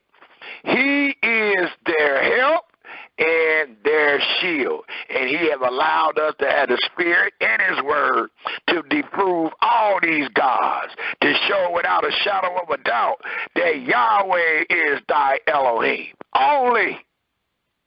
And I ain't just talking about Israel. I am speaking to the world. Thus it reads, Yahweh has been mindful of us. He will bless us. He will bless the house of Israel. He will bless the house of Aaron. He will bless them that fear Yahweh, both small and great. Yahweh shall increase you more and more, for he is the only one that can, for he is the true and living God, no other. Yahweh shall increase you more and more, you and your children. Ye are blessed of Yahweh, which made, note, the true and living Elohim, and note the attribute that constantly stay with him, that makes God singular. For it reads, ye are blessed of Yahweh, which made heaven and earth. So it makes a distinction from all the so-called deities that man had brought forth by way of his own imagination. Because none of them have ever claimed, even the man didn't have enough sense that made them. Didn't have enough sense to say, well, all right, we got to make sure we tell the world that this is the one that made the heavens and earth. None of the gods that I have searched, dealing with the pantheon of gods and the gods that we find in our book, none of them have ever been contributed as the creator of the heaven and earth. None of them. So the Almighty didn't give us that much smarts, even though we are fools and the thought of foolishness is evil and sin. He didn't give us that much thought to be able to say that our God that we imagine is the creator of the heaven and earth. None of them witnesses that. There is only one witness of that, and that is contribute to no one other than Yahweh, the creator of the heaven and earth and everything therein is. So it continues to tell us in the 12th verse, Yahweh has been mindful of us. He will bless us. He will bless the house of Israel, and he will bless the house of Aaron. He will bless them that fear Yahweh, both small and great. Yahweh will increase you more and more, you and your children, if you truly believe this, if you truly confess this and confirm this. Ye are blessed of Yahweh, which made heaven and earth. The heavens, even the heavens, are Yahweh's. Don't forget what we read.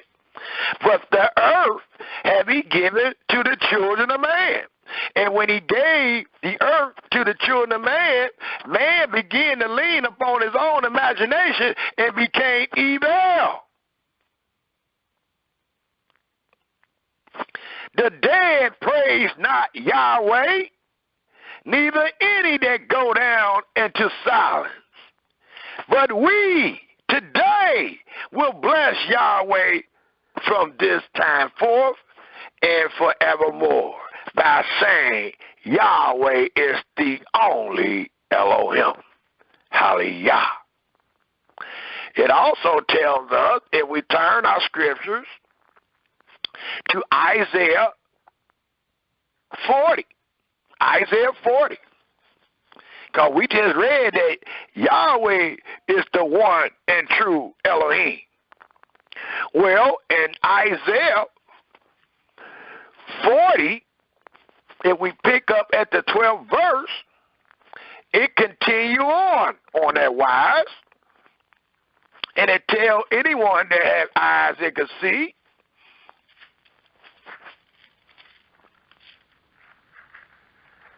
In the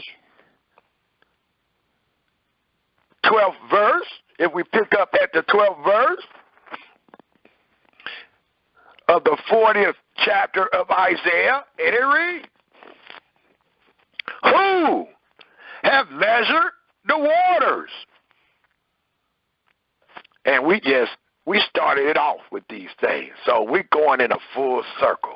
We are proving without a shadow of a doubt that Yahweh is God, no one else. It says in almost 3.5 hours of this presentation, it brought us back full circle. And it asks us in the 12th verse of the 40th chapter of Isaiah, the same thing we asked our brothers and sisters in the listening audience that was found in Proverbs 30:1-4. And it says, who have measured the waters in the hollow of his hand, and melted or measured out heaven with the span, and comprehended the dust of the earth in a measure, and weighed the mountains in scales, and the hills in a balance. Who have directed the Spirit of Yahweh, or being his counselor, have taught him? With whom took he counsel? They keep saying he took counsel with a white boy. Or sometimes they paint the boy black, but they still saying he took counsel. And they have misunderstood Genesis 1:26 and said, well, who is this when it says, let us? Well, let's find out if you ain't already found out. It tells us in the 14th verse, with whom took he counsel, and who instructed him, and taught him in the path of judgment, and taught him knowledge, and showed to him the way of understanding. Behold, the nations know Israel. Yahweh is the creator of the world, not just Israel.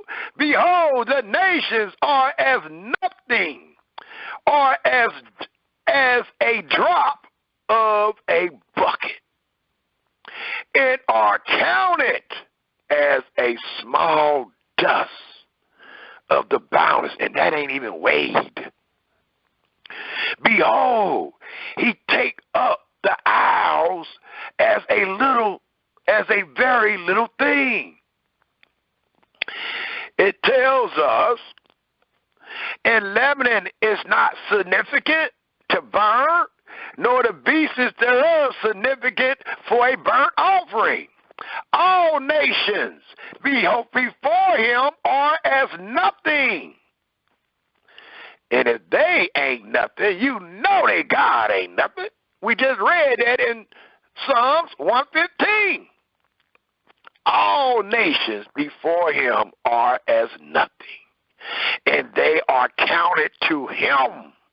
Yahweh, the creator of the heaven and earth, less than nothing, and vanity. To whom then will you liken Elohim? Who are you going to compare me to? Or what likeness, and don't forget what this likeness denote, your imagination. And what likeness will ye compare it to him? The workman, we're going to learn today what you did, or what our fathers did, or what man did with their own imagination. It reads, the workman melted a graven image, and the goldsmith, the workman ain't God, the goldsmith ain't God. That's your brother. That's the man. It says, the workman melted a graven image, and the goldsmith spread it over with gold and cast silver chains. He that is, and please take note of this story, because it allows us to know you don't have to be rich to have imagination of another God. You don't even have to be poor to have imagination of another God.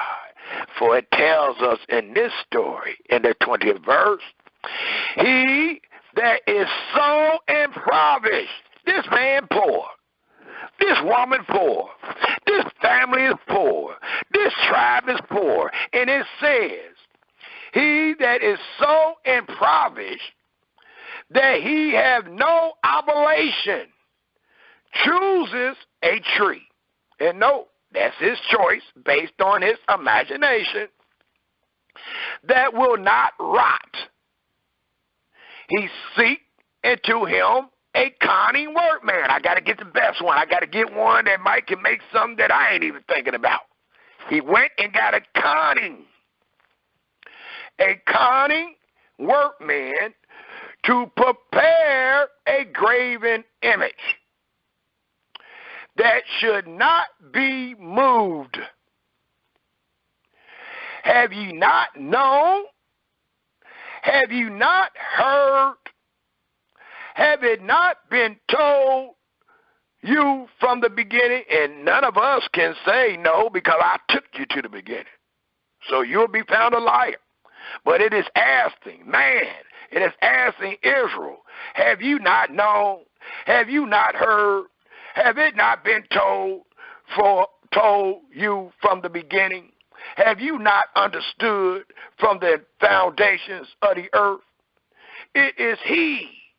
Yahweh is the only Elohim. It reads, it is he that sit upon the circle of the earth, and the inhabitants thereof are as grasshoppers, that stretch out the heavens as a curtain, and spread them out as a tent to dwell in. Thou bringest the prince to nothing.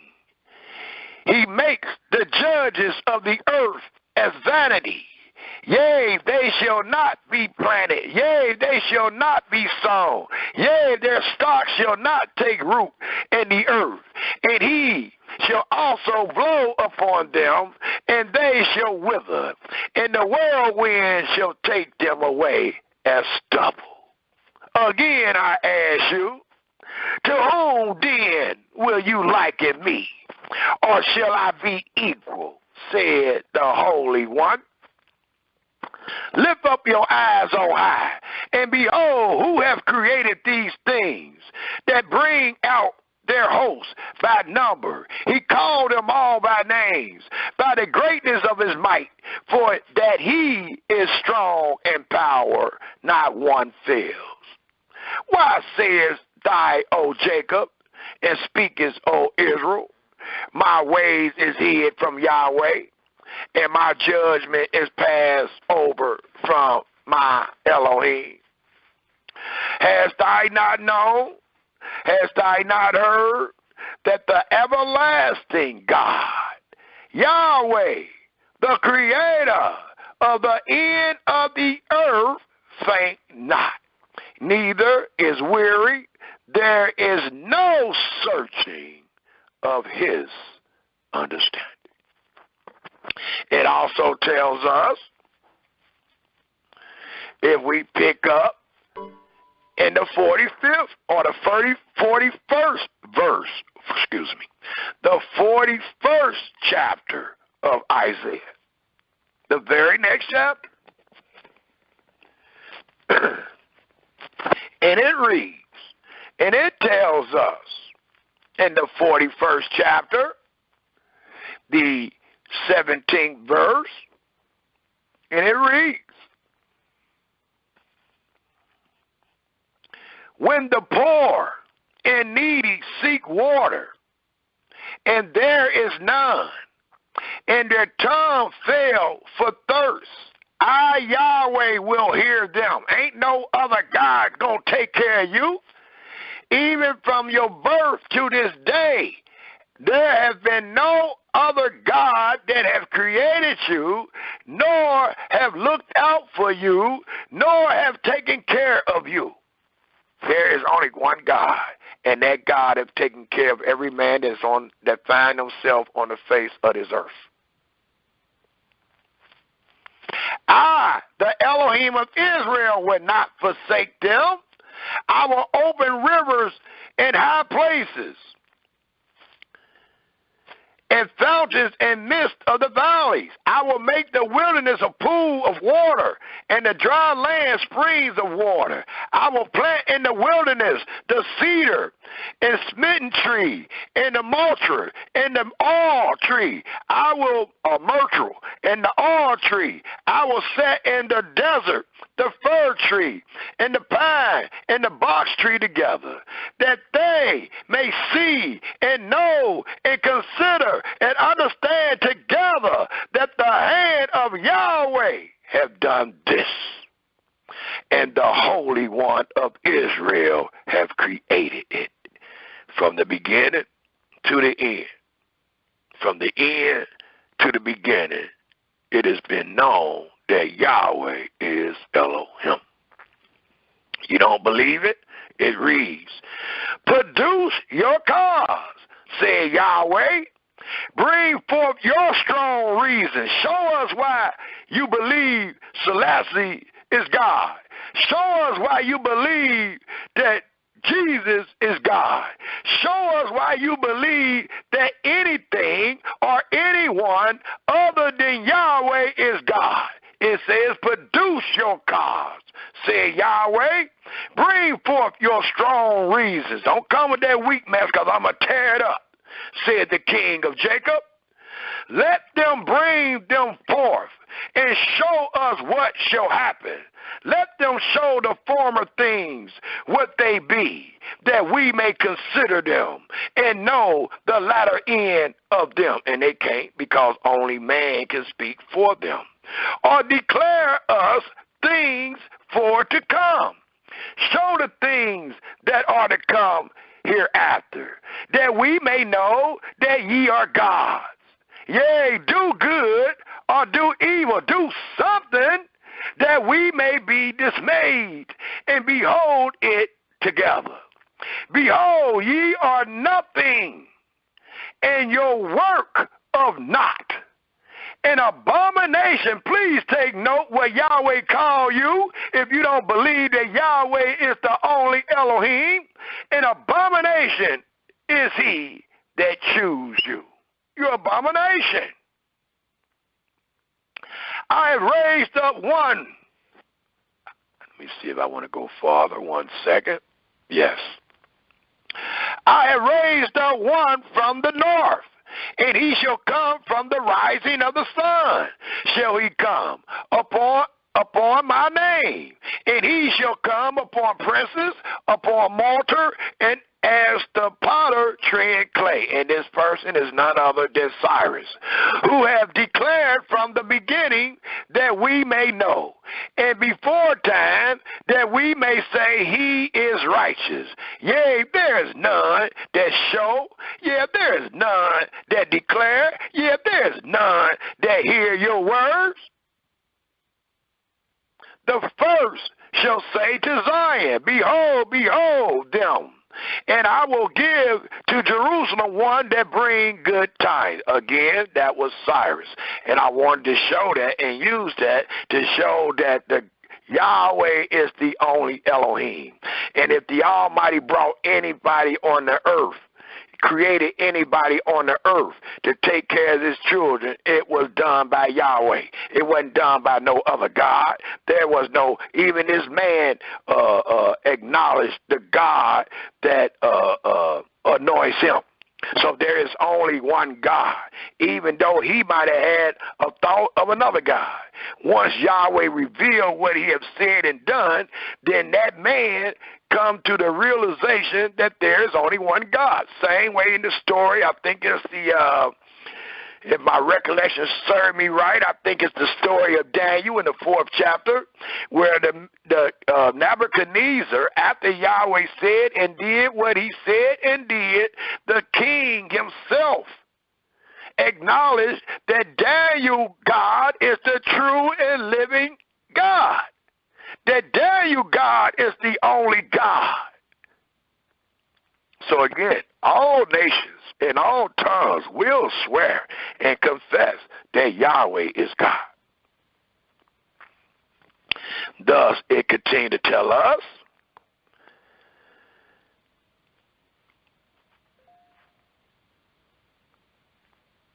for behold, and there was no man even among them, and there was no counselor, the 28th verse, that when I asked of them could answer a word. And I guarantee we ain't going to have none to answer tonight.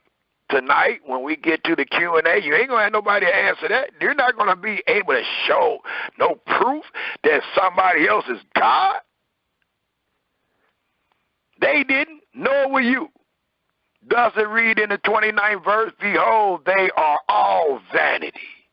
Their works are nothing.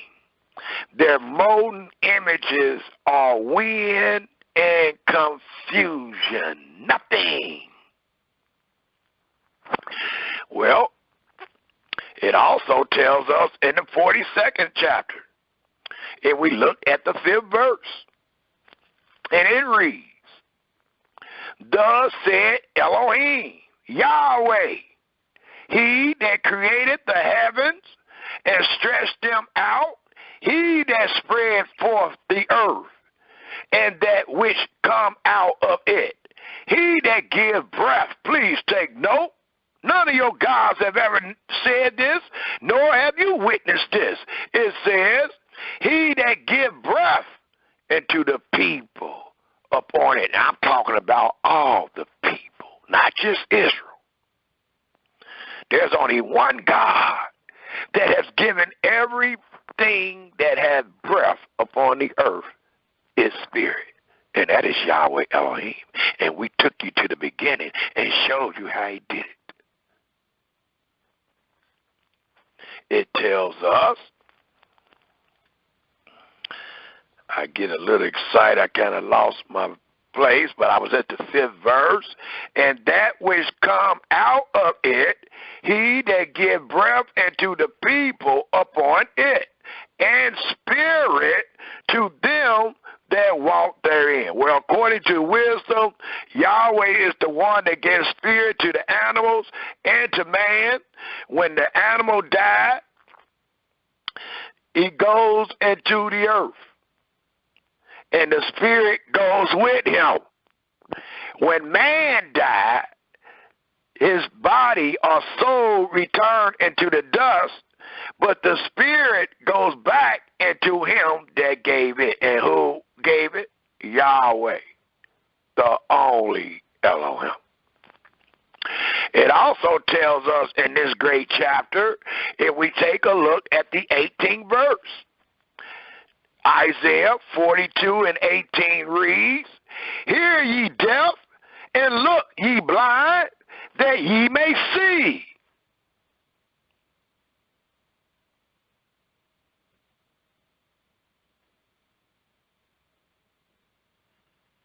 Let's start at the 16th verse. The 16th verse of the 42nd chapter of Isaiah reads, And I will bring the blind by a way, that they may not, that they knew not. I will lead them in paths that they have not known. I will make darkness light before them, and crooked things straight. These things will I do unto them, and not forsake them. They shall be turned back. They shall be greatly ashamed that trust in graven images, that say to the molten image, ye are our gods. Please take note. Yahweh had Isaiah to tell our fathers that you will be ashamed. And if Israel was going to be ashamed, well, you can rest assured any other nation was going to be ashamed. It continued to tell us, hear ye deaf, and look ye blind, that ye may see. Who is blind but my servant, or deaf, because you don't want to hear and believe as my messenger that I sent? Who is blind as he that is perfect, and blind as Yahweh's servant? Seeing many things as you have seen today, but I observe not. Opening the ears, but he hears not. Yahweh is well pleased for his righteousness' sake. He will magnify the law and make it honorable. But this is a people robbed and spoiled. They are all of them snared in holes, and they are hid in prison houses. They are for a prey, and none deliver, for a spoil, and none says restore. Who among you, Israel, will give ear to this? Who will hearken and hear for the time to come and has came? Who gave Jacob for a spoil and Israel to the robbers? Did not Yahweh, he against whom we have sinned, for they would not walk in his ways, nor acknowledge that Yahweh is the only Elohim, neither were they obedient unto his law. Wherefore he hath poured upon him the fury of his anger, and the strength of battle, and it hath set him on fire round about. Yet he knew it not, and it burned him, yet he laid it not to heart. And you're being burnt today. And we want to know if you're going to lay it to your heart that you understand that you are finding yourself in this man's land being serviced and afflicted because Yahweh is Elohim, and because what Yahweh did against our fathers for believing that he was not.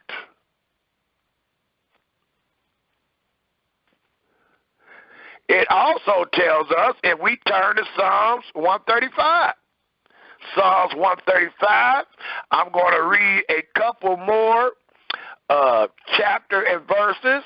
It's about 9 o'clock. We're going to go ahead and open up, and we'll open up to comments and questions, and I will just finish the rest of the information or furnish the rest of the information next week. I don't want to speed over this, and I do want to present these other chapter and verses, but I don't want to hold the listening audience too much longer. It's just about 9 o'clock, so I'm going to read about 2 or 3 more chapters with these verses, and then we'll open up for comments and questions and speak about the subject matter of Yahweh is the only Elohim. It tells us in Psalms 135, if we turn there, please.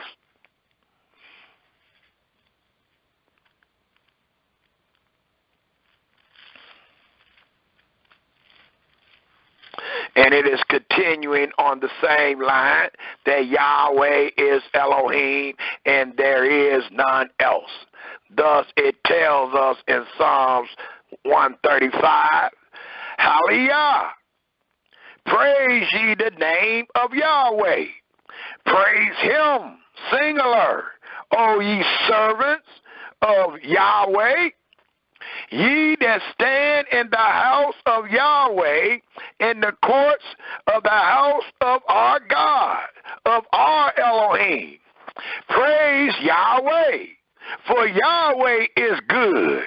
Sing praises into his name, for it is pleasant. For he is the only one that did and created all that we have read. For Yahweh have chosen Jacob.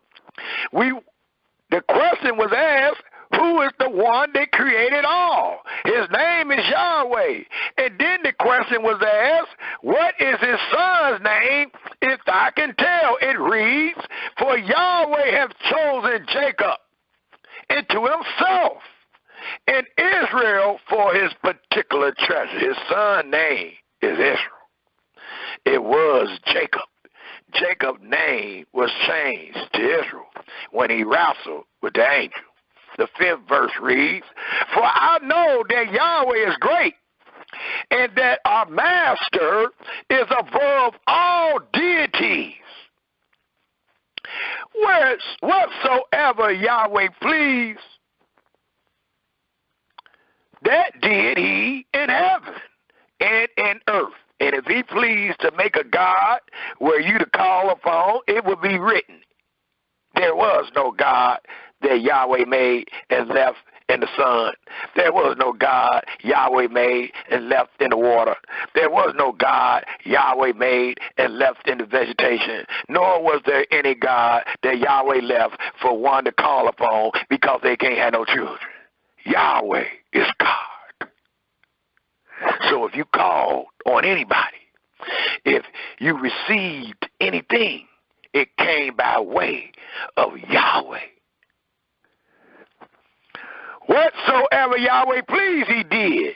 He in heaven and in earth, in the seas, in all depth, all deep places.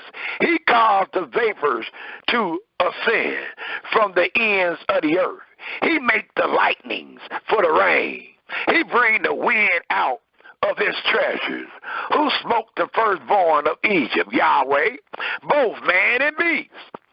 Who sent tokens and wonders into the midst of thee, O Egypt, upon Pharaoh and upon all his servants? Yahweh. Who smote great nations and slew mighty kings? Yahweh. Shahan, king of the Amorites, and Ar, king of Bashan, and all the kingdoms of Canaan. It was Yahweh. And gave their land for an inheritance into Israel his people. Yahweh. Thy name, O Yahweh, endureth forever, and thy memorial, O Yahweh, throughout all generations. For he is everlasting to everlasting. For Yahweh will judge his people, and he will repent himself concerning his servants. The idols of the heathen are silver, your God, and gold, the work of man's hands. Let's read that again. Your God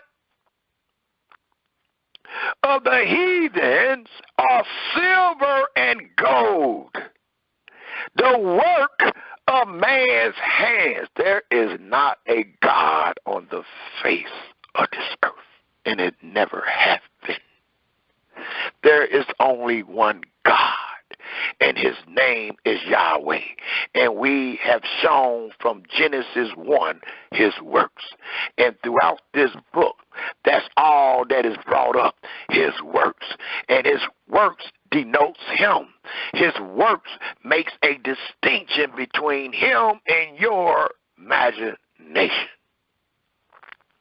Thus it reads, the 16th verse, after we know for a fact all that mess is made by man's hands, they have mouths, but they speak not. Eyes have they, but they see not. They have ears, but they hear not. Being redundant, in case you forgot that quick. neither is there any breath in their mouth. They that make them are like unto them. And I like to say, you that make them are like unto them. So is everyone, not some of you, but every one of you that trusts in them. Every one of you that trust in anyone being God other than Yahweh, the Almighty says, where did I leave out? They that make them are like unto them, and they are nothing. So is the person that made it is nothing. So is everyone that trusts in them are nothing. Y'all are nothing. Any man that walk around, I don't care what you got on, what you say, if you do not believe that Yahweh is the only God, the Almighty said, you are nothing at all. How about that? Let's see who your alliance is to. Because Yahweh said if it ain't to him, you are nothing. I don't give a fuck. I don't care how smart you talk. I don't care what you bring to the table. According to the all-knowing Creator, he lets anyone know that you are nothing if you come without understanding that Yahweh is the only God. You are nothing. Bless Yahweh, O house of Israel. Bless Yahweh, O house of Aaron. Bless Yahweh, O house of Levi. Ye that fear Yahweh, bless Yahweh. Blessed be Yahweh out of Zion, which dwells at Jerusalem. Hallelujah. Again, the praise, the glory only goes to Yahweh, for he is the only Elohim. It also tells us, if we take a quick look at the 43rd chapter of Isaiah, Isaiah 43. And like I said, I'm not going to speed through it. I'm not going to hold back any chapter and verses. We will present him next week, if it's Yahweh's will. We will present the rest of this presentation next week, because I don't want to speed it up and I don't want to restrain or withhold any information from the children of Israel dealing with this vital subject. Yahweh is the only God. So we're not going to shortcut anything. We're going to speak a couple more chapter and verses, and then we'll open up and we will continue next week. I might add on to it or whatever, but we will continue next week. Right now, we all should be in Isaiah 43, and I would like to pick up at the 7th verse. Isaiah 43:7, and it reads, everyone that is called by my name, for I have created him for my glory. I have formed him, yea, I have made him. There is only one creator. Bring forth the blind people. But even though there's only one creator, and Yahweh made the people through their imaginations, some of the people that became blind. It says, bring forth the blind people that have eyes. So their blindness is a way of their imagination. Their blindness is a way by them being disobedient. They got eyes. The Almighty gave them eyes. It's not talking about literally blind. It's saying the blindness that you refuse, the blindness of disobedience. Thus it reads, Bring forth the blind people that have eyes, and the deaf that have ears.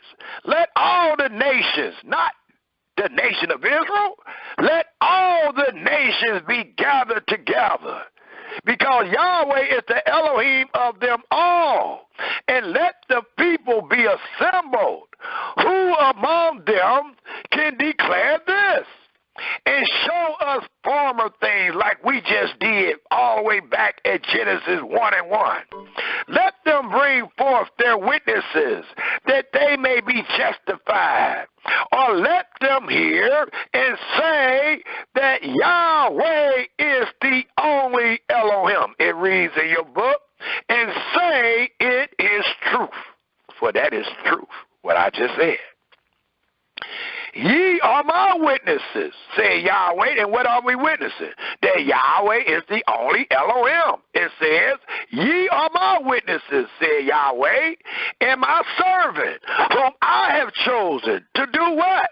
To declare to the world that Yahweh is the only Elohim.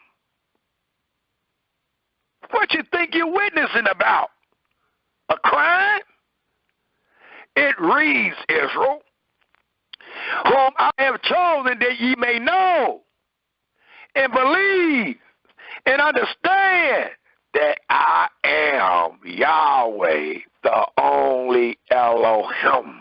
It reads that I am He. Before me there was no God. And we read that. Formed, we've seen that with our own eyes. Neither shall there be after me. I, even I, not me and he, not let us, I, even I am Yahweh. And beside me, I looked on both sides in case y'all forgot. I am the creator. And I'm telling you, beside me,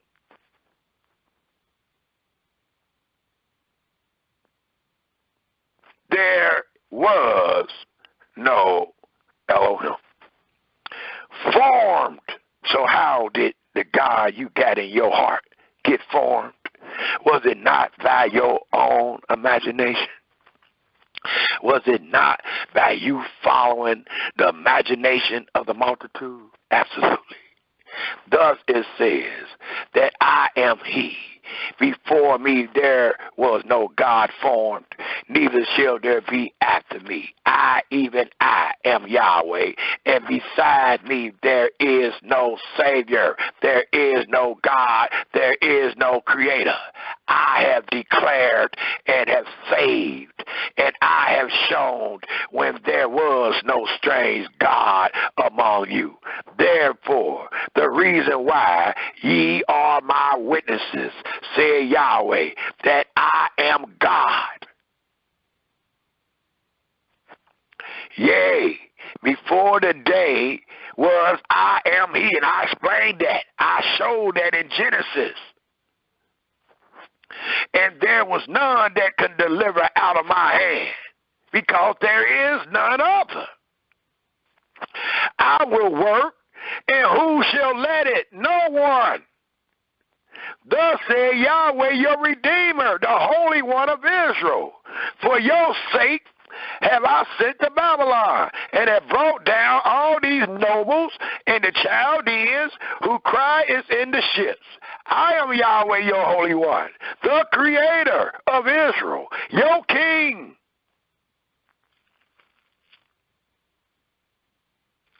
It continued to tell us,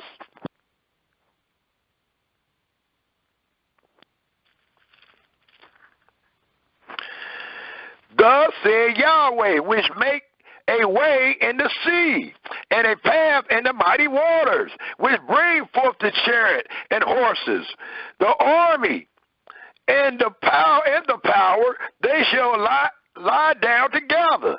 They shall not rise. They are extinct. They are quenched as told, because they are nothing.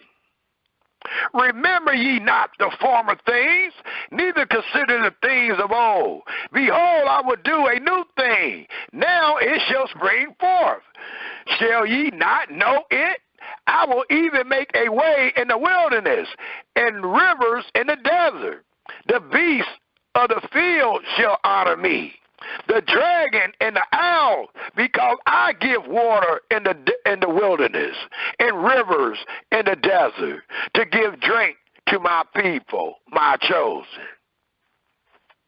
This people have I formed for myself. No, not for us, not for we. He ain't speaking in French. It says, for I formed for myself.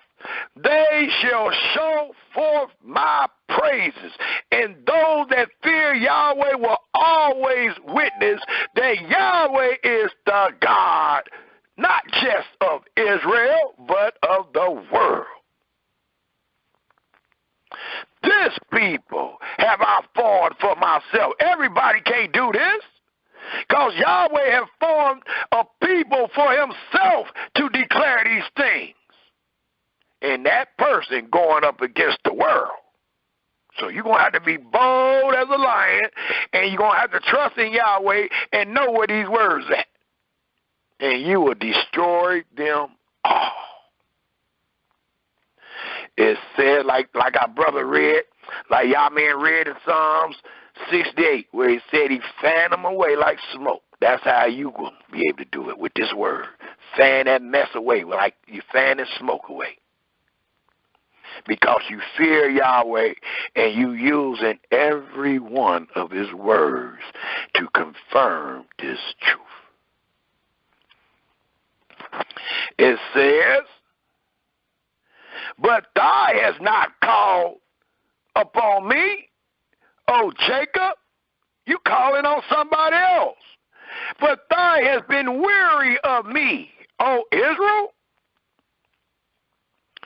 Thou hast not brought me the small cattle of thy burnt offering. You were taking it to somebody else. Neither hast thou honored me with thy sacrifices. I have not caused thee to serve with an offering, nor wearied thee with incense. Thou hast brought me no sweet cane with money, neither has thou filled me with the fat of thy sacrifices. But thou hast made me, please take note, even to this day, but thou hast made me to serve with thy sin. That means with your God. That means with your imagination. That means you done had Yahweh, put Yahweh name, and tell the people that they under the Sabbath and captivity. The Almighty said, where was that at?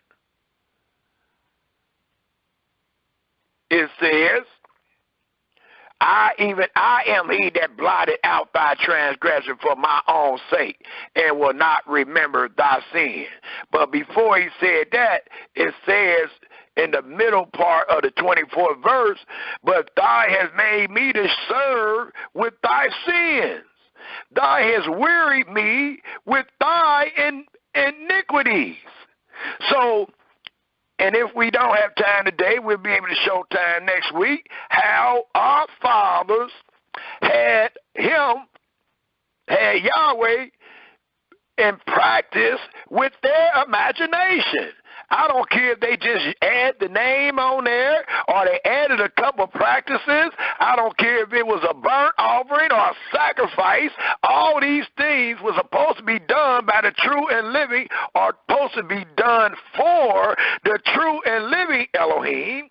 Well, once man leaned upon his own imagination, he started using those things toward his idol, toward his deity. And the Almighty has stated this truth. And he stated again, it says, but thou hast made me to serve with thy sins. Thou hast wearied me with thy iniquities. And I'm going to show that next week. And also, just off the top of my head, we know this to be true, and that this is said also in Ezekiel, the 20th chapter, the 39th verse.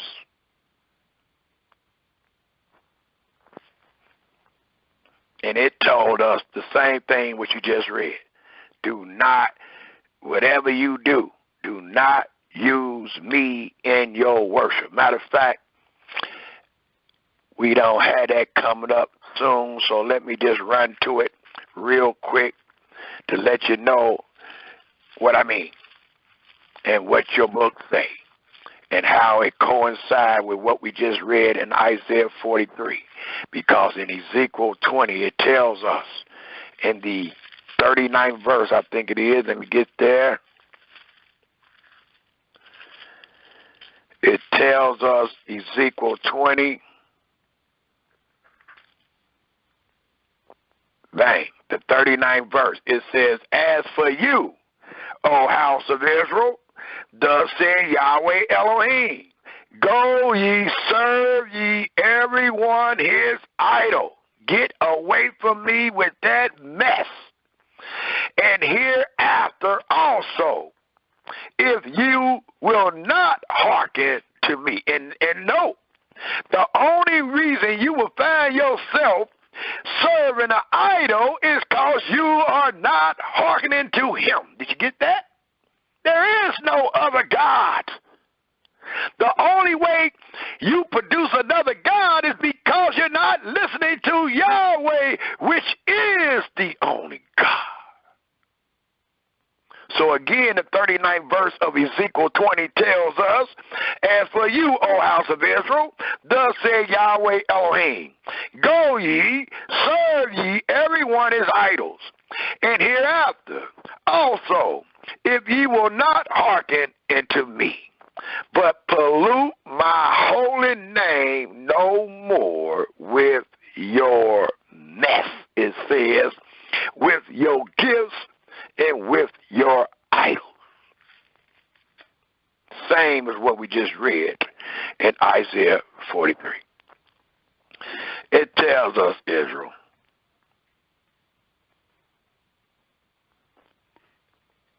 all right.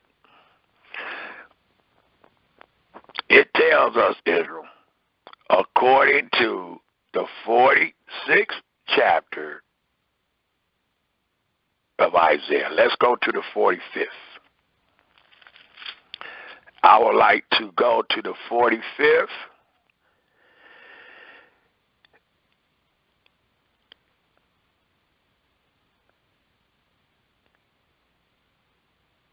And it tells us in the 45th chapter of Isaiah, if we pick up at the 9th verse, and it reads,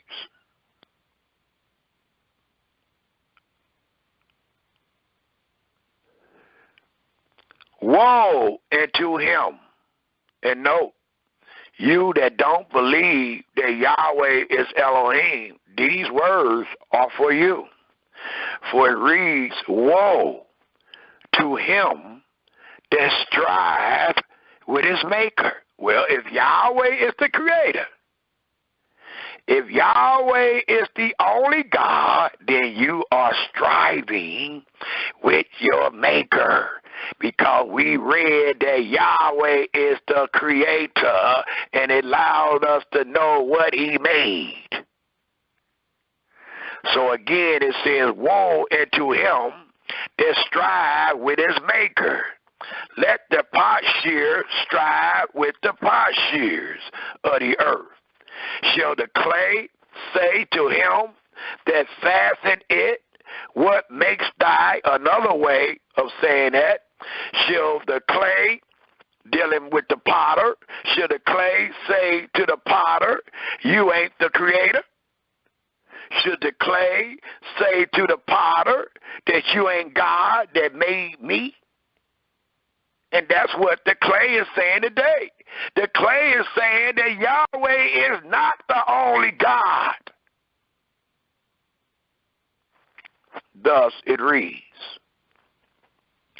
what makes thy or thy work?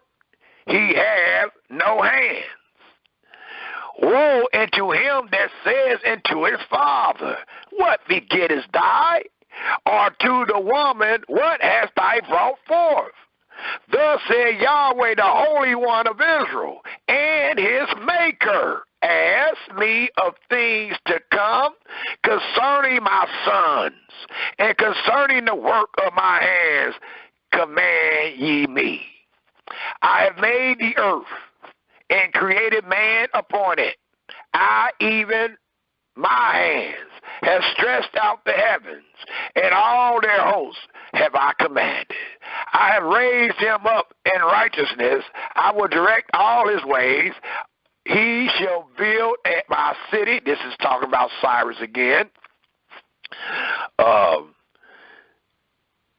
I have raised him up in righteousness, and I will direct all his ways. He shall build my city, and he shall let go my captives, for not price nor reward, said Yahweh of hosts. And then I want to jump down to the 20th verse of the 45th chapter. And with it being almost 9:30, I'll just end on this note. I am reading Isaiah 45, verse 20 to 25. And I'll end on this note, and that way I can pick up next week on this note. It tells us in the 20th verse, and this is not just for Israel, it is for the world. Assemble yourselves and come near, and come draw near together, ye that are escaped of the nations. They have no knowledge that set up the wood of their graven image, and pray unto a God, to a deity that cannot save. Tell ye and bring them near. Yea, let them take counsel together. Get all your wise men together. Yahweh already said he make even the wise man mad. So Yahweh said, get all your counselors together, because I'm going to make them mad. I'm going to show that Yahweh is the only Elohim. Thus it reads in the 21st verse, tell ye and bring them near. Yea, let them take counsel together. Who can declare this from ancient time? Who have told it from that time? Have not I, Yahweh? Absolutely. And there is no God else beside me, a just God and a Savior. There is none beside me. And for all you that fear Yahweh, that trust in Yahweh, it tells us, look into me, singular, not look into we. He ain't speaking French. Look into me and be ye saved. Who? The children of Israel only? Absolutely not. It reads all the ends of the earth. So I don't care what religion you call yourself being under, the Almighty says, look into me and be ye saved, all the ends of the earth. That includes every one of your imaginations. Every one of you that have imagined a strange thing, the Almighty have said, look into him and be ye saved. Other than that, you will not be saved. It tells us all the ends of the earth. For I am God. It reads, for I am Elohim, and there is none else. I have sworn by myself that there is none else. The word is gone out of my mouth.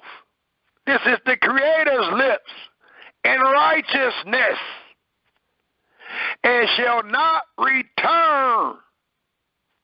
So again, we must witness that Yahweh is the only Elohim. Because he said these things have gone out of his mouth in righteousness and shall not return. And what is these things that has gone out in righteousness? It reads that into me, not into we, not into some character in another book. It says into me every knee shall bow. Every tongue shall swear. And what is your knee going to bow to? And what is your tongue going to swear to? Other than Yahweh is the only Elohim. Surely shall one say, in Yahweh have our righteousness and strength. As we say today, we that fear Yahweh, even to him shall man come. All men going to come to Yahweh.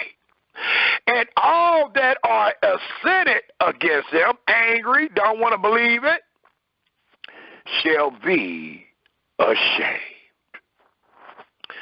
For in this lesson and in this subject matter of monotheism, it tells us in this 25th verse in closing, in Yahweh shall all the seed of Israel be justified and shall glory, because they are going to witness, confirm, and acknowledge that Yahweh is the only Elohim.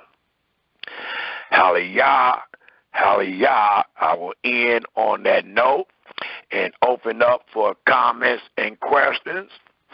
Shalom, Israel. Is there any comments or questions dealing with this great presentation, which was called Yahweh is the only Elohim? Hallelujah. Hallelujah. Hallelujah. Hallelujah. Brother Gershom, and a very wonderful presentation. This is something that's been on my heart, and I really appreciate it. I see you touched on a lot of things that I had emailed questions and stuff about. I appreciate that. I just want to say, as I'm sure the rest of the brothers and sisters in the audience, but I would like to ask a question, and that would be, has Yahweh called us today? Has he called us? Have he called us today? Like many times I hear brothers and sisters say they went and visited somebody's church or temple, and that Allah called them, or Jesus called them, or Buddha called them, or something like that.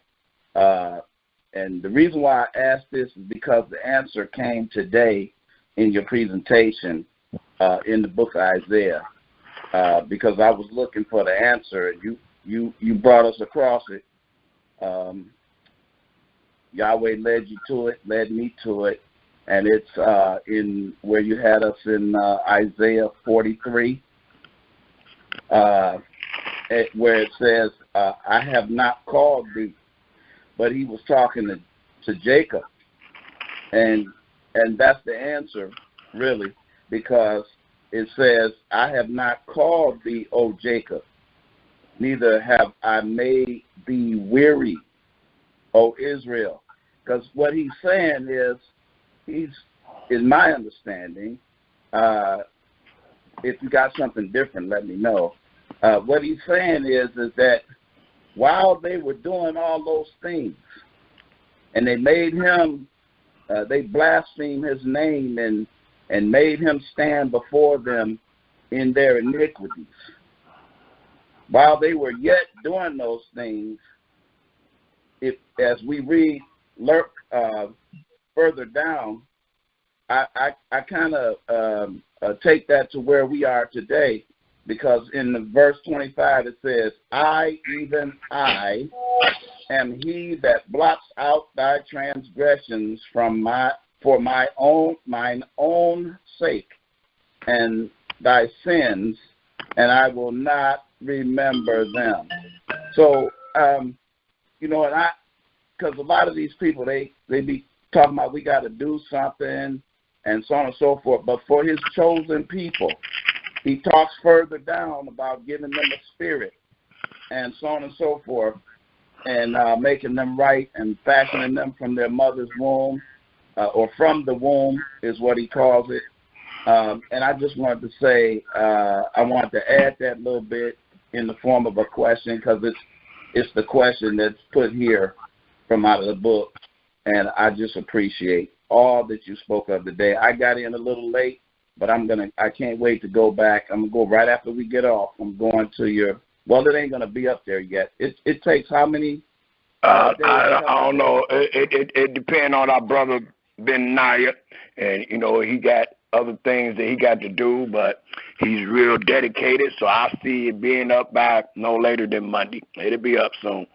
No later than Monday. Well, I can't wait to get to it. So I just want to, again, praise Yahweh for preparing his servant to teach and preach and learn us of his word and bring us into the insight with wisdom, the breaking down and knowledge of his word and his record that he left for us. Hallelujah. Hallelujah. And thank you for your comment and your question. And let me try to answer your question. I understood what you meant, not just based on what you just said, but what you have text to me or message to me. But you said something wrong in the 21st verse. You was making reference to the 22nd verse. But note what the 21st verse reads. The 21st verse of Isaiah, the 43rd chapter reads, "This people have I formed for myself. They shall show forth my praise." And the praise is what we show forth today. We show his praise that Yahweh is the only Elohim.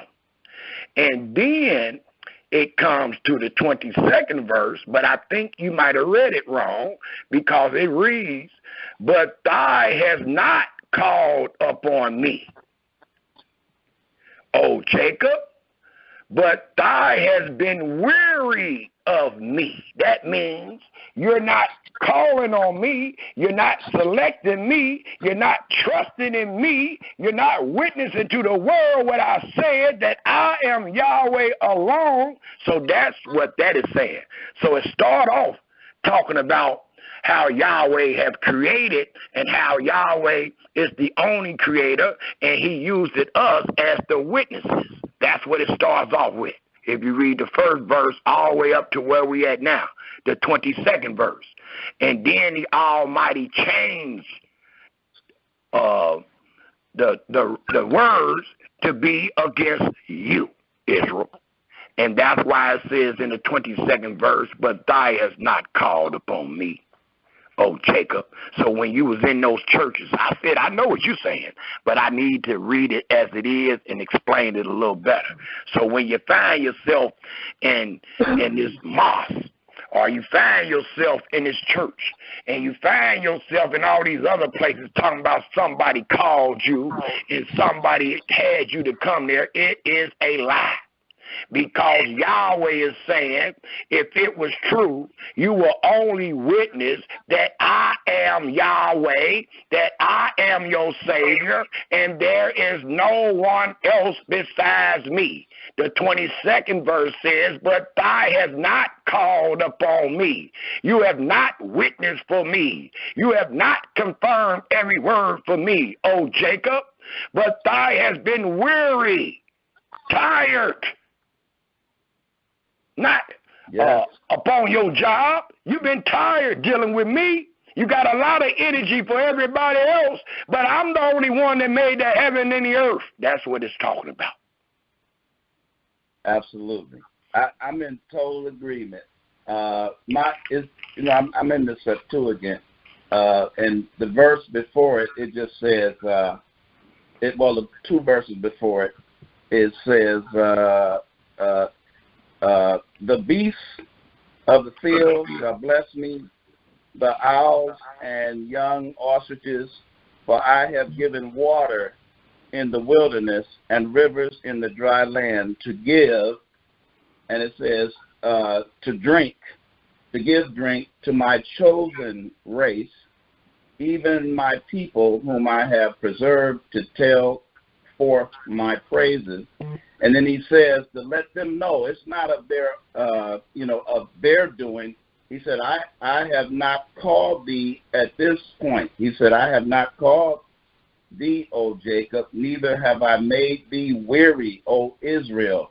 Thou hast not brought me thy sheep of thy whole burnt offering, neither hast thou glorified me. So it's saying the same thing.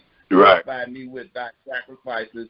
I have not caused thee to serve with sacrifices, neither have I wearied thee with frankincense. So I kind of related it to when people think they're being called in the churches, and even our brothers and sisters who think they're being called to the sacrifices today and being called to keep the Sabbath and all that. Yahweh is showing us that while Israel is lost, he is going to redeem them.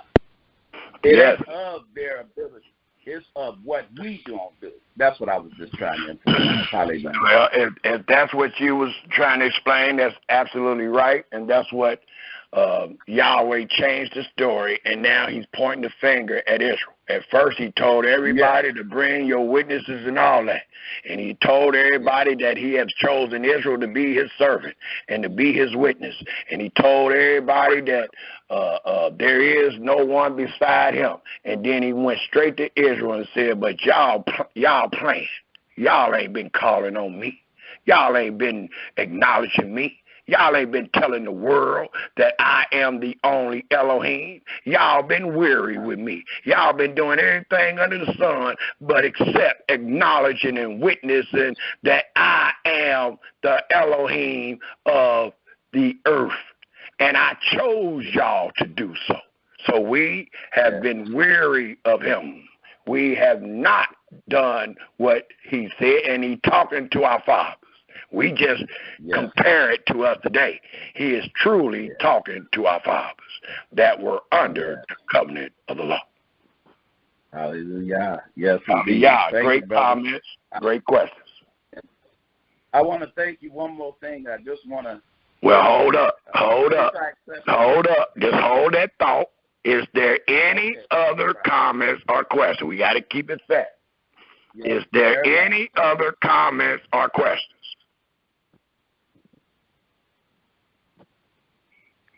Blessed shalom, brother. The lesson was very spelled out, and I really, really enjoyed the lesson, Brother Cephas.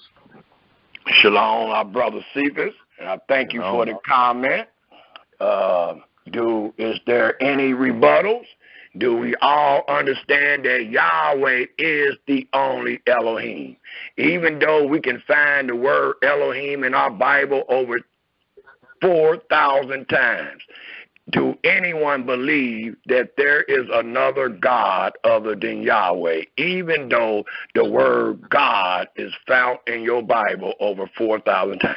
Is there anybody on this call believe that there is another God besides Yahweh?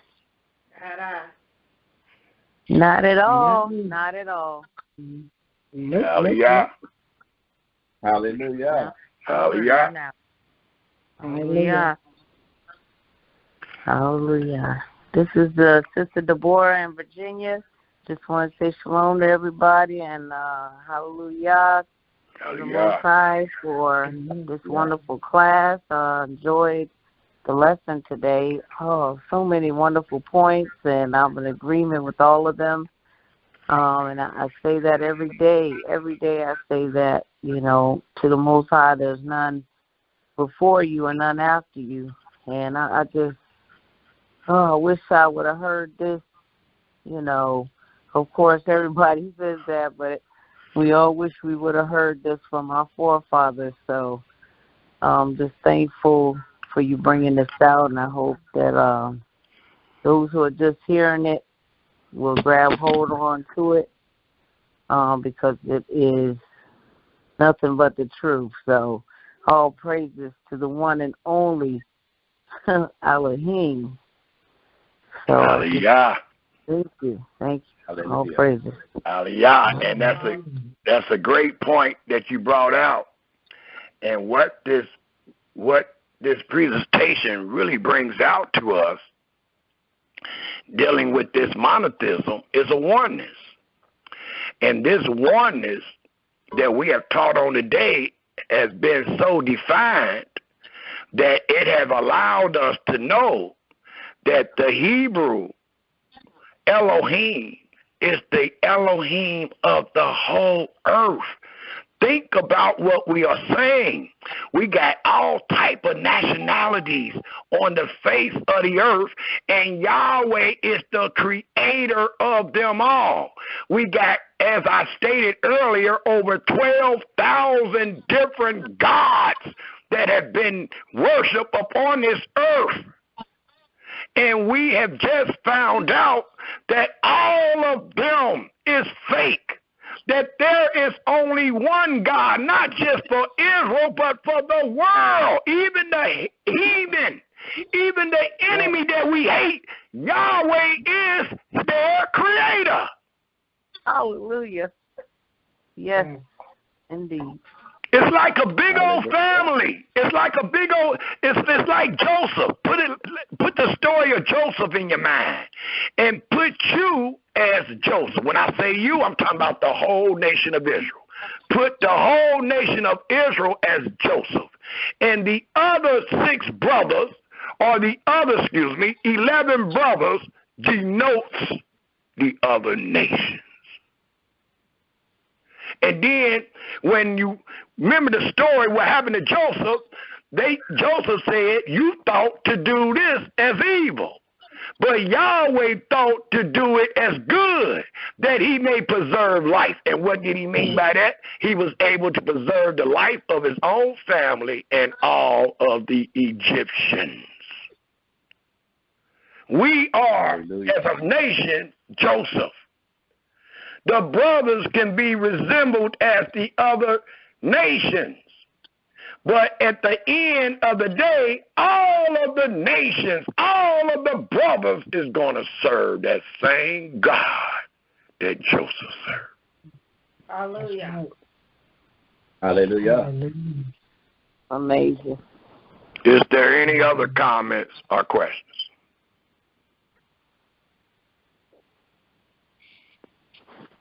Brother Israel, we had a new brother poster came on today. I don't know whether he's on, but he called me twice this week and wanted to listen to you. Actually texted me this morning and said, brother, send me that link. So I sent him a screenshot of your broadcast. Hopefully he listened in tonight, but he really wanted to be in, and I told him he should log on to the call tonight. His name is Ronald Williams. So he might have been on the call and maybe got off, but the brother is realizing that we are the children of Israel, and he wants to be a part of of the teaching that I have received. And I told him you was the guy that he should listen to. Hallelujah. Yeah. And the scripture tells us, I am found of them that seek me not. So a lot of times we got many people that walk this earth that is not seeking Yahweh, but Yahweh finds them. And he puts the spirit on them to inquire. He put the spirit on them to find what he has said. So hallelujah. That's great. That's a great message. Great message. Hallelujah. Is there any other comments or questions? It seems like some people, like when you were bringing up the points of how they created this imagination in their own mind, these idols, and it seems like the number that you gave for the number of deities seems like it would be even greater than that, because a lot of people, even under one idol, they create other many idols, because they might say, well, they worship this person, but then in the midst of that they'll say, oh, somebody told me this, or somebody told me that, or or, they try to, in their own imaginations. For example, I know years ago I was out somewhere getting something to eat, and this guy comes up to me and says, "I got a word for you that one of his JC had given him to give me." I said, "No, you ain't got no word for me." And he was like, and he instantly got angry. But it was like I could already see he formulated in his own mind to say to me.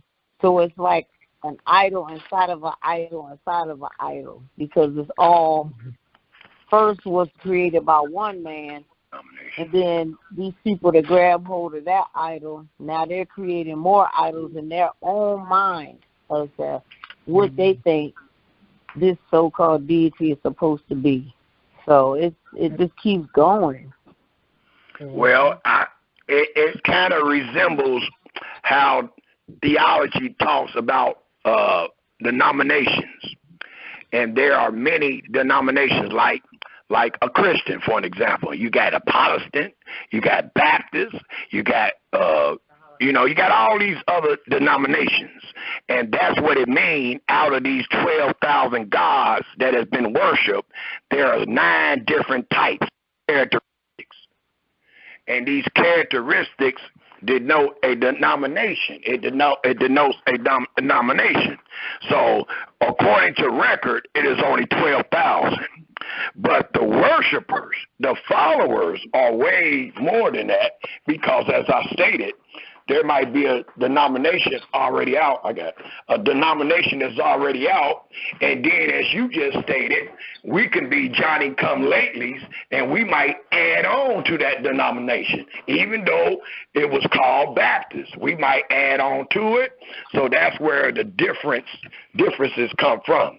But to not worry about all that, one thing we can always remember, like the Almighty told Daniel dealing with the nations, all of them are diverse from the first. So no matter what they actually doing and what part they doing, then they brothers and sisters, it's still evil. It's still evil in the eyes of our Creator. That's right. The denominations are deviation. They deviated from the original. Yes, all of that mess. Evil is evil. Evil comes from evil. Evil don't come from another source. Evil comes from evil. Well, let me ask this question before our brother Gershon bring forth his thought that I asked him to hold on to. Dealing with... Hold on one second, brother. Dealing with imagination. Is there anybody on the line that believe their brother have erred to teach that idols, other gods, all the gods they see and all the names he read today, that they did not come by way of one's imagination? Do anybody disagree with that? No, sir. No, sir. No, sir. Definitely came nothing but truth. Imagination. I just wanted to know, that way I can put more emphasis on it next week. But that is the major root. That is the cause of the problem. And all we got to do is go back to the beginning and remember what Yahweh said in Genesis, the 6th chapter. The imagination of man was only evil, and that imagination caused Yahweh to destroy the earth. Hallelujah. Go ahead, Brother Gershon. Okay. First of all, I want to correct you on my name. It's the way you told me it was the very first day you gave it to me, with the M. I can barely hear it, brother. Talk up a little bit, brother. Okay. Can y'all hear me now? Yes, sir. Is that okay? What I want to say was, first of all, I want to correct you on my name. It is what you gave me. I thought I had made that clear a couple of times, but I have accepted the name that you gave me, which was Gershom with an M. So I just wanted to make that clear. I accept the name that you gave me a while ago, and I'm totally appreciative of it. Okay. And then the other thing is that leads me to a thought from studying that has recently, I believe, a blessing that has come on me, and that is speaking of this imagination of God. And, you know, I had mentioned the term Elohim, and people like to say that that's plural, which it is to some, you know, in the general sense. But when it says, this lesson to me today just proved that Yahweh is one, just like he has said throughout all of his scriptures. So when it, and this is where my point is. So when it says, and this is what my question is. So when it says, and the sons of God came down and saw that the daughters of men were fair. Well, in the very beginning, Yahweh was one and always established himself as one. Then these gods that come from the imaginations of men would make them like the sons of those of their imaginations, because they passed that on to their children. By them being evil in imagination, they taught that to the women. Could it be possible in that sense that these sons of God that became giants and mighty men in the earth were actually nothing more than a representation of the greed of man and the destructive nature of him rising to such a high level that and delving in, you know, witchcraft and all kinds of things? Could that be that's what that's really talking about? Because it definitely, Yahweh has only identified one son, and that is Israel from Jacob. So I'm just asking that question. Well, it could be, but it could be using the term where it says man, every imagination of the thoughts of his heart was only evil. So if we use it, every imagination of his heart was only evil, well, you can apply that. You can apply that to witchcraft and everything else. But what we must remember is, at the beginning, Yahweh said he created man. And the man that he created was Adam and Eve. And then right after that, we get a genealogy of Adam.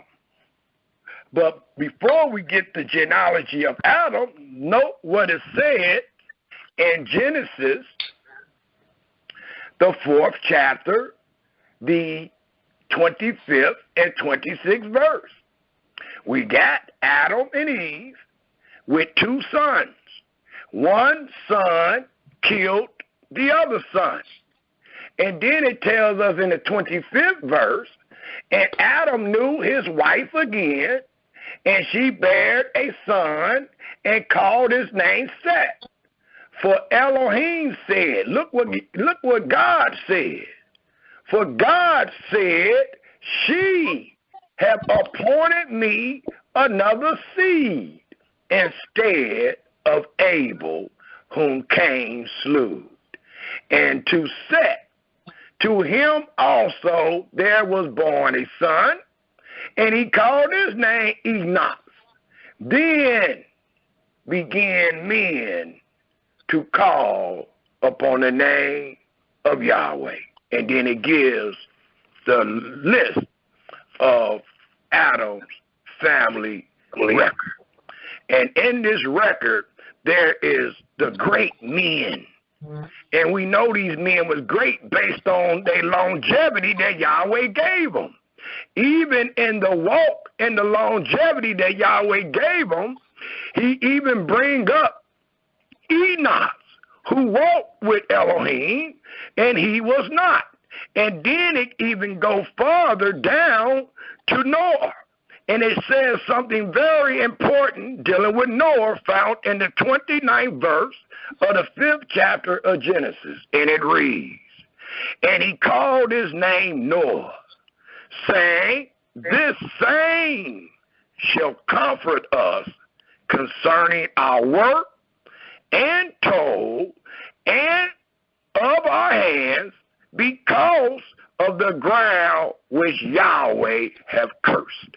So we read all this, and then we get to the 6th chapter, and it talks about the sons of Elohim.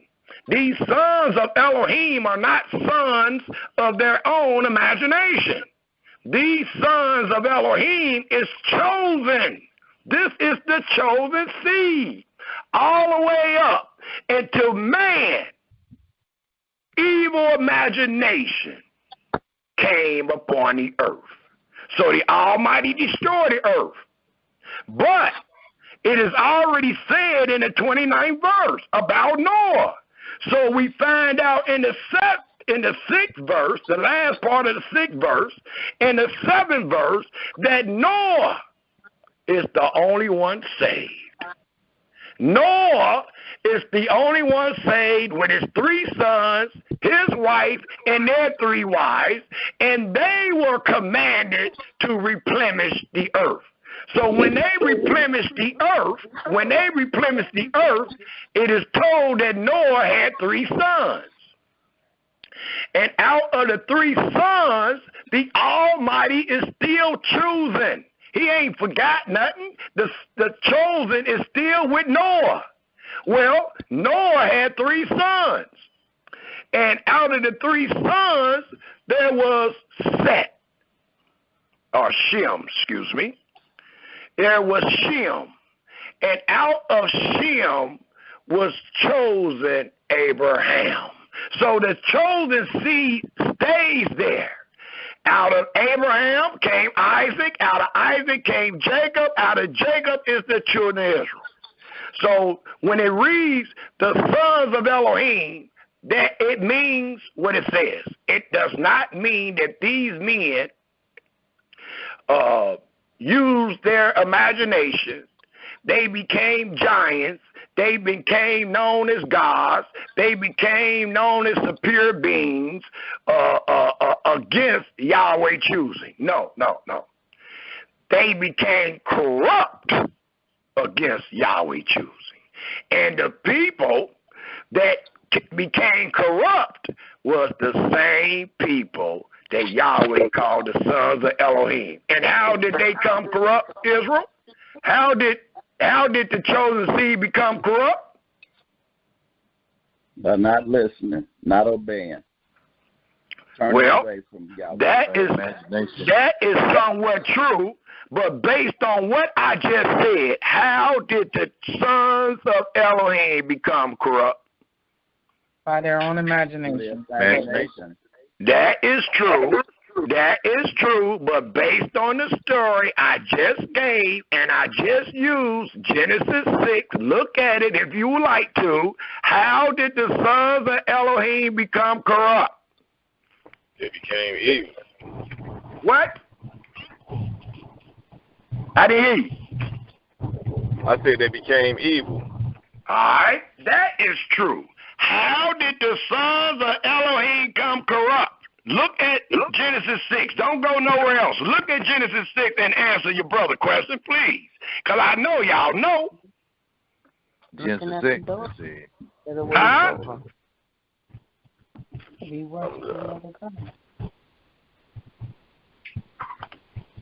It was looking at the daughters. Will somebody please read that verse? Will somebody please read that verse? Come on, Israel. We studying. I need y'all to know this in your heart. Genesis 6 daughters of men. Read the 4th verse to me, somebody. There were giants in the earth in those days. And also after that, when the sons of Elohim came into the daughters of men, and they bare children to them, the same became mighty men which were of old, men of renown.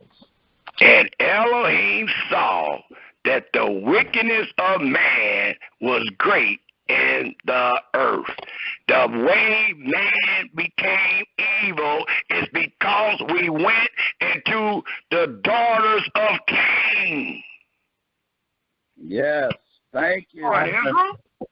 Have mercy. Hallelujah. Oh, my goodness. Don't forget the story. I teach. If you don't never forget this story, you will know every answer because it's a story. You got to remember what happened before and you got to remember what happened after. Well, we were just talking about these men living on the earth for almost 1,000 years. And then the Almighty introduced in the second verse of the 6th chapter that the sons of Elohim saw the daughters of men, and they were fair, beautiful, and they looked and they took, and that's the same thing that Eve said, dealing with Satan, dealing with the serpent. It was beautiful. It was something good to look upon. Well, let's keep reading. It says that they were fair, and they took them wives of all which they choose. Right after that, the Almighty said, my spirit shall not always strive with man, for that he also is flesh. Yet his days shall be 120 years, and then it tell you more about the daughters, and then it tell you about the imagination, and then it tell you about I'm destroying this mess. So you're saying those Cain's daughters they went into? Absolutely. What other daughters on the earth? What other daughters on the earth, Israel? That's right. There's no other daughters on the earth but Cain. You got the sons of Elohim, and then you got the sons and daughters of Cain. That is the only people on the earth. That's it. And they were multiplying at the same time. Hallelujah. A beautiful woman run us crazy, don't it, brother Israel? I didn't hear you, brother. I say beautiful women run a man crazy, won't it? Run you crazy? That's hey, and I'm glad you brought that up, because I had something on my notes, and I'm gonna show my wife to let you know I ain't joking. Look at this. Malachi 2:15. What you just said, brother Cephas, I'm gonna go ahead and acknowledge that. Let's take a quick look at Malachi 2, verse 15, right quick. Malachi 2, verse 15. Our brother said these beautiful women will drive you crazy. And we know that. Look what happened to Solomon. Come on now. Look what happened to David. Yeah. David sees a beautiful woman from afar and said, man, I got to have her. Well, she married. Well, we got to think of something. Let's kill her husband or something. But from afar, that beauty corrupted him from afar. Yep. Based on his acts. Another son of God. Yes, sir. Well, let's see. Let's see why Yahweh only wanted us to have one. Because he knew that these women is so beautiful out here, they will get you and they will have you to forsake me. See, they ain't always beautiful. They ain't always beautiful. The right beauty is found in Proverbs 31. The woman that fears Yahweh, she shall be praised. That's the right beauty right there. That's the right beauty. The man all right. Has eyes. It tells us in Malachi, the 2nd chapter, the 15th verse. It reads, I'll start at the 14th verse. It says, yet ye say, wherefore? Because Yahweh hath been witness between thee and the wife of thy youth, against whom thou hast dealt treacherously. Yet is she thy companion and the wife of thy covenant? And did he not? And did not he make one? Yet had he the residue of the Spirit. And wherefore one, it reads, that he might seek a Elohimly seed. So the thing of it is, Yahweh always wanted the seed to be Elohimly. The seed became corrupt when he went into the cursed people, which was Cain and his daughters. So that seed become corrupt. We got a story in the book of Ezra. I ain't going there, though.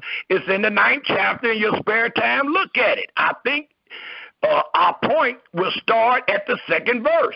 It's going to talk about how Israel went into the women that Yahweh told them not to, because they would not produce the holy seed. And you will see that they had to get rid of all those women and all those children. Yahweh mean what he say, and he say what he mean. And he have told us the end to the beginning. Well, we've seen the beginning dealing with women that do not produce an holy seed. Well, we see the end dealing with women that do not produce the holy seed. But brother, go ahead. I say, but women don't produce a seed. It's the man that produces seed. No, it's the woman that carry it. The woman that carries, you can't have that woman. That's why the Almighty says, see, you're taking away, it's the man that produces it, true, but it's the woman that carry it. The Almighty said, don't have your sons go into their daughters. Why not? Because they don't fear Yahweh. They don't fear the. They're gonna take you away from me. Right, because they serve. That's it. That's the woman. That's the woman. That's the woman. And that's the man also. It says, don't let your daughters go into their sons. Why? Because they're going to take your daughters away from me. So we're dealing with a race. We're dealing with a bloodline. We're dealing with a seed.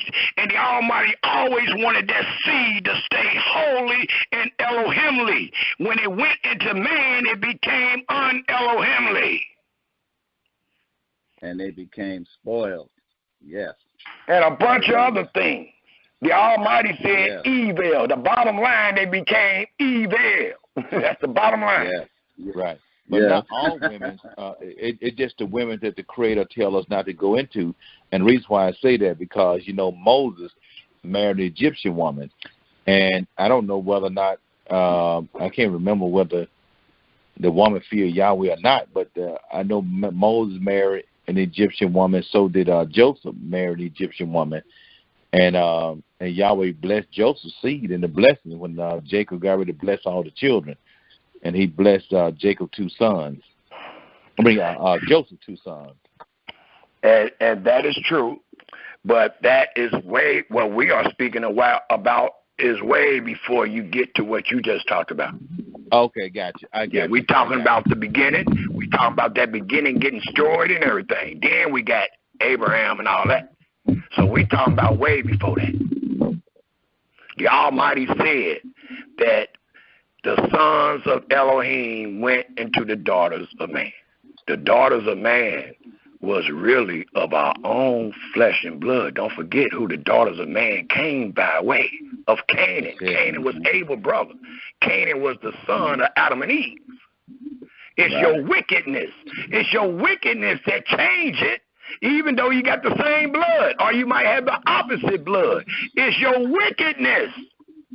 Right. Yep. And that what happened to King Solomon when he got old. Those women that the Most High told him not to marry caused him to error. Yeah, it's the women. Error in that, right? It wasn't absolutely the wife. It wasn't wrong that he had the wives, but he married the wife that the Creator told him not. Absolutely, absolutely, absolutely. And that's with that particular story. In the Genesis 5, it don't tell us not to marry the sons of Cain.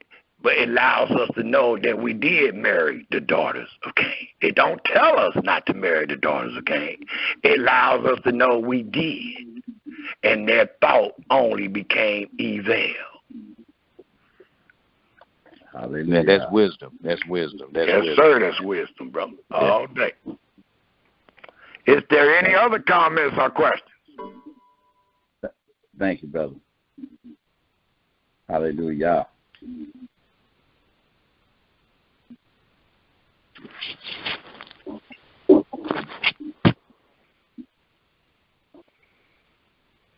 The brother's calling right back in now.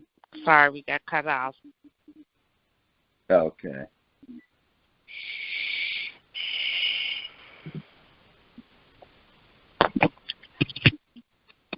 Brother Evan still on, or that's it? He's joining in now. They're cutting us off. Okay. They cut you off again. That's what it's been doing to me. Now it's on. There you go. Sorry about that, Israel. Is there any other comments or questions? I think our time is about up because it's cutting us off. We're dropping. Is there any other comments or questions dealing with Yahweh is the only Elohim?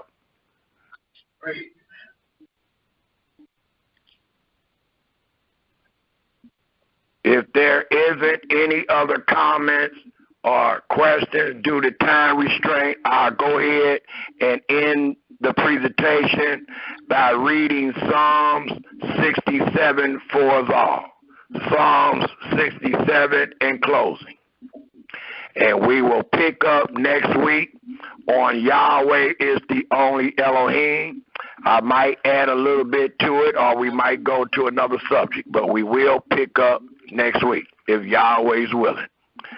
Psalms 67 is where we're going now, and I will read it for us all in closing. Psalms 67. And it tells us in Psalm 67, Elohim, be merciful unto us, and bless us, and cause his face to shine upon us, Selah, that thy way may be known upon earth, thy saving health among all nations. Let the people praise thee, O Elohim. Let all the people praise thee, for there is only one Elohim. Oh, let the nations be glad and sing for joy, for thou hast judged the people righteously and governed the nations upon the earth. Selah. Let the people praise thee, O Elohim. Let all the people praise thee. Then shall the earth yield her increase, and Elohim, even our own Elohim, shall bless us. Elohim shall bless us, and all the ends of the earth shall fear him. For Yahweh is the only Elohim. Hallelujah, hallelujah, hallelujah, and shalom, Israel. Hallelujah. Shalom. Hallelujah.